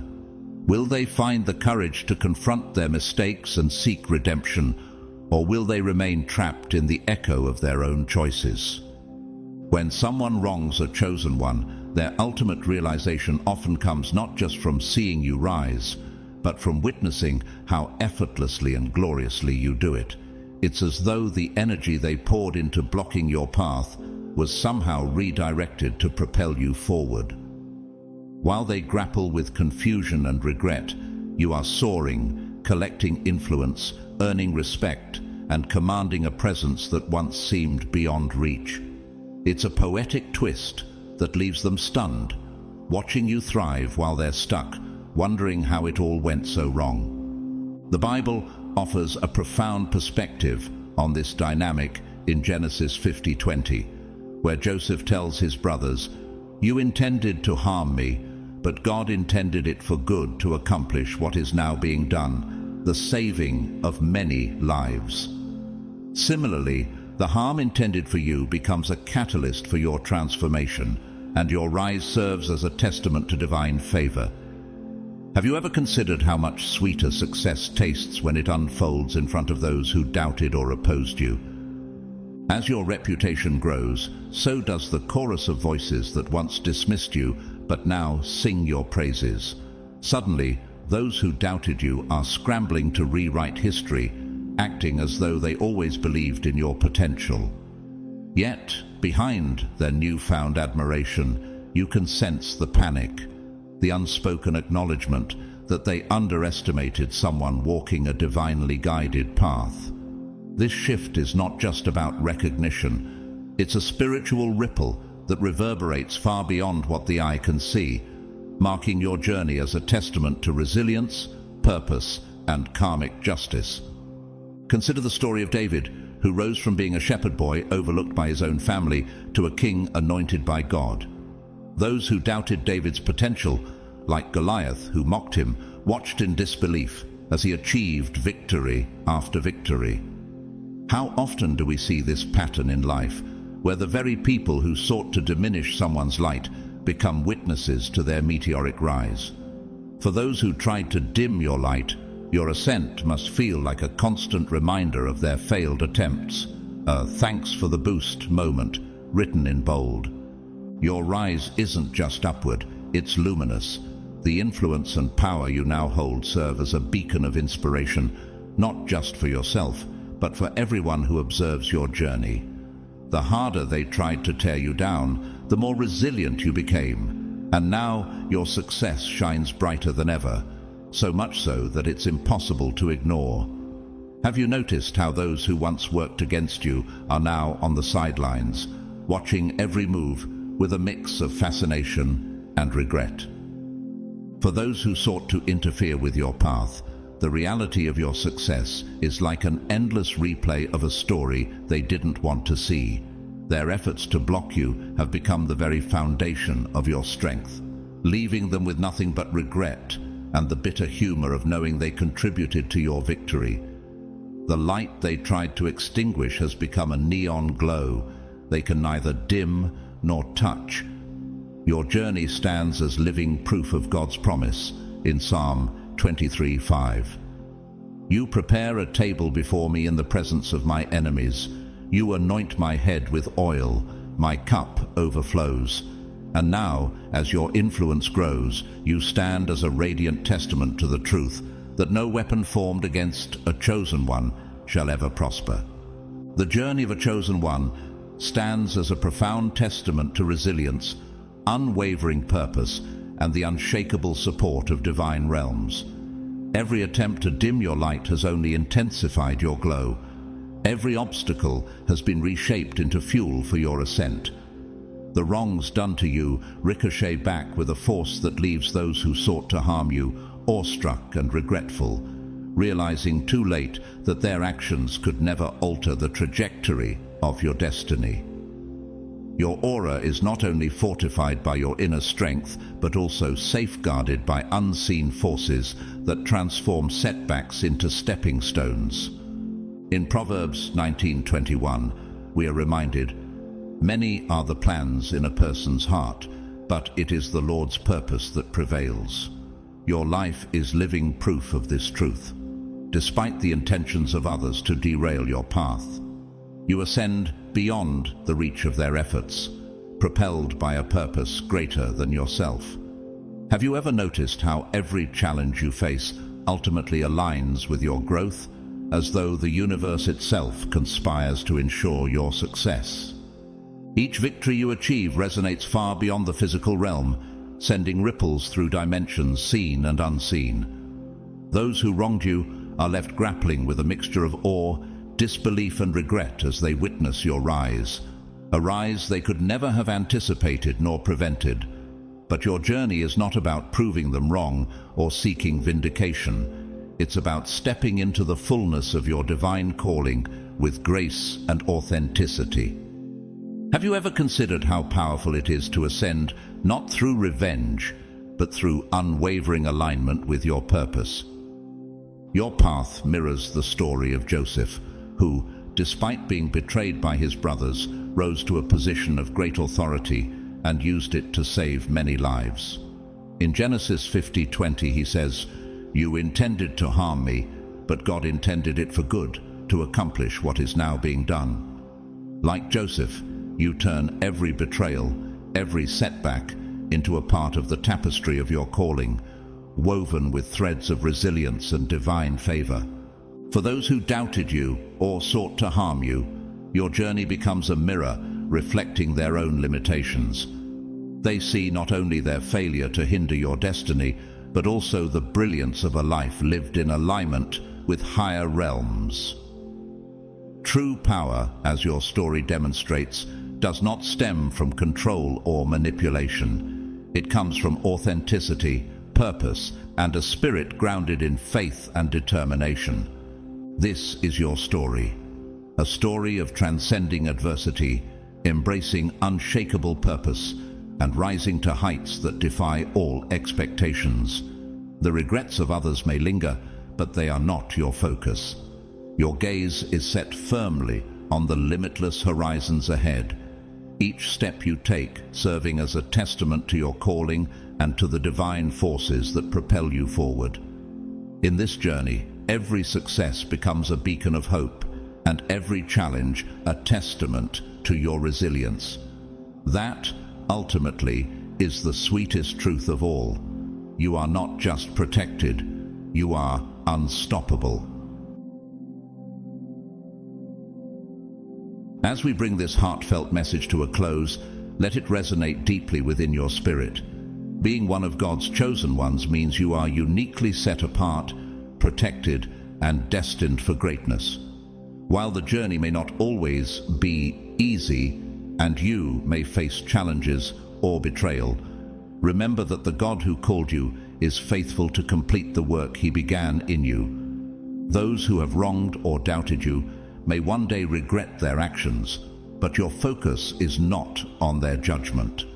Instead, your mission is to continue walking in faith, love, and the divine purpose that has been placed on your life. Your name echoes in higher realms, celebrated by angels and lifted by God Himself, because you are chosen and dearly loved. If this message has blessed you and brought clarity or encouragement to your heart, we invite you to support our ministry through a super thanks donation. Your generosity allows us to continue spreading these messages of hope, faith, and inspiration to a world in need. If you are unable to donate, know that your presence here is already a blessing, and we are deeply grateful for your time and support. Before you leave, please don't forget to like this video to help it reach more people who need to hear this truth. Subscribe to our channel and turn on notifications so you never miss a message of encouragement. Share this video with a friend or loved one who may be feeling lost or discouraged, and comment below to let us know how this message touched your heart. Your testimonies and reflections inspire us and others in this amazing community of faith. As you go about your day, may God bless you abundantly. May He fill your heart with peace, strengthen your spirit, and guide you in every step of your journey. Remember, you are loved beyond measure, chosen for a divine purpose, and destined for eternal glory in Christ. Thank you for being here, and we can't wait to see you in our next video. Stay encouraged and stay blessed.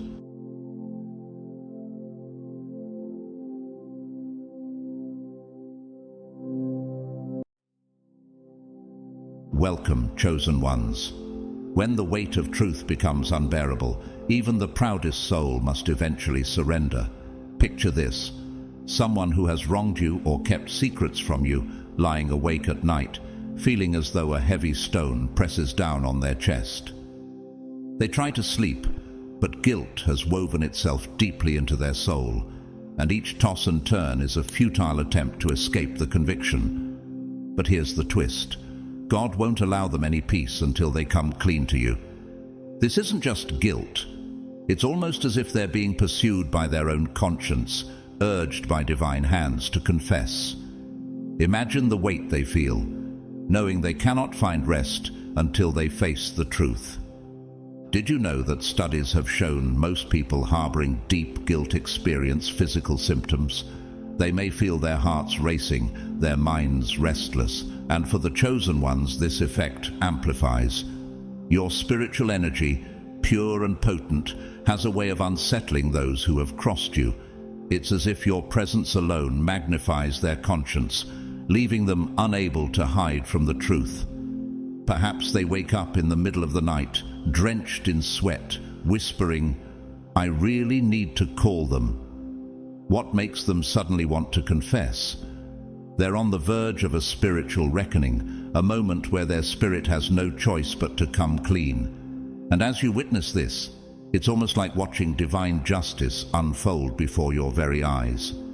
If you feel inspired by this, comment 999 to claim your own peace and clarity. Also, a heartfelt thank you to those supporting this message through super thanks. It truly helps us share these insights with more chosen souls. Now, let's dive deeper into what this confession might reveal and how your role as a chosen one has set the stage for this powerful moment. God's chosen ones, someone will confess to you. God won't let them rest until they come clean.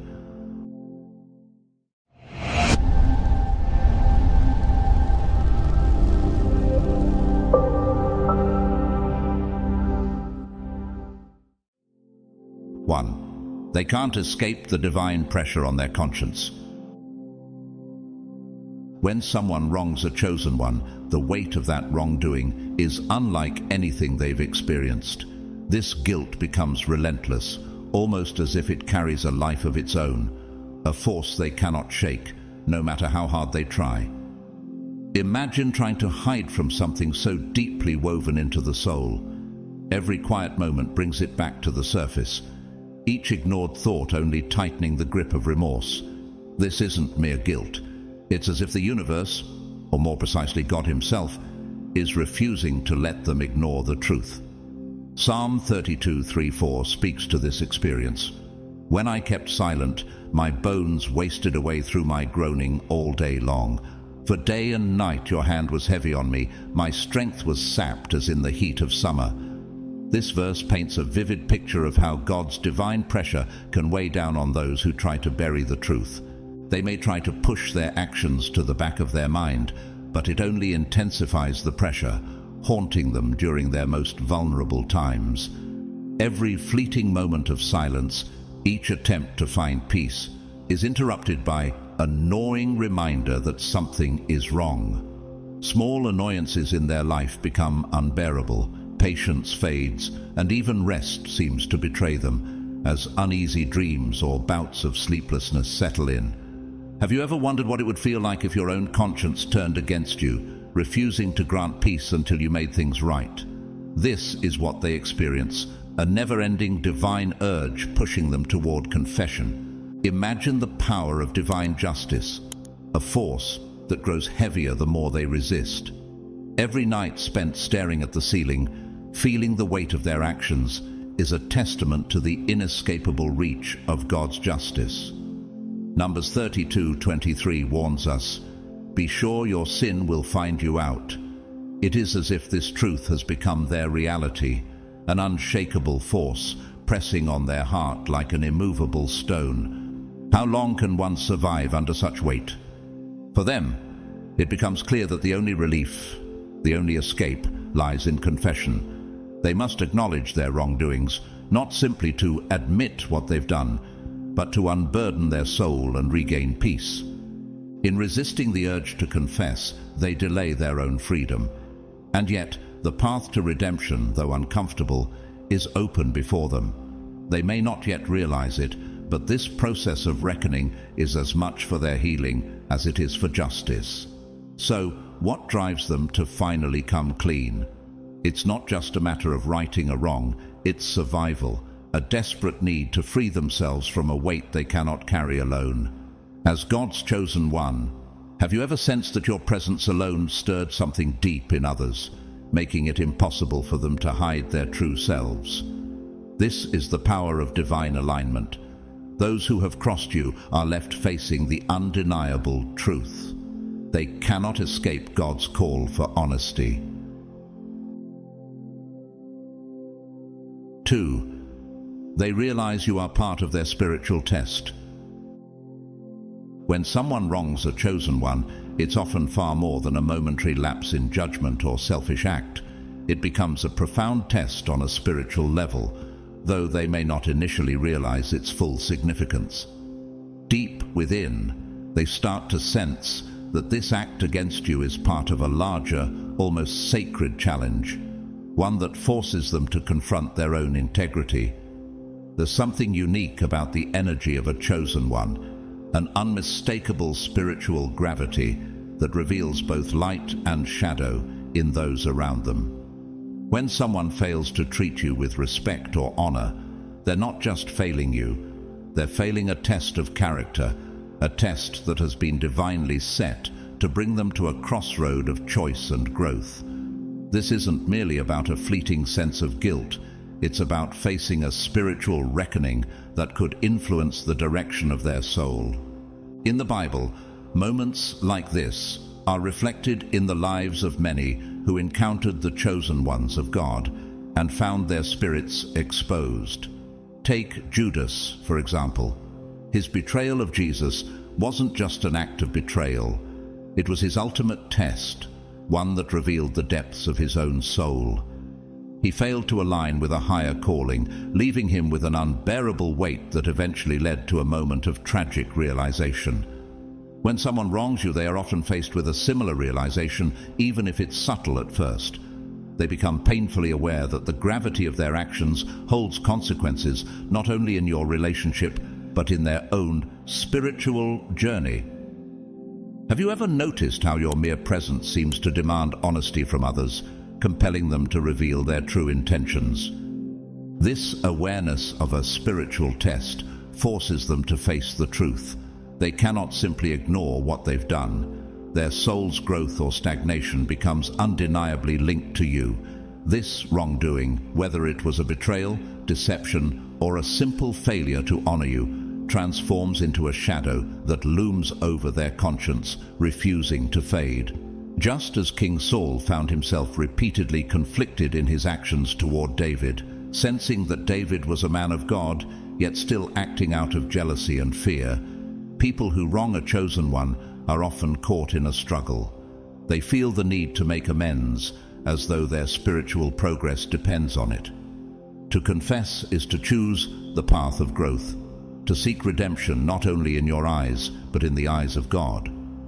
This realization drives them toward you, not only to ease their guilt, but out of a deeper need to realign themselves with a higher calling. Their spirit knows that without acknowledging the truth, they risk staying stuck in a lower consciousness, forever marked by the choice they made against you.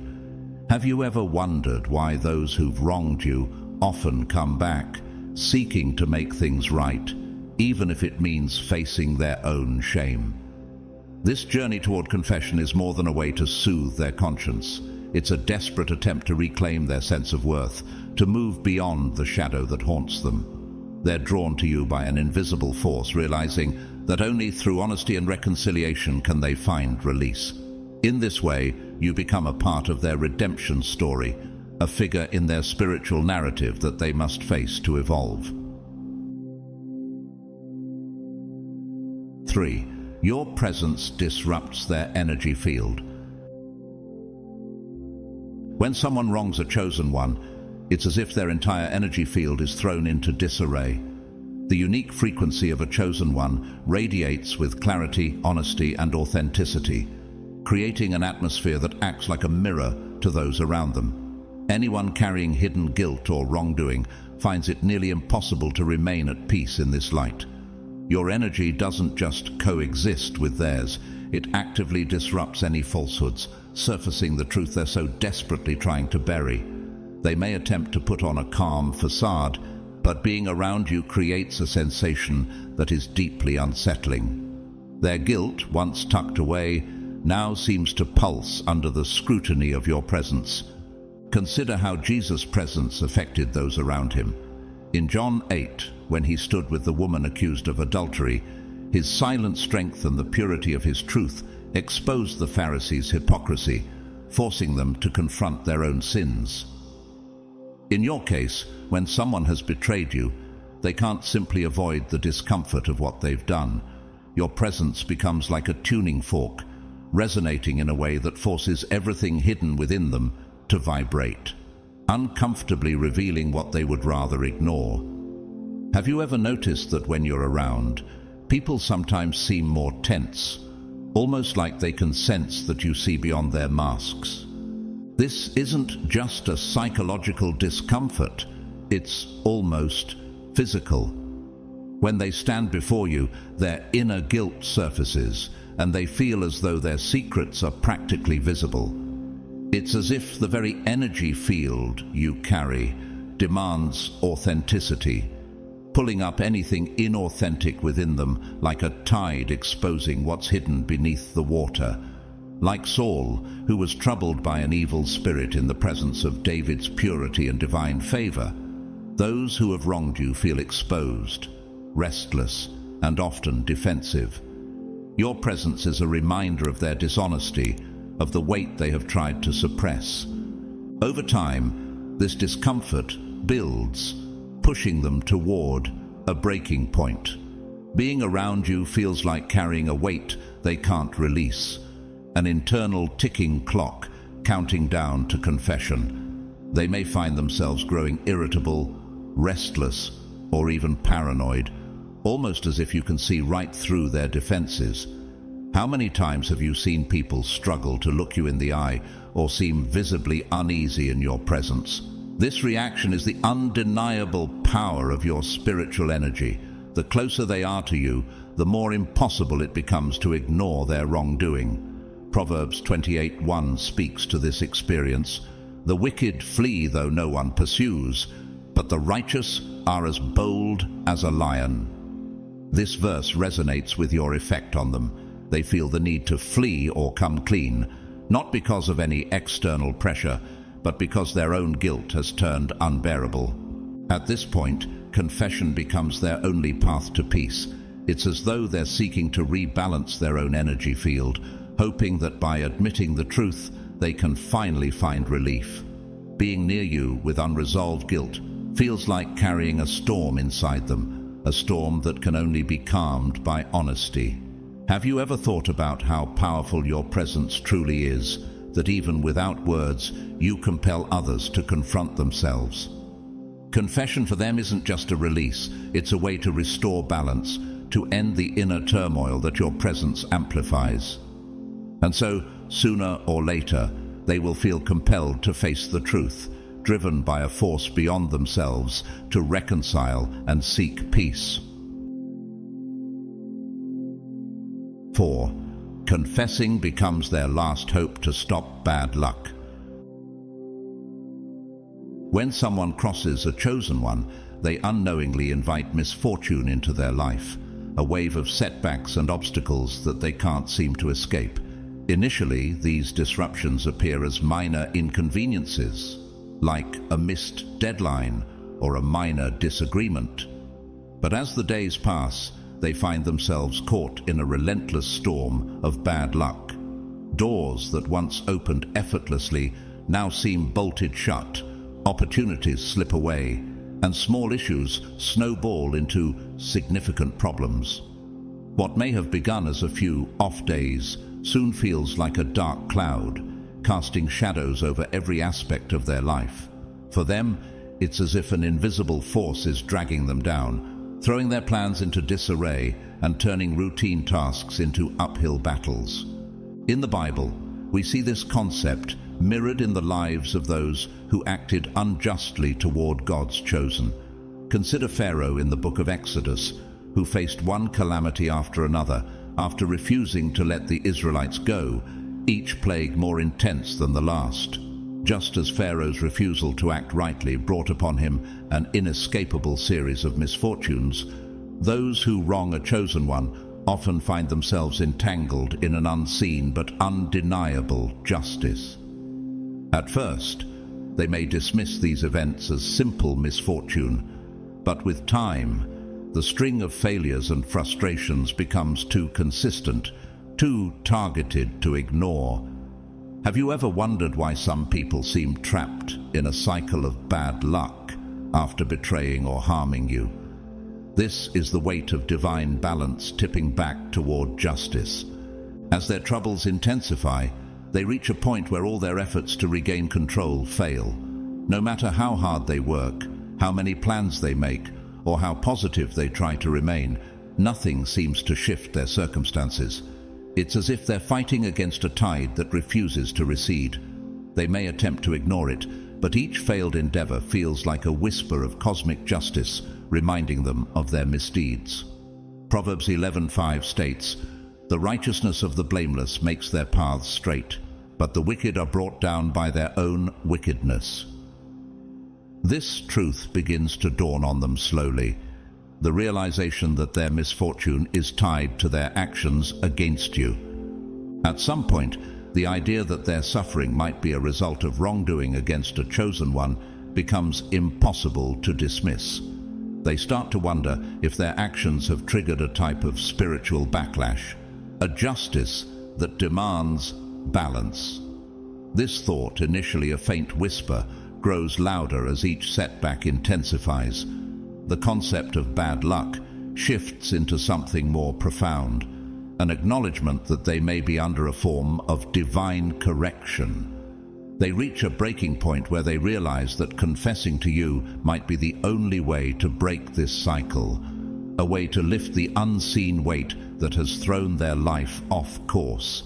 In their desperation, confession transforms from a reluctant option into a lifeline.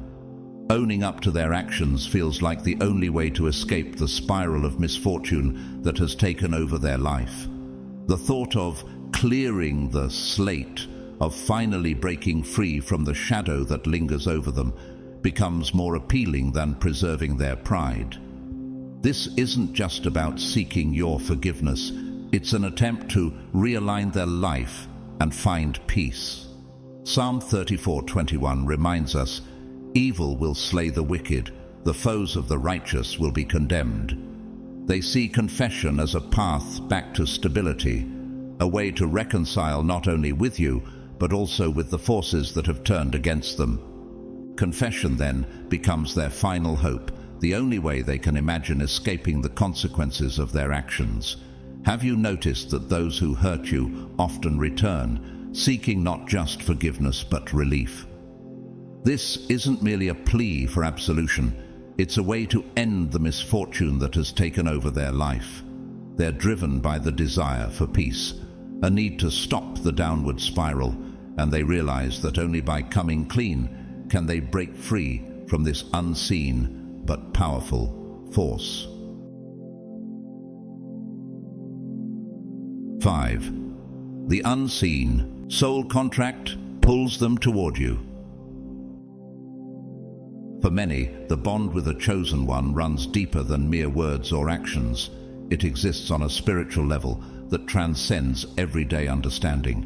There is a profound sense of an unseen soul contract, an agreement set into motion before either of you entered this life. This contract signifies that, at a certain point, their journey would intersect with yours, testing both of your spirits and challenging them to choose integrity and growth. Wronging you is no random event.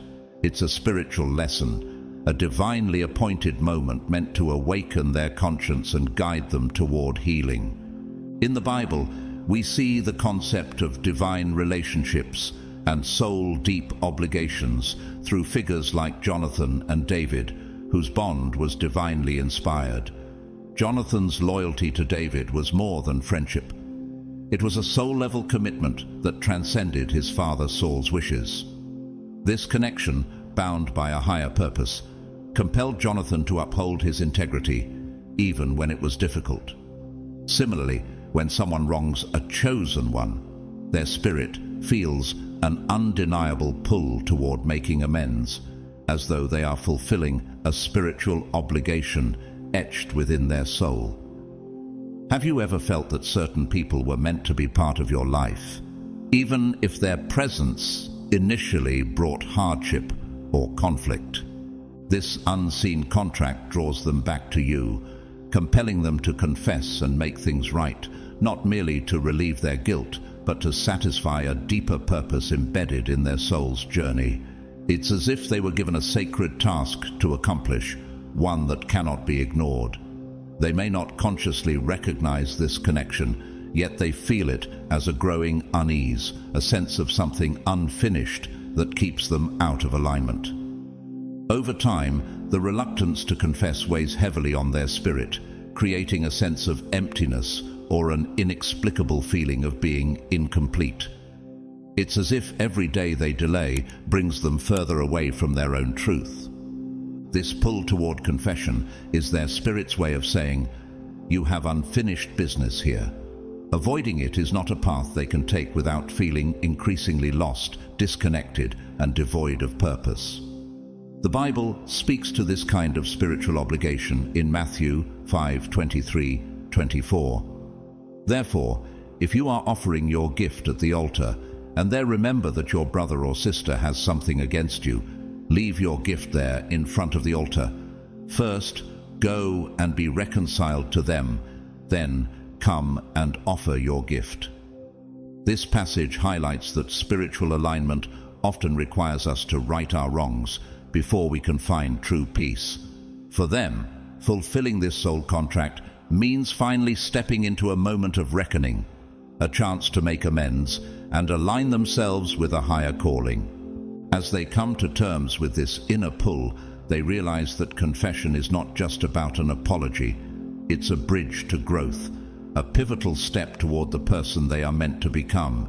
By facing you and admitting their mistakes, they fulfill their part of this spiritual agreement, unlocking a new level of understanding and self-awareness. The confession becomes more than a release.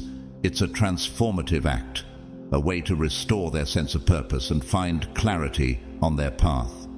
Have you ever wondered why those who've wronged you feel drawn back to you, almost as if guided by a force they can't explain? This is the power of the unseen soul contract, an agreement that moves beyond guilt or regret, drawing them back to you to learn, grow, and finally be free to move forward. 6. They fear your spiritual power to expose them. When someone wrongs a chosen one, they soon realize they're not dealing with an ordinary situation or person. Deceiving a chosen one is not like hiding from someone unaware. It's as if they're trying to keep secrets from someone who can see past the surface.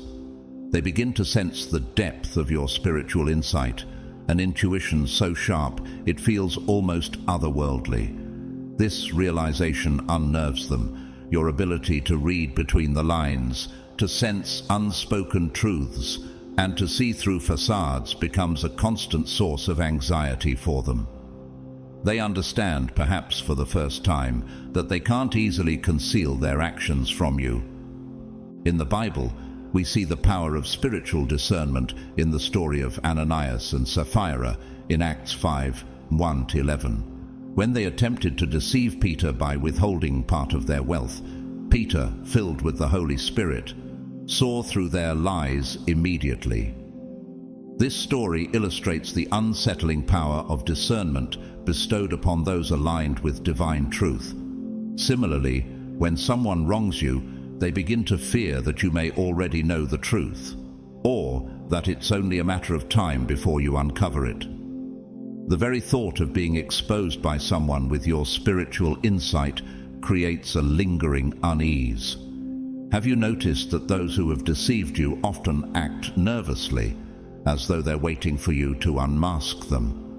Their anxiety grows with each passing day. They start to fear that any moment you might confront them with the truth they're so desperate to bury. Their secrets feel increasingly vulnerable in your presence, as if they could shatter under a single look or question from you. This sense of impending exposure compels them to consider confession as their only option. They aren't merely afraid of your judgment, they fear the spiritual consequences of withholding truth from someone as attuned as you are. The longer they resist, the more they feel they're inviting a greater, perhaps divine force to reveal their wrongdoings. They stand at the edge of this cliff, realizing that with each lie they hold on to, they're inviting an even stronger force to intervene. Proverbs 28:13 says, "Whoever conceals their sins does not prosper, but the one who confesses and renounces them finds mercy." This wisdom echoes in their mind as they feel the weight of their hidden actions. The thought of confession shifts from being an option to an urgent necessity, a way to prevent the reckoning they feel is coming. Confessing to them becomes a means of softening the potential blow, a chance to mitigate the spiritual backlash they sense hovering on the horizon. It's as though they believe that by taking the first step, by revealing the truth themselves, they might lessen the judgment they fear will come if they continue to hide. Have you noticed that those who wrong you often feel driven to admit their actions, almost as if compelled by something greater than themselves? In your presence, their need to confess becomes desperate, a last-ditch effort to escape an inner storm only you seem capable of unleashing. They realize that without truth, there can be no peace, and that the power to lift this burden lies in finally coming clean to you. 7. Their ego is finally defeated by spiritual consequence. For those who wrong a chosen one, admitting fault would usually be inconceivable. Their ego has long served as a fortress, shielding them from the vulnerability that comes with acknowledging mistakes. This pride convinces them that they're always in control, too strong to be moved by remorse or regret. But this time, something profound shifts. The usual pangs of guilt are replaced by a weight far heavier, a force that seems almost oppressive, as though the universe itself is demanding they face the truth. For the first time, they're up against a consequence so immense that their ego begins to crumble, unable to withstand this spiritual reckoning.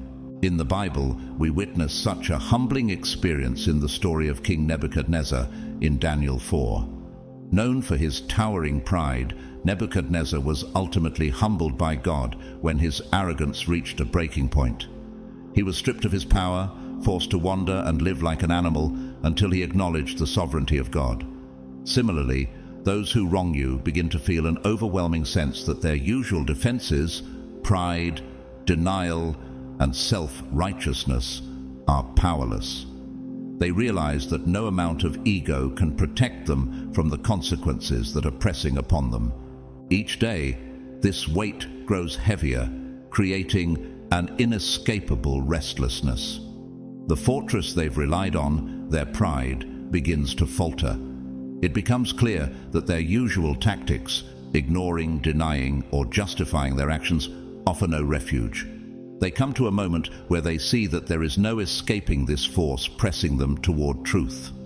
This spiritual consequence is no ordinary feeling. It's a divine reckoning that cuts through every defense they have constructed. Have you noticed that those who once seemed untouchable often end up reaching out to admit their faults, unable to withstand the weight of truth? The pressure builds until it leaves them with only one option: surrender. Confessing stops being about preserving their image or minimizing fallout. Instead, it becomes about releasing the unbearable tension of resisting something far more powerful than their own will. It's in this surrender that they finally realize they are not in control. They cannot outrun the spiritual consequences of their actions. Isaiah 2:11 echoes this truth, saying, "The eyes of the arrogant will be humbled and human pride brought low. The Lord alone will be exalted in that day." In that moment of confession, They understand that their strength lies not in resistance, but in humility. This confession is no ordinary apology. It's a rare act of surrender, a humbling acknowledgement that they've reached the limits of their own power. For them, it's a moment of reckoning that exposes the futility of pride against the weight of divine justice. The admission becomes more than just an apology. It's a transformative release, a recognition that they're standing before forces greater than themselves.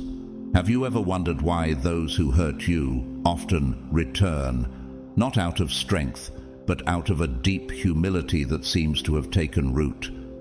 This is the power of spiritual consequence, the realization that they can no longer escape the truth, and that true peace lies only in surrendering to it. 8. The energy of truth has started to haunt them. When someone wrongs a chosen one, they often try to hide their actions behind layers of deception, creating a web of lies that gives them a temporary sense of security. They believe they can maintain control by concealing the truth, unaware that every lie adds weight to their spirit. This falsehood, complex and tangled, soon transforms into a suffocating presence in their life, draining their energy and disrupting their peace. However, what they don't realize is that this energy of deceit is nothing compared to the relentless power of truth, a force that will not be silenced or buried. In the Bible, we see the haunting power of unconfessed wrongdoing in Psalm 32, Psalm 4-5, where David describes the heavy hand of God pressing on him when he tried to hide his sin. His strength was sapped as in the heat of summer, a vivid image of the soul-draining weight of hidden guilt. Similarly, those who have wronged you begin to experience the oppressive presence of truth, a haunting energy that encroaches on their reality, demanding acknowledgement. They start to feel this in different ways, recurring dreams that force them to relive their actions, unexpected memories that surface at the most inconvenient moments, or sudden waves of anxiety that wash over them, unprovoked. It's as though an invisible hand keeps reminding them of what they've buried, refusing to let them forget. Have you noticed that those who hide things from you often appear unsettled or jumpy? They may try to carry on as if everything is normal, but the truth has a way of breaking through, stalking their thoughts like a shadow they can't escape. This feeling intensifies, disrupting their peace and turning their nights restless. They wake drenched in sweat, haunted by visions of their wrongdoing. Proverbs 28:1 captures this perfectly. The wicked flee, though no one pursues. Their lies have bound them to an energy they can't escape, and the realization grows that they are pursued, not by you, but by the truth itself. The energy of truth isn't something they can simply ignore or push away. It infiltrates every part of their mind, creeping into their thoughts with a force that becomes impossible to resist. It's a primal pull, an undeniable call to confront the reality they've evaded for so long. Despite their attempts to brush it off, they feel this energy growing more insistent each day, as if the truth itself has taken on a life of its own, pressing down on them until they can no longer deny it.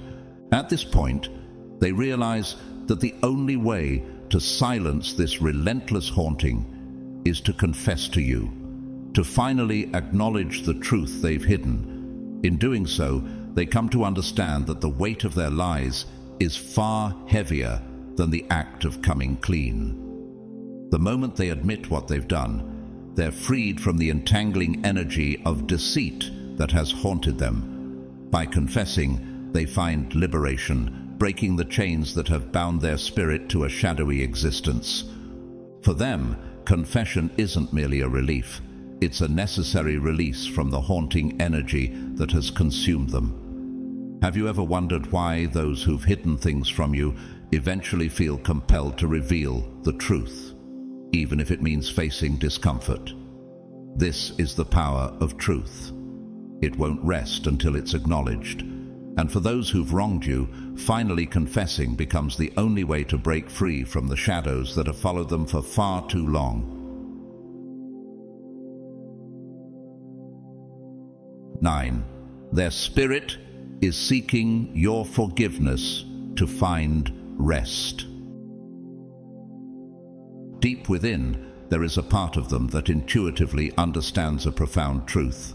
Forgiveness from a chosen one is transformative, a unique form of grace that heals and restores in ways they can't fully articulate. Forgiveness, in this context, isn't merely a kindness or a way to move past a mistake. It's a divine balm that purifies the spirit and rebalances the soul. Though they may not fully comprehend it, their spirit craves this forgiveness intensely. It's not just about alleviating guilt. It's about cleansing their energy, removing the weight that has tainted them since they wronged you. This yearning runs deeper than words, deeper than the surface level of remorse, manifesting as a hunger for release from the spiritual chains they've created. In the Bible, we find this need for spiritual reconciliation in the story of Zacchaeus, the tax collector, in Luke 19:1-10. Zacchaeus, a man burdened by his past wrongdoings, sought Jesus' forgiveness, knowing it held the power to transform his life. When he received it, he experienced a sense of redemption that reshaped his spirit and allowed him to walk a path of wholeness and integrity. Similarly, those who have wronged you sense that your forgiveness is essential for their own peace. They carry the knowledge that holding on to their deceit has darkened their spirit, leaving them feeling heavy and disconnected from true joy.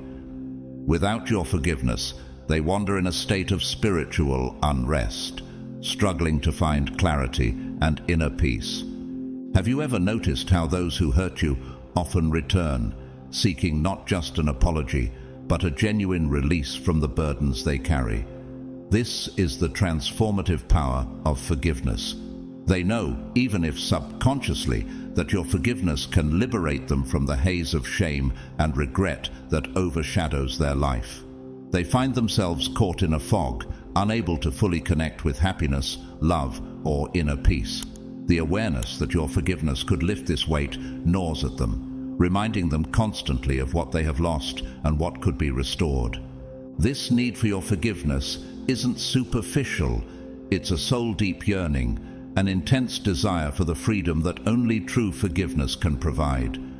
They understand that without facing you, without admitting the truth, their spirit will remain trapped, bound to the emotional turmoil they've created. Confessing to you becomes more than a mere apology. It's a way of seeking redemption, a journey toward reclaiming wholeness. They hope that by coming clean, they can unburden themselves, feeling the lightness that comes from being forgiven by someone with such profound spiritual insight. In seeking your forgiveness, they're not just looking for relief, they're pursuing a form of healing that allows their spirit to ascend, free from the weight of past choices. It's a quest for redemption, an essential step in restoring the peace and clarity they long for. Your forgiveness represents a pivotal turning point in their spiritual journey, a chance to cleanse their spirit and reconnect with the lightness they've missed. Have you ever felt that your act of forgiveness held the power to transform someone else's life? For those who have wronged you, receiving your forgiveness becomes their path to peace, a way to heal and return to their truest, most unburdened self. 10. They want to earn your respect, even if they don't deserve it. At the heart of their inner conflict lies a striking realization. They have lost something precious, your respect. They understand now that your respect is not a casual thing. It is a rare and sacred treasure, and through their actions they have willingly forfeited it. This loss gnaws at them, reminding them daily of what they once held and what their own choices have cast aside. In the depths of this awareness, however, a spark begins to stir, a desperate need to reclaim even a fraction of that lost honor. They feel compelled to confess, to reveal their faults, hoping that in doing so, they might regain a sliver of the respect they have thrown away. They know that your opinion holds a weight unlike any other judgment they might encounter. In a world filled with shallow validations, your respect stands apart. You represent a standard they long to reach, a mirror that reflects not only their past missteps, but also a glimpse of who they could be if they dared to grow beyond their faults. Proverbs 27:17 states, "As iron sharpens iron, so one person sharpens another." This verse encapsulates the influence you have in their life. In your presence, they see the possibility of transformation, of rising above their own limitations. Have you ever noticed that those who wrong you often return, not just for forgiveness, but to seek a renewed place in your esteem? For them, this journey isn't merely about redemption. It's a path to becoming the person they aspire to be. The thought of confessing and possibly earning back a fraction of your respect becomes their guiding light, a source of hope in the midst of their turmoil. They desire to stand before you with their heart exposed, stripped of ego and pretenses, in a moment of raw honesty. In that act, they are not merely seeking your approval, they are seeking to reflect a version of themselves that holds integrity, vulnerability, and courage.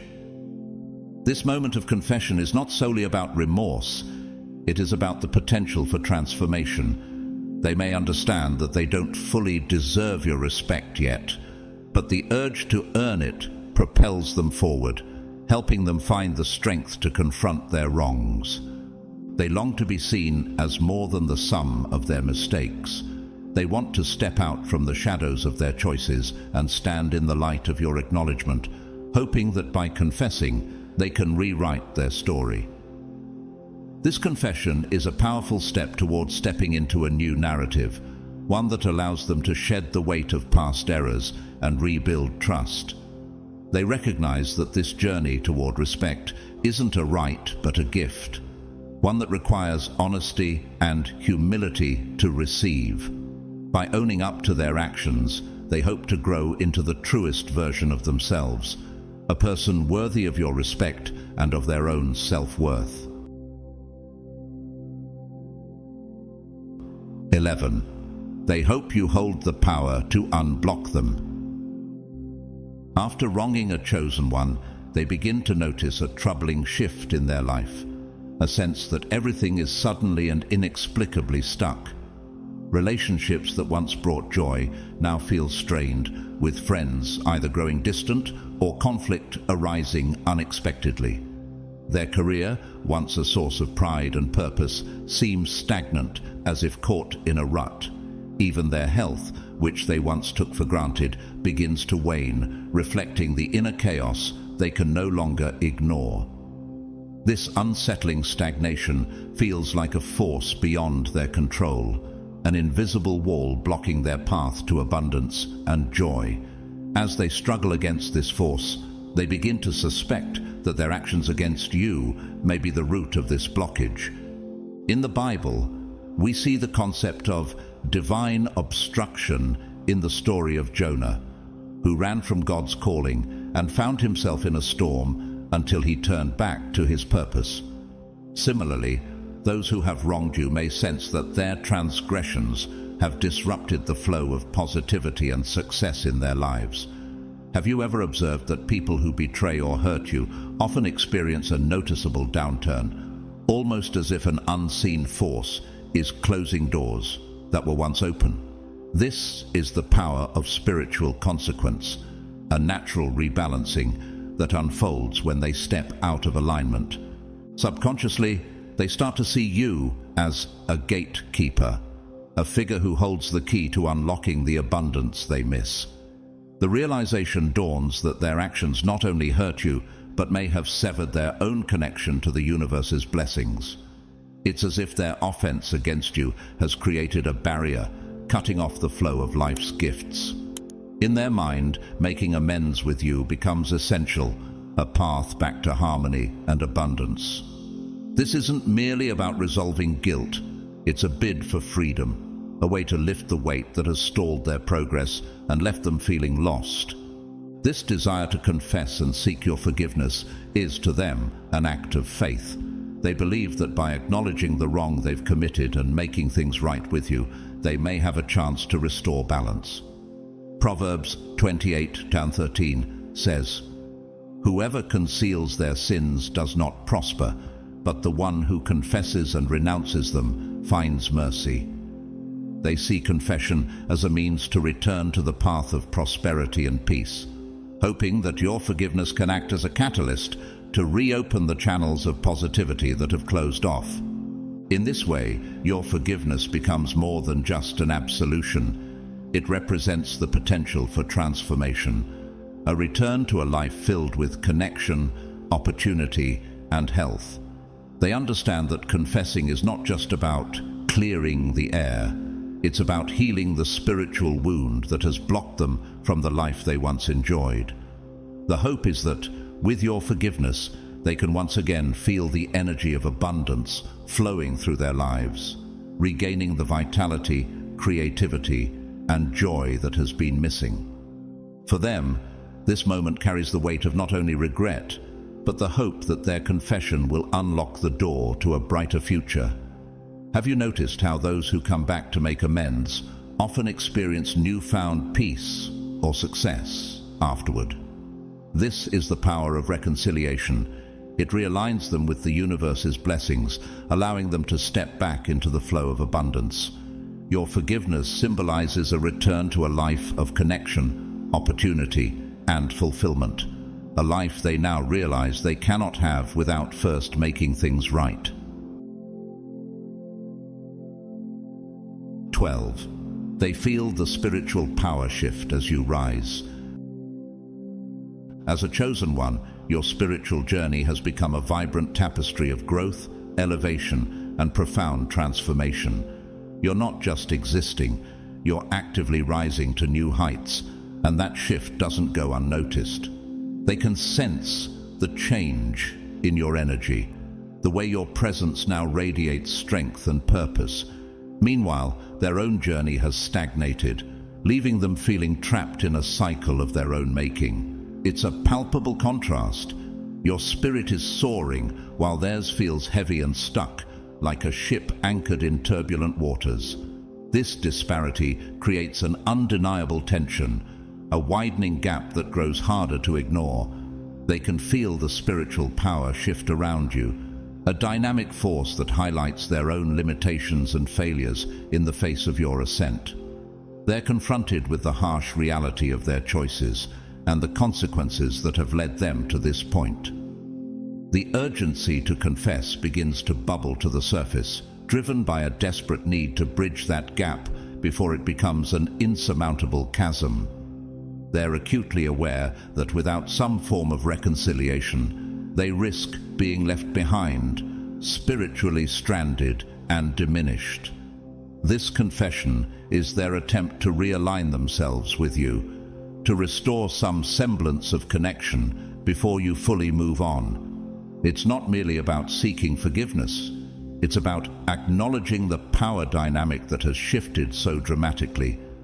They recognize that as you ascend, they are at risk of being eclipsed entirely, and the thought of that isolation is terrifying. They want to pull themselves out of the shadows and step into the light, hoping that by coming clean, they can reclaim a space in your spiritual journey. It's a recognition that your growth doesn't just impact them, it opens the door for their own potential transformation. Ultimately, this act of confession becomes a crucial step in their desire for redemption, a last-ditch effort to realign themselves with your powerful energy. They hope that by facing their wrongs, they can shift the tide of their own stagnation and find a way back to the spiritual path they once lost. They yearn to be part of your journey again, not as an anchor, but as someone who can walk alongside you, enriched by the connection that once brought them joy. The journey of seeking forgiveness and confession is not merely a transactional exchange. It's a profound exploration of the human spirit, laden with complexity and depth. For those who have wronged a chosen one, the stakes are nothing short of existential. They grapple with a multitude of fears, regrets, and realizations that intertwine to form a desperate need for redemption. This quest for honesty is not just about making amends. It's a pathway to reclaiming their essence, a vital step toward unearthing the abundance that once flowed freely in their lives. In reaching out, they acknowledge the sacredness of your respect and the power you hold as a gatekeeper to their own liberation. The act of confession becomes their lifeline, a thread that could potentially weave them back into the tapestry of your elevated existence. They recognize that this isn't just about alleviating their guilt, it's about the hope of spiritual alignment, a chance to rise alongside you rather than be left in the shadows of their own making. Ultimately, their longing to confess reflects a deep yearning for connection, a desire to bridge the spiritual distance that has grown between you. They seek not just forgiveness, but an opportunity to rediscover their place in the world, to align their path with the light that you embody. As they summon the courage to speak their truth, they step into a moment that transcends mere words. It becomes a transformative act that echoes through the fabric of their being. Whether or not their confession leads to reconciliation, it marks a pivotal moment of self-awareness, courage, and the possibility of redemption. In this intricate dance of souls, they come to understand that the journey toward forgiveness is as much about their own awakening as it is about restoring the bond with you. Thank you for joining me on this journey to understand the depths of spiritual accountability and the power of forgiveness. When someone wrongs a chosen one, they're brought face to face with consequences that go beyond this world. An awakening that calls them to realign with truth, humility, and growth. Remember, as a chosen one, your presence and forgiveness have a unique power to guide others back to light and integrity. By walking in this strength, you remind others of the sacred energy each of us carries and our collective responsibility to honor it. If this message has resonated with you, consider supporting our channel through Super Thanks. Every donation helps us bring more insightful content to you, but whether you choose to donate or not, I am deeply grateful for your time, support, and engagement. Please don't forget to like this video, subscribe for more uplifting messages, and leave a comment below. I'd love to hear your thoughts. Share this video with those who might need to hear this message, spreading the light and wisdom we all seek. May God's blessings be with you all, guiding you in strength, peace, and love as you continue your journey. Stay blessed and keep shining. Chosen ones, let me remind you, you're not here by coincidence or random chance. From the very beginning, your life has been divinely orchestrated, shaping every moment, every experience, to lead you exactly to this point. The trials, pain, and constant opposition you faced were not to break you, but to prepare you for the extraordinary purpose that lies ahead. While the world around you may misunderstand your journey or doubt your significance, deep within your spirit, you feel the undeniable call. There's a whisper in your soul reminding you that you are different, set apart by God for something far greater than what meets the eye. In your path, there are forces, both visible and invisible, actively working against you. These forces are determined to dim your light, suppress your power, and derail you from your divine assignment. They observe your every step, waiting for a moment of vulnerability, hoping to exploit it. But here's a truth you must never forget. These forces cannot touch you unless you allow them to. You are protected by a divine authority far beyond their reach. Those who seek to oppose you do not realize the spiritual consequences they are invoking upon themselves. What they fail to understand is that by opposing you, a chosen one of God, they are directly challenging the divine will of God Himself. This is not just a mere battle between individuals. It's a spiritual conflict where the stakes are incredibly high. We often think of conflicts in earthly terms, but this is so much deeper. It is spiritual warfare, and it has implications that far exceed what most people can comprehend. As we explore this journey, you will begin to see just how intricately you are protected, how immense the power that lies within you is, and why no one should dare to stand against you. You are divinely shielded, and the repercussions of opposing a chosen one are not just physical. They are spiritual and eternal. The world often judges what it does not understand. People see you, chosen ones, and they may misinterpret your uniqueness. They might label you as weak, too sensitive, or perhaps out of touch with reality. But let me tell you something. Their perception is completely off base. What they perceive as weakness is actually your greatest strength. Your sensitivity to the spiritual realm, your deep connection to the divine, and your quiet yet powerful resilience. So, are you ready to uncover these divine truths that will not only transform your life, but also fortify your soul? Prepare yourself, because what you're about to discover will change not only the way you see yourself, but the way you interact with the world. Remember, chosen ones, if this message resonates with your spirit, drop an Amen or a 77 in the comments below. Let the universe know that you are standing firm in your purpose and ready to rise in the fullness of your calling. God's chosen ones. Warning. See what happens when you mess with a chosen one.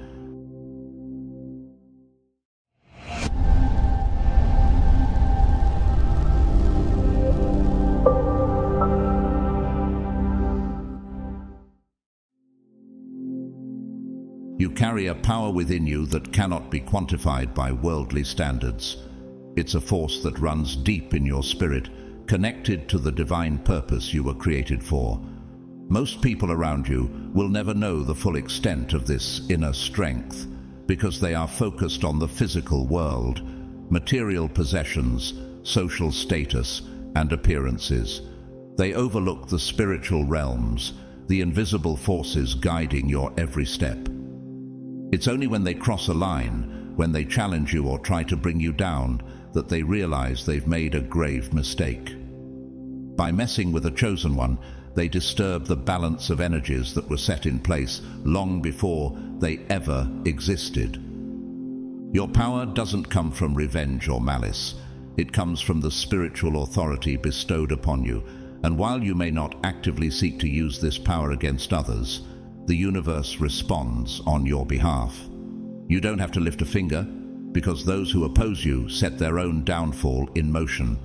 It's as if an unseen force takes over, ensuring that justice is served without you ever having to be directly involved. Consider this. When someone tries to undermine you, they are in fact challenging the very force that protects you. This is not just about you as an individual. It's about the divine energy that flows through you, and that energy is something no one can tamper with lightly. In time, people who have wronged you will notice things starting to unravel in their lives. Relationships may break down, opportunities may slip through their fingers, or they may encounter hardships they never expected. And though they may not connect the dots, those who are spiritually aware will recognize that these are the effects of their actions against a chosen one. And so it begins. The moment they think they can manipulate or hurt you is the moment their spiritual downfall starts to unfold. They underestimated the power within you, something that is not only resilient, but divinely protected. They simply didn't know, but soon they will. There's a realm beyond what the eyes can see, one filled with unseen forces constantly at work. As chosen ones, you are not only guided by the divine, but also protected by it in ways that often go unnoticed. Every day, invisible guardians move on your behalf, intercepting threats, repelling negative energy, and ensuring that no harm can truly touch you. These forces surround you like an impenetrable shield, unseen but undeniably present. Have you ever wondered why certain situations that should have caused harm didn't? Why even in the most chaotic of circumstances, you always seem to find a way through. This is not a coincidence.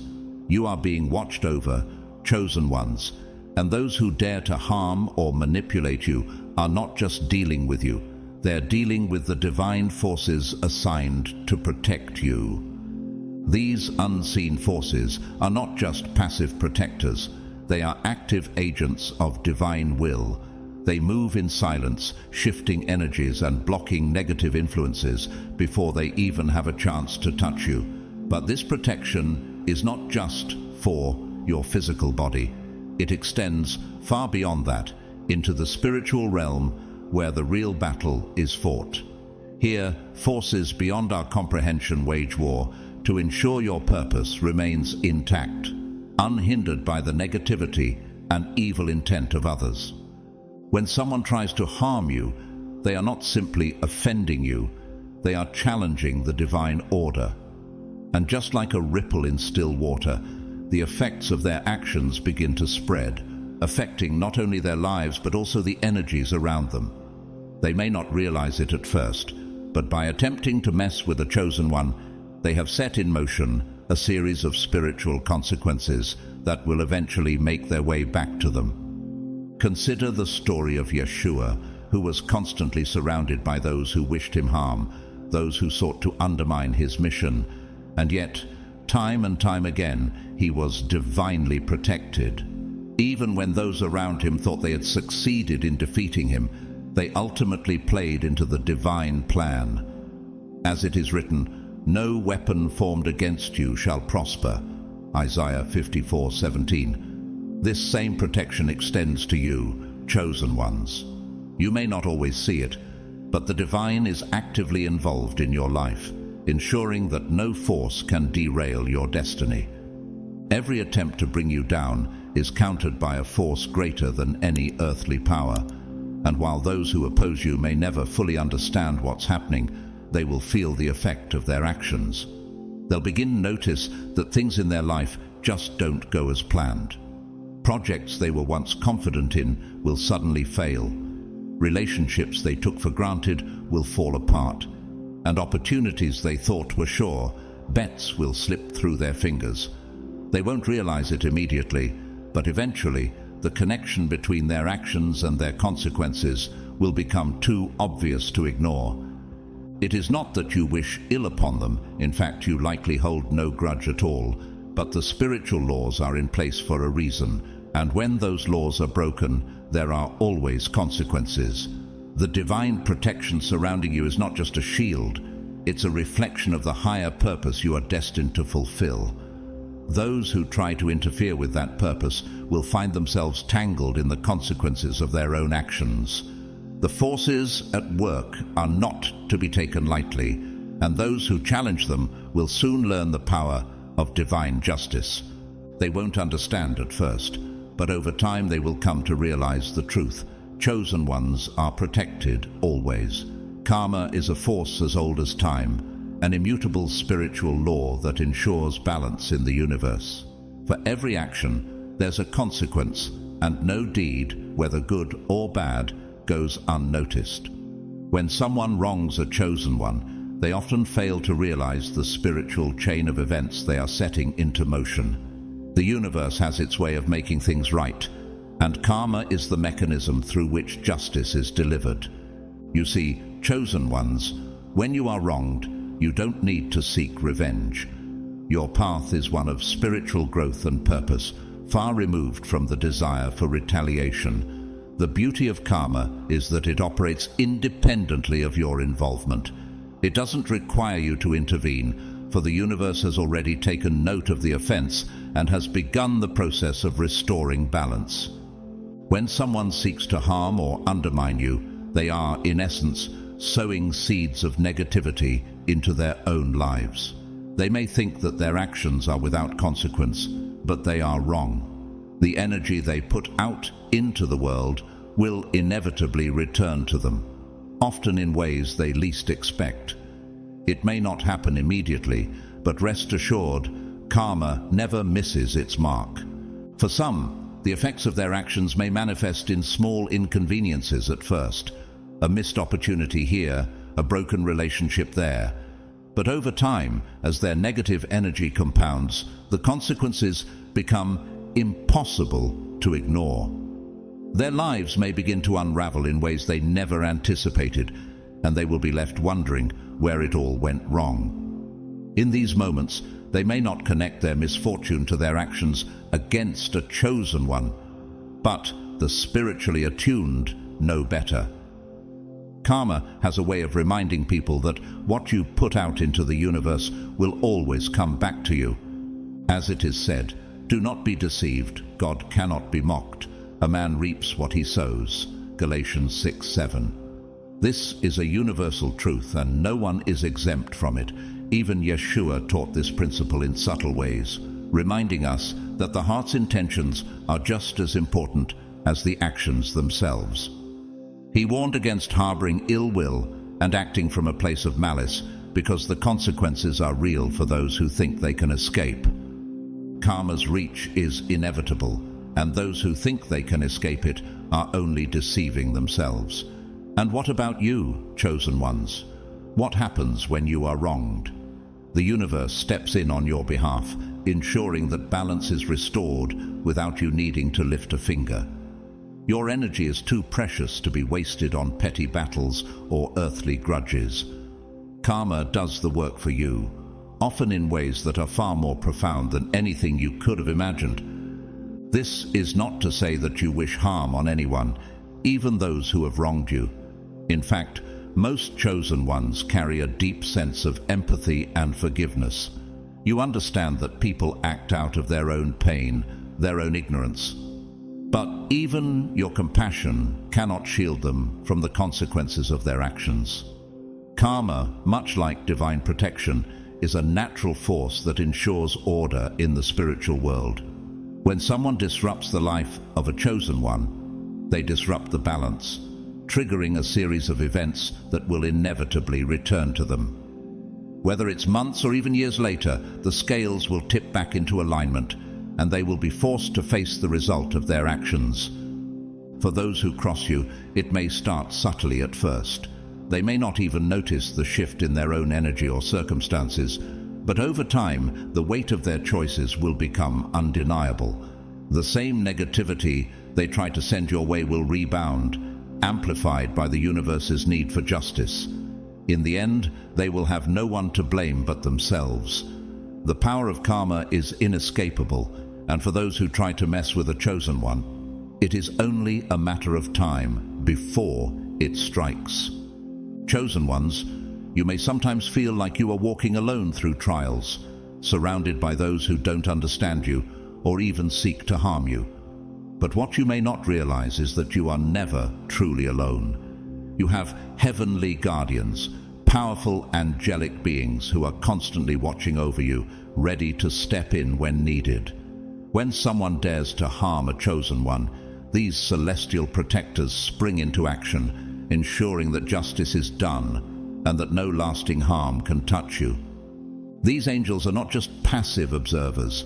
They are warriors in their own right, operating in the unseen realms to shield you from spiritual and physical harm. In the Bible, there are many accounts of angels intervening on behalf of God's people, protecting them from enemies, guiding them through dangerous situations, and even fighting battles that could not be won through human effort alone. When you, as a chosen one, are targeted by negative forces, whether through the actions of others or spiritual attacks, these angelic beings respond swiftly. They recognize the significance of your purpose and know that you're part of a divine plan that must not be derailed. And so, they act, sometimes subtly, other times in ways that are unmistakable, ensuring that you remain on the path laid out for you. The power of these angels is immense. They are not bound by the limitations of the physical world, and their reach extends far beyond what the human mind can comprehend. When someone tries to interfere with your life, thinking they can manipulate or harm you, they are, in effect, challenging these powerful guardians, and that is a challenge they will always lose. Yeshua himself spoke of the angels, describing them as protectors, and messengers of divine will. In Matthew 18:10 he says, "See that you do not despise one of these little ones, for I tell you that their angels in heaven always see the face of my Father in heaven." This passage reveals a profound truth. Angels are constantly in communication with the divine, carrying out the will of God on behalf of those they are charged with protecting. This protection extends to you, chosen ones. Your angels are not idle. They are always vigilant, always ready to act when the need arises. And while you may not always be aware of their presence, their influence is felt in the moments when things seem to miraculously fall into place, or when danger is averted at the last possible second. For those who try to harm a chosen one, however, the presence of these angels can become a powerful and undeniable force. They may feel an inexplicable shift in the energy around them, as if an invisible barrier has been put in place to block their attempts. Or they may find themselves suddenly facing obstacles and setbacks that seem to come out of nowhere, preventing them from carrying out their harmful intentions. In extreme cases, the intervention of these angels can be dramatic and life-changing. There are countless stories of people who have wronged a chosen one, only to find themselves confronted with a series of inexplicable events that force them to reconsider their actions. These are not coincidences. They are the work of angels, ensuring that divine justice is served. For you, chosen ones, this should be a source of comfort.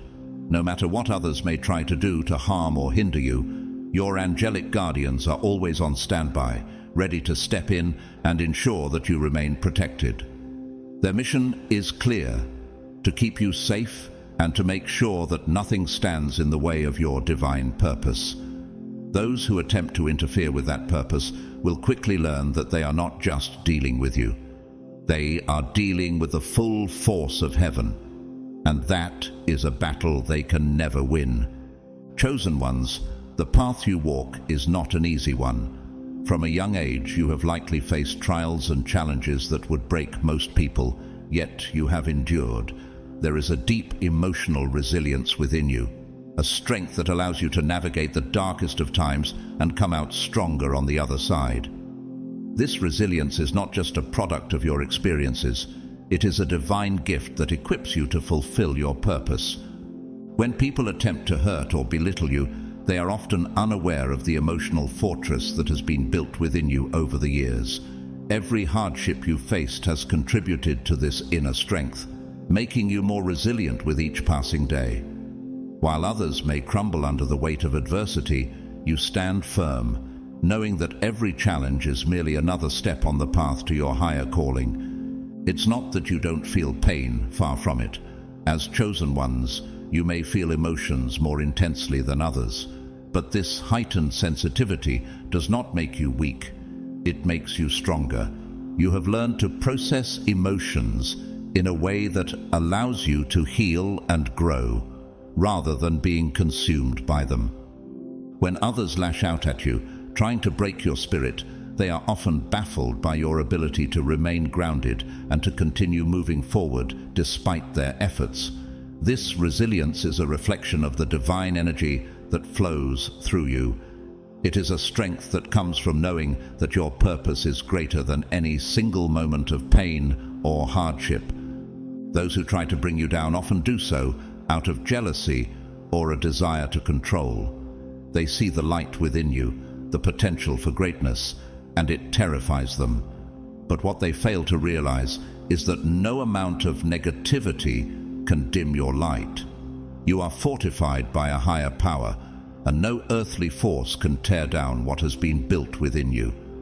In the face of adversity, your resilience becomes a beacon for others. They see you enduring hardships with grace and strength, and it inspires them to find their own inner power. You may not realize it, but your emotional resilience is a testament to the divine forces that protect and guide you. It is this resilience that allows you to stand tall, even when the world seems to be against you. Yeshua embodied this strength in his own life, enduring persecution, betrayal, and unimaginable suffering. Yet through it all, he remained steadfast in his purpose. His emotional resilience was a reflection of his divine calling, and it serves as a model for chosen ones everywhere. As he said, "In this world you will have trouble, but take heart, I have overcome the world." John 16:33. Like Yeshua, you too will face trials, but you have been given the strength to overcome them. Those who seek to harm you may not understand this resilience. They may see your calm demeanor as a sign of weakness, not realizing that beneath the surface lies a strength that cannot be shaken. They may attempt to manipulate your emotions, hoping to provoke a reaction, but their efforts will only leave them frustrated. You have learned to rise above petty conflicts, to keep your focus on the bigger picture. In the end, those who try to tear you down will find themselves faced with their own emotional turmoil. They will come to realize that the power they sought to take from you was never theirs to control. Their attempts to weaken you will only serve to strengthen your resolve, and they will be left wondering how you continue to thrive despite everything they've thrown your way. Your emotional resilience is your secret weapon, chosen ones. It is the key to enduring the trials of life without losing sight of your divine purpose. And as long as you remain connected to that inner strength, no one can ever truly harm you. There comes a moment in every chosen one's journey when the veil is lifted and you begin to see things for what they truly are. This is the moment of revelation, a spiritual awakening where the illusions of the world fall away and the truth becomes undeniable. For many of you, this awakening may have been a gradual process, a slow peeling back of layers. For others, it might have come as a sudden, profound realization. But no matter how it happens, when your spiritual eyes open, everything changes. The world you once knew is no longer the same. You begin to see the hidden forces at play, the energies that guide and influence human actions. Suddenly, the behavior of those around you makes sense in ways it never did before. You see through the masks people wear, recognizing the fears, insecurities, and motivations that drive them. And while this new perspective can be empowering, it can also be overwhelming. As your spiritual eyes open, you begin to understand the full weight of your purpose as a chosen one. You realize that your life is not just about surviving the challenges thrown your way, but about thriving in the midst of them. You start to notice the synchronicities, the divine guidance that has always been there, gently nudging you toward your higher calling. And as this realization sinks in, you become more aware of the responsibilities that come with being chosen. This awakening also reveals the true nature of those who have tried to harm you. Before, you may have felt confused or hurt by their actions, unable to comprehend why they would target you. But now, with your spiritual eyes open, you see the bigger picture. You understand that their attempts to bring you down were not just personal attacks, but part of a larger spiritual battle. They were reacting to the light within you, the divine energy that they could not control or comprehend. Yeshua spoke often of spiritual blindness, warning that many would remain unaware of the truth even when it was right in front of them. In Matthew 13:13 he says, "Though seeing they do not see, though hearing they do not hear, or understand." This is the reality for many people around you. While they may have eyes, they are spiritually blind, unable to perceive the deeper truths of the world. But you, chosen ones, have been given the gift of sight, the ability to see beyond the physical and into the spiritual realm. When your spiritual eyes open, it becomes impossible to go back to the way things were. You can no longer ignore the truth that has been revealed to you. And while this new awareness brings with it a sense of clarity and purpose, it also requires you to be more vigilant. You begin to notice the subtle spiritual battles happening all around you, the energies that try to pull you off your path, the people who knowingly or unknowingly try to hinder your growth. But with this revelation also comes a deep sense of peace. You understand now that you are protected, guided by forces far greater than yourself. You see how every challenge you've faced has been part of your spiritual training, preparing you for the greater purpose that lies ahead.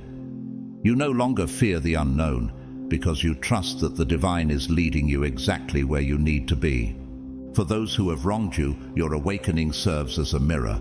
They may not understand it, but they will sense that something has changed in you. Their attempts to harm or manipulate you will no longer have the same effect, because you now see through their actions. And as your energy shifts, they will be forced to confront their own darkness, whether they are ready to or not. This is the power of revelation, chosen ones. When your spiritual eyes are opened, you're no longer vulnerable to the illusions of the world. You walk with clarity, strength, and an unshakable connection to the divine. Those who attempt to stand in your way will find themselves facing forces they cannot control. Energy is everything. It flows through every living being, influencing actions, emotions, and outcomes. For chosen ones, this energy is particularly potent as it is directly tied to the divine purpose you are meant to fulfill.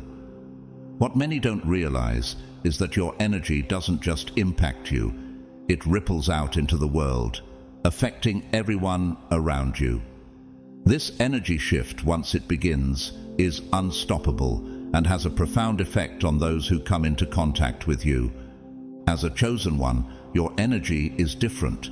It vibrates at a higher frequency, drawing people in, whether they understand why or not. Some are attracted to your light, sensing the peace, wisdom, and power you carry within you. Others, however, may feel threatened by this energy, even if they don't fully grasp why. It's as though they can feel the divine force within you, and it unnerves them. This energy shift can bring about drastic changes, both in your life and in the lives of those around you. You may have noticed that after spending time with certain people, their behavior shifts, either positively or negatively. Some may leave your presence feeling uplifted, as though they've been touched by something greater than themselves. Others, however, may respond with hostility as their own lower vibrations clash with your higher energy. This is not something you actively control. It's simply the nature of the energy you carry. Those who are aligned with positive, loving energy will be drawn to you, finding comfort and inspiration in your presence. But those who harbor negativity, jealousy, or malice will often feel discomfort, as if your very presence is a mirror reflecting their own darkness back at them. Yeshua understood this energy dynamic well. His presence alone was enough to cause dramatic reactions in those around him, from awe and reverence to anger and fear. In John 15:19 he says, "If you were of the world would love you as its own. But because you are not of the world, but I chose you out of the world, therefore the world hates you." This is the essence of the energy shift. Those who are not aligned with divine purpose often react negatively to those who are, even if they cannot explain their feelings. The more you embrace your calling as a chosen one, the more your energy will shift. This shift is not always easy for others to handle. Relationships may change as those who are not ready to face their own inner turmoil may distance themselves from you. They may not even realize why they feel the need to pull away, but on a subconscious level, they sense the difference in your energy and struggle to reconcile it with their own. At the same time, you will attract those who are ready to grow, heal, and step into their own power. These individuals will find your energy to be a source of inspiration and strength, and they will naturally gravitate toward you. Your energy will help them rise to new levels of understanding and self-awareness, simply by being in your presence. The energy shift also affects the environment around you. Have you ever noticed how things seem to flow more smoothly when you are in alignment with your purpose? Opportunities appear, problems resolve themselves, and even the most mundane tasks take on new meaning. This is the universe responding to the energy you are putting out, an unstoppable force that cannot be ignored. For those who try to bring negativity into your life, this energy shift will act as a natural barrier. Their attempts to harm or manipulate you will be thwarted as your higher vibration repels their lower frequencies. They may feel frustrated, as though they are hitting an invisible wall, unable to reach you on the level they once could. This is the power of your energy. It protects you from harm while simultaneously uplifting those who are aligned with positive intentions. In the end, this unstoppable energy shift is one of your greatest gifts as a chosen one. It sets you apart from the world and empowers you to walk in your purpose with confidence. And while not everyone will understand or appreciate it, those who are meant to be part of your journey will recognize the light within you and be transformed by it. Every chosen one is placed on this earth with a divine purpose, a mission so sacred and significant that it shapes the very fabric of their existence. Whether you've always been aware of it or are just beginning to understand your role, this purpose has been woven into your soul from the moment you were born. It is a guiding force, an inner compass that keeps you on the path toward fulfilling the calling that has been set for you. This is why chosen ones are not to be disturbed. The world often doesn't understand the weight of your purpose. People may look at you and see someone ordinary, someone they think they can influence, control, or manipulate. They may try to distract you from your path, not realizing that to interfere with a chosen one is to interfere with a divine plan, and no one who tries to disturb this plan will succeed. Your purpose isn't just about you, it's about the greater impact you are meant to have on the world.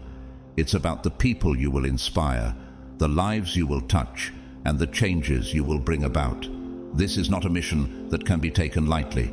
Those who attempt to derail you, whether intentionally or out of ignorance, will quickly find that their efforts are futile. The divine has a way of ensuring that you remain on course, no matter what obstacles are placed in your path. You may have already noticed this in your life. Perhaps you've encountered people who tried to pull you away from your purpose, only for their attempts to backfire. It could have been a toxic relationship, a manipulative boss, or even so-called friends who led you astray. But each time, something happened to bring you back to your path, stronger and more determined than before. This is no accident. It is divine intervention at work, ensuring that you stay aligned with your purpose. When someone tries to disturb a chosen one, they are often unaware of the spiritual consequences. They may think they can manipulate your emotions, control your actions, or weaken your resolve. But what they don't realize is that by doing so, they are setting themselves up against forces far greater than they can comprehend. To disturb a chosen one is to disturb the flow of divine energy, and this is not something to be taken lightly. Yeshua understood this better than anyone. His mission on earth was constantly under attack, yet time and time again he prevailed. His purpose was so deeply intertwined with the divine plan that no earthly force could stop him. Even in the face of betrayal, opposition, and suffering, he remained steadfast. As he said in John 10:28, "No one will snatch them out of my hand." This is the level of protection and purpose that chosen ones carry with them. Those who seek to disturb you may not understand why their efforts fail. They may try to create chaos in your life, only to find that you rise above it every time. This is because your purpose is protected by forces they cannot see. While they may try to bring you down, they will never succeed because your calling is divinely ordained. Every attempt to pull you off course will only serve to strengthen your resolve and deepen your connection to your mission. The truth is, chosen ones are not easily swayed by worldly distractions. You may face challenges, yes, but your inner compass always brings you back to your purpose. And for those who try to disturb you, they will quickly find themselves facing the consequences of their actions. The universe has a way of ensuring that those who interfere with a chosen one's path are met with resistance, setbacks, and ultimately failure. For you, chosen ones, this should serve as a reminder that your purpose is sacred.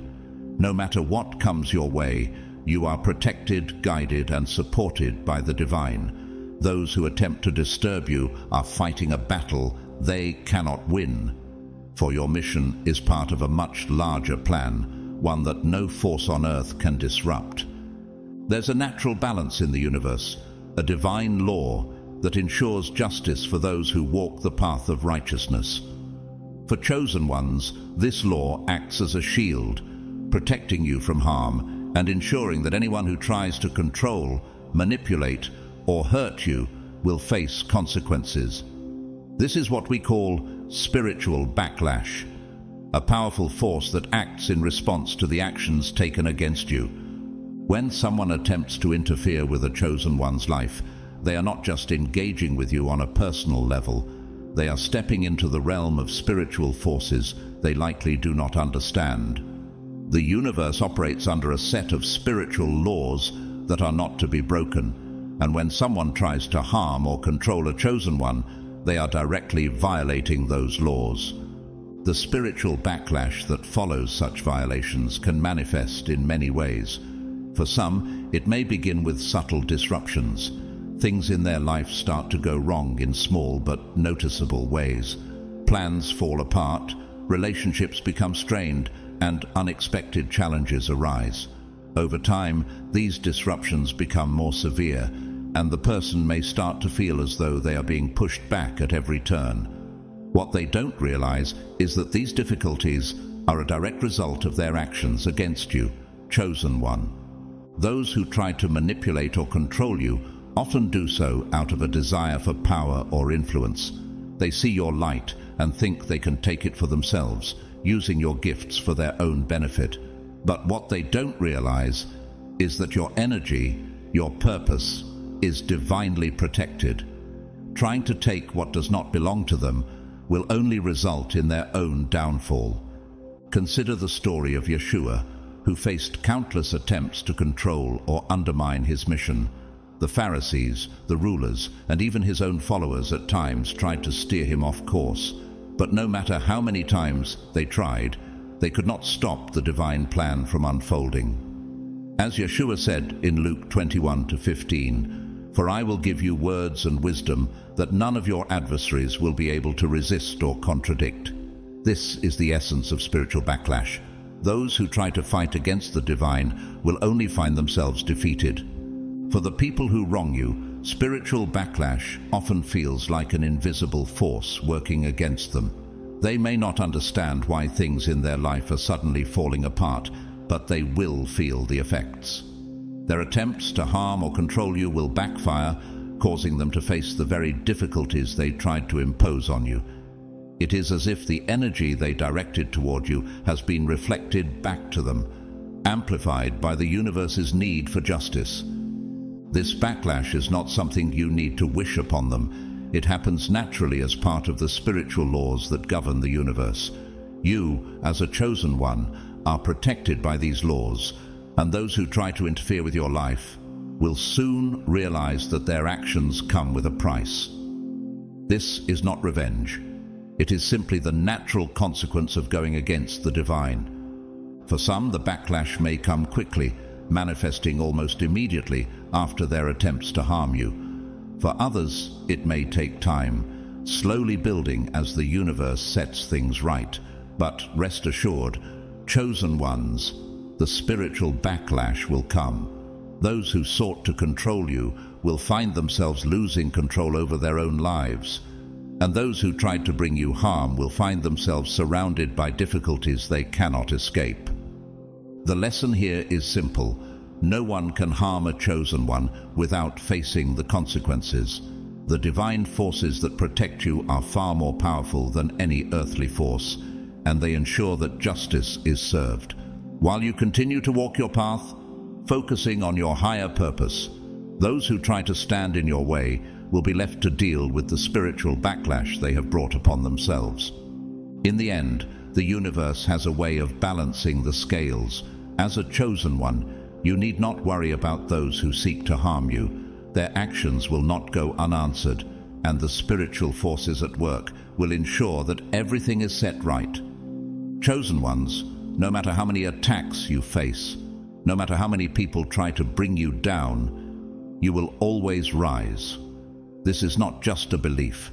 It is a truth woven into the very fabric of your existence.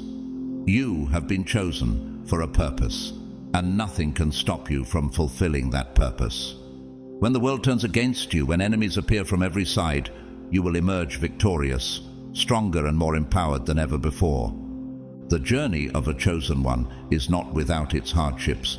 You have faced betrayal, manipulation, and opposition, sometimes from the people closest to you. These attacks may have left you feeling isolated, confused, and even hurt. But with every challenge, you have grown stronger. The trials you have endured have not broken you. They have refined you, like gold tested in fire. And now, after all you've been through, you are ready to step into the fullness of who you were always meant to be. When people attack a chosen one, they often do so out of fear or jealousy. They see something in you, something they cannot explain but deeply envy. It might be your inner peace, your strength, or the undeniable light that radiates from within you. Whatever it is, it threatens them, and in their fear, they lash out. But what they don't realize is that their attacks will never succeed. For every attempt they make to bring you down, you rise even higher.